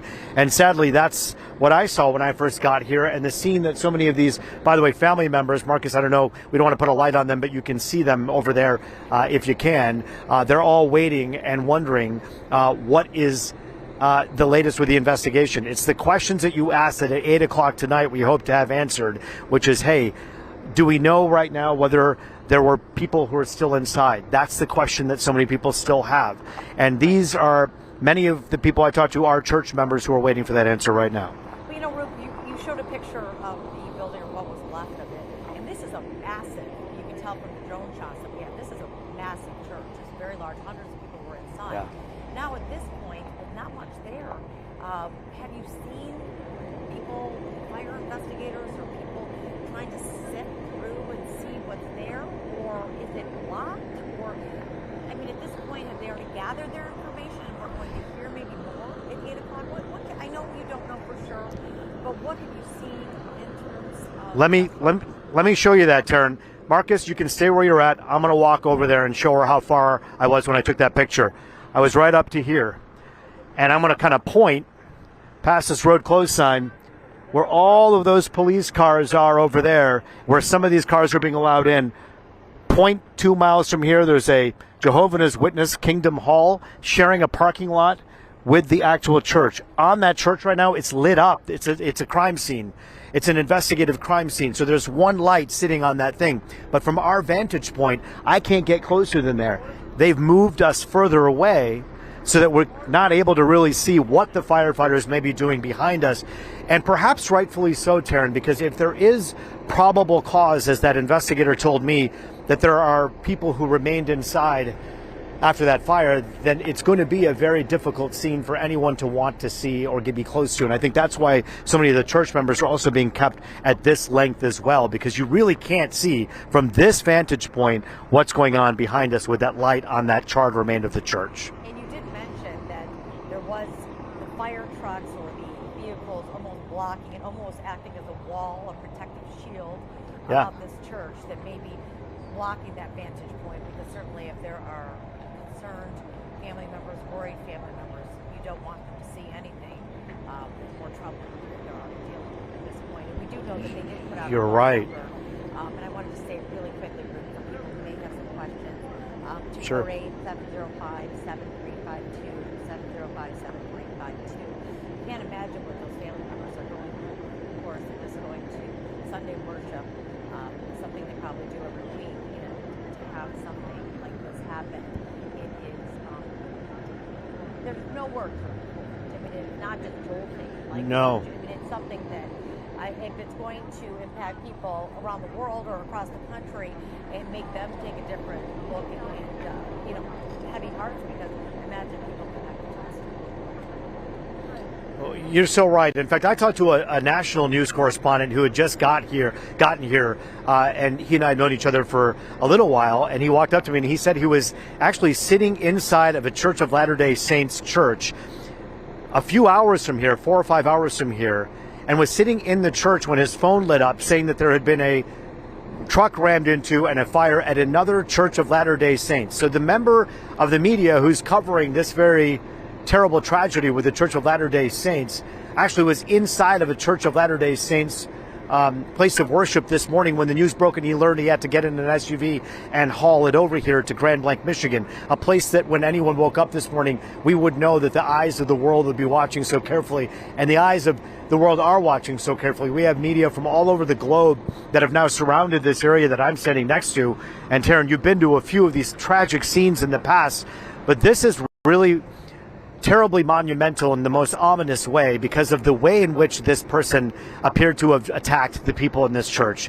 You and I talked about this earlier, but it is one thing to have a church shooting that is terrible enough. It is absolutely awful enough to have a fire happen. Terrible enough. And it is terrible to have anyone ram a vehicle into a place of worship. Bad enough. But when all three happen, how can you expect anyone who's a member of this church to be anything but stunned? And that's what we find around us right now. People who are stunned, including, as I think I mentioned to you, a member of, who is an elder member of the church who is wearing a black tie and a white shirt, wearing his Sunday best, perhaps from this morning, now waiting with the entire congregation that is wondering what happened, and they're all on the other side of the street. Out of respect, we're giving them some space, but that's where we're at right now, and that's the scene. I do want to mention, Taryn, it was quite sad. We actually saw a funeral hearse come in about 2.5 hours ago, and about 30 minutes ago leave here with 2 people from the funeral home on the inside. I'm not clear on exactly what is happening inside that church, and we certainly hope in the matter of minutes that investigators will help the people who have family members that attended that church understand what exactly transpired inside. Were there people remaining? Right. Well, Roop, very true, everything that you said, and it's really heartbreaking to see what people are having to deal with at this point. We're going to let you go right now because we know that law enforcement is about to take that podium any moment now, and we want to be able to be ready for when they speak. And we'll talk to you a little bit later, but thank you for bringing us up to date on what you're seeing. And just to recap right now, though, we know that church attack, that violent church attack happening at 10:25 this morning, 911, that's the first time that the call came through. Police arrived and had discovered that an individual drove a truck through the wall of the Church of Jesus Christ of Latter-day Saints in Grand Blanc Township. That's located in Clandish Road, and that's right just about short distance from the Flint area. It's in Genesee County. Hundreds of people were inside at the time. Once he went through the wall, he opened fire. We understand that multiple people were hit. Police arrived moments later. They went into a gunfire exchange with the shooter. And unfortunately, in total, 10 people were dead, including the shooter. 2 victims people that were attending the church, and then also 7 other people were able to survive. 1 is still critical, the rest stable. We're waiting for an update from law enforcement. We know they're going to give us an update at a press conference. Any moment now. We're looking to see if they're going to take that podium. But in the meantime, we do know, it has been confirmed, that he did serve in Operation Iraqi Freedom from 2004 to 2008, this individual. And we did find out he's won several awards for his service. We also know that he had a wife and a son. Neighbors we talked to today said he seemed like a stand-up guy, he's just normal guy. So that makes people wonder what may have caused this, what may have motivated such a massive, violent attack on a church.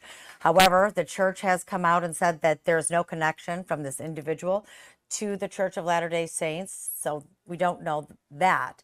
But we know the police have entered his home, trying to gather evidence as well to figure out some sort of motivation. Was it to find out, to give a max amount of shock? What sort of message was this individual trying to send? What caused it? Was it mental health? Was it PTSD from his service? And we're going to take the podium right now and listen to Michigan State Police. And I am just setting a couple of ground rules for this news conference. We will have a couple of different speakers, and at the end we will have time for a few questions. If you have questions about the spellings of names, I will step back up after the news conference and answer those questions. I'd like to introduce Chief William Renee from the Grand Blanc Township Police Department. Thank you for joining us. As Lieutenant Vetter said, we will take a couple questions upon the conclusion of this press conference. With me here on the stage is Supervisor Scott Bennett, Fire Department Chief of Grand Blanc Township, Jamie Gent, DNR Chief, Jason Haynes, FBI Acting Special Agent in Charge, Reuben Coleman, and the ATF, James Deere, who is the special agent in charge for this area in Michigan. I have a couple updates for you. There is a couple additional bodies that we've discovered in the church. So that makes our total victim count up to 4 victims. As I said before, there has already been the suspect who is deceased as well. So we have 5 deceased persons from this tragic incident. Again, our thoughts and prayers go out to the victims of this incident that could have been completely avoided. And it's very tragic, and that's not what our community is. I'm confident that we're going to overcome this, as Grand Blanc always overcomes these type of incidents. And I'd also like to acknowledge the heroism of not only the first responders, but the people who were inside that church at the time. They were shielding the children who were also present within the church, moving them to safety. Just hundreds of people just practicing their faith. Just extreme courage, brave, and that's the type of community that we are. Law enforcement, again, we were on scene within 30 seconds from that original 911 call. Within 8 minutes, that suspect was neutralized in the back parking lot of the church by a DNR officer and a Grand Blanc Township officer. So where we're at right now, we're working tirelessly. We're working all night on this particular incident. I know that you guys have questions, and it's not only this community, but it's nationwide, all throughout the United States. So we're working hand in hand with our federal partners. So I'd like to introduce FBI Agent Reuben Coleman to you, who he will give you an update on where he's at within the federal investigation. Sir.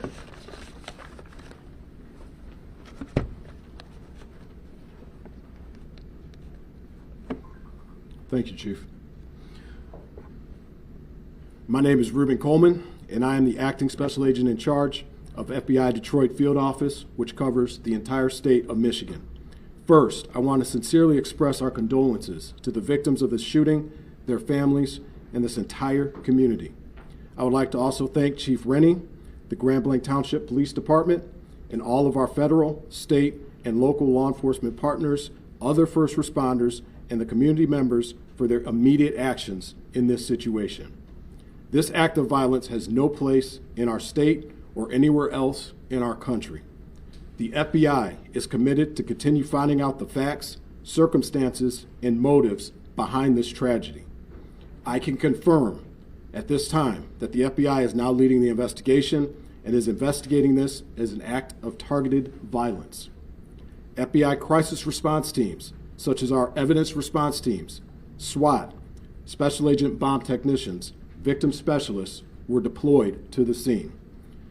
We also have special agents who are continuing to conduct interviews and intelligence and professional staff personnel providing research and analysis. I would like to thank them for their work on this case. We ask that members of the public share any information that would assist us in this investigation, and we encourage them to please report to the FBI at 1-800-CALL-FBI or tips.fbi.gov. Any piece of information could be crucial. We ask that you keep the victims of this tragedy, their families, and the entire community in your prayers. Thank you.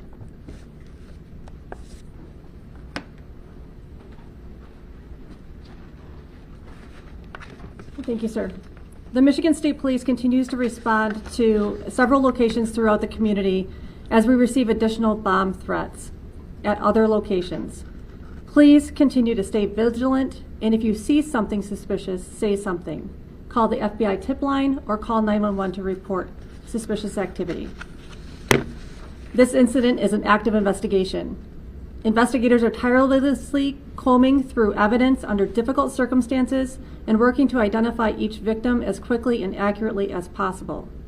The Family Assistance Center will be open from 8 a.m. till 8 p.m. Monday and Tuesday at the Genesis Conference and Banquet Center at 805 Health Park Boulevard in Grand Blanc. If you are still looking for missing family members related to this incident, you may call 248-705-7352 for assistance. The FAC is available to everyone in the community, victims, family members of victims, and community members seeking support who just want to talk. Trained counselors and victim services will be on site. We do not need volunteer counselors at this time, and we are not accepting donations of goods at this time. Please continue to monitor the Grand Blanc Township Facebook page for the latest updates. Once verified donation centers are made public, we will put those on the Facebook page. Also, the next update will be provided, update time will be provided on that Facebook page. And we'll open up to questions this time. Chief, has the church been cleared of bodies and victims? And if you could answer at the podium, please. So, as I said, we're working around the clock now. So, we're working tirelessly to find additional bodies. So, to answer your question, the entire church has not been cleared because it's a total loss due to the fire. So, these first responders right now, they're in recovery mode. They're trying to fight through all the debris from the fire. So, no, we have not cleared the entire church just yet. And I have a quick follow-up. Of the victims, the 4 dead, can you say how many were shot or how many died as a result of the fire?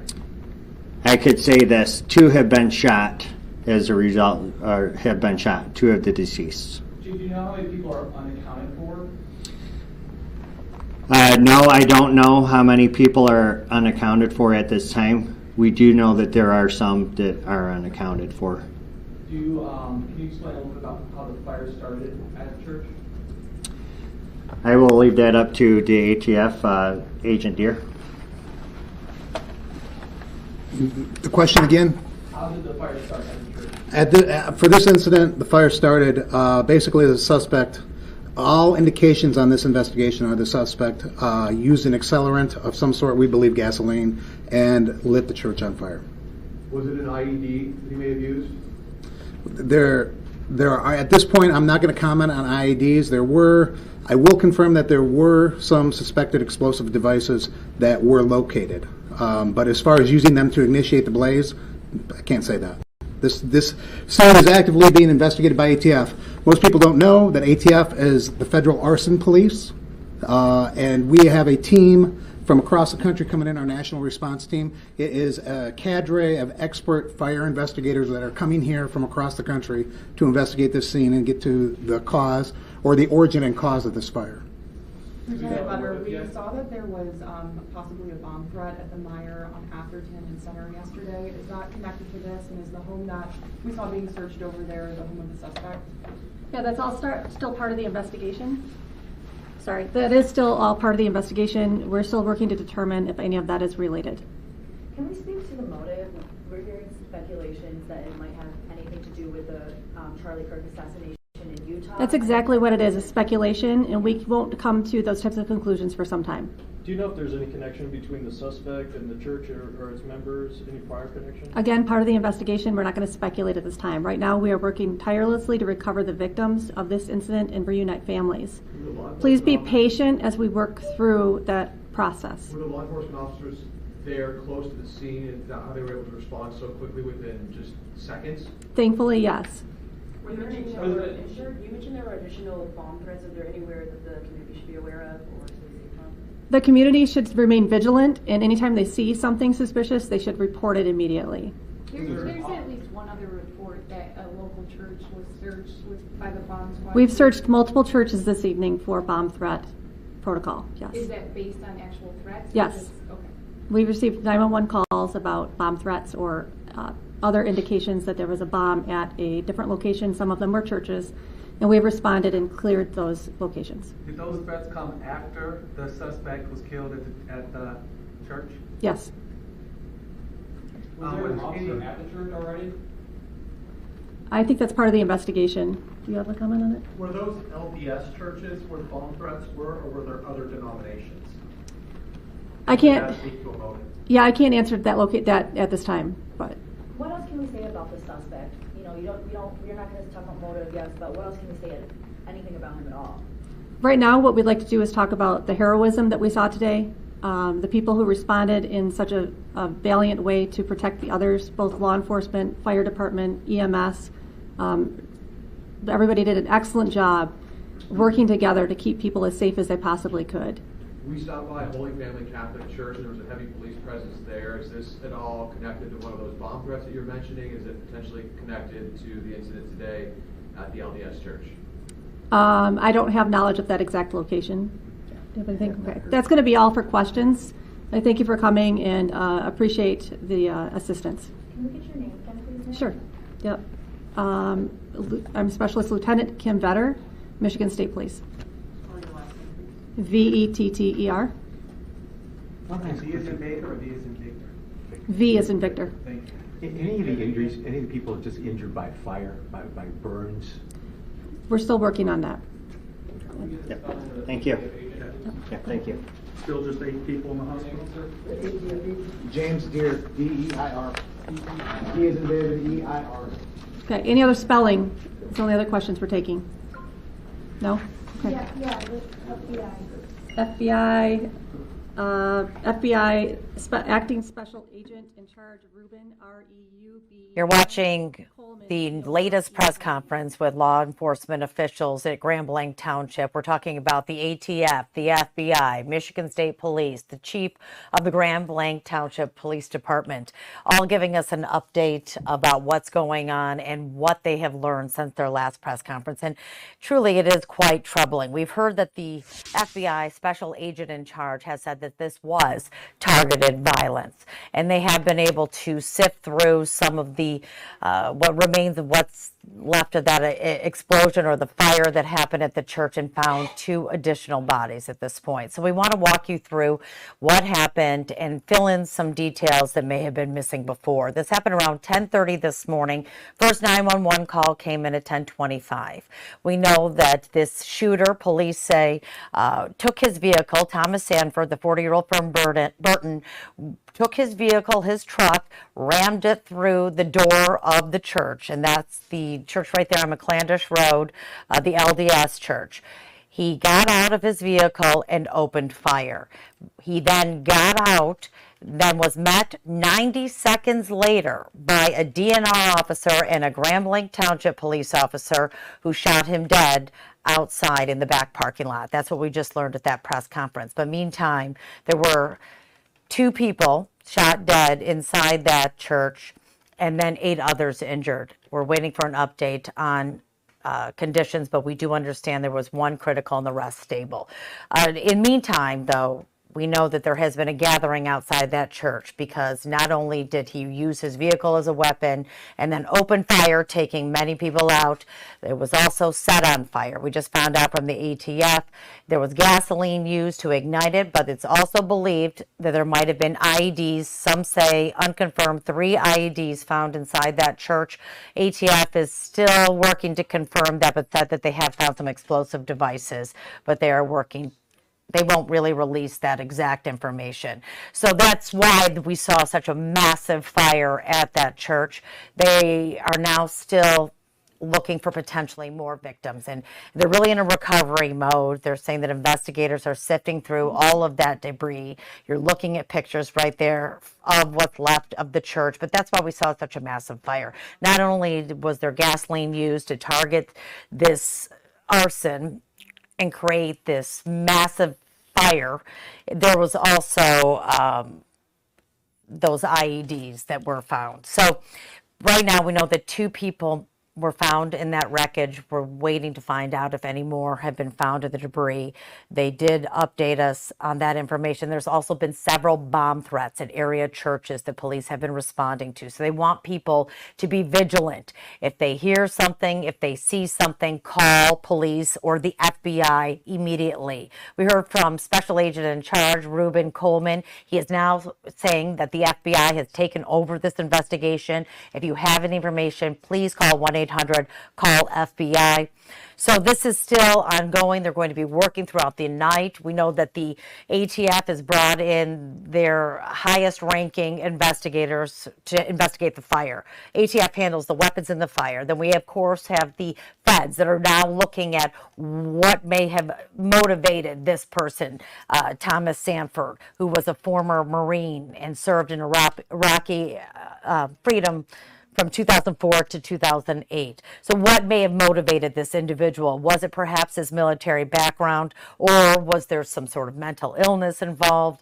That a history of that. He had a wife, he had a child. We heard from neighbors. Neighbors said he seemed like a normal guy. Clearly there was a lot more to him if he could go to this extent. So they're also recognizing the heroism, the individuals, the DNR officer, the Grand Blanc Township police officer who shot this the suspect dead right away. So right now, though, people are still gathered outside that church waiting for any sort of word for their loved ones. They did put out a phone number. If you are looking to get some information about somebody who may be found in the fire, if there might be someone still missing, you can also call this number, 248-705-7352. But the FBI is taking the lead on this investigation. Right now, though, they're asking for patience and respect for the victims' families as they try to figure out what may have motivated this targeted violence at such a grand scale. We are saddened to report this information that now has made national headlines, with so many people just trying to be in a place of worship when someone used the vehicle as a weapon. This individual, Thomas Sanford, 40 years old, from Burton, and then opened fire on the people that were inside. We are waiting for another press conference, and certainly Fox 2 will be there and bring you the latest details. We have reporters spread out throughout Genesee County. The hospital, of course, getting information from the suspect's home. We know that the feds have been investigating that as well, looking for any sort of digital footprint, any sort of information left behind. And there has been multiple bomb threats that have been coming. So, of course, be vigilant yourself.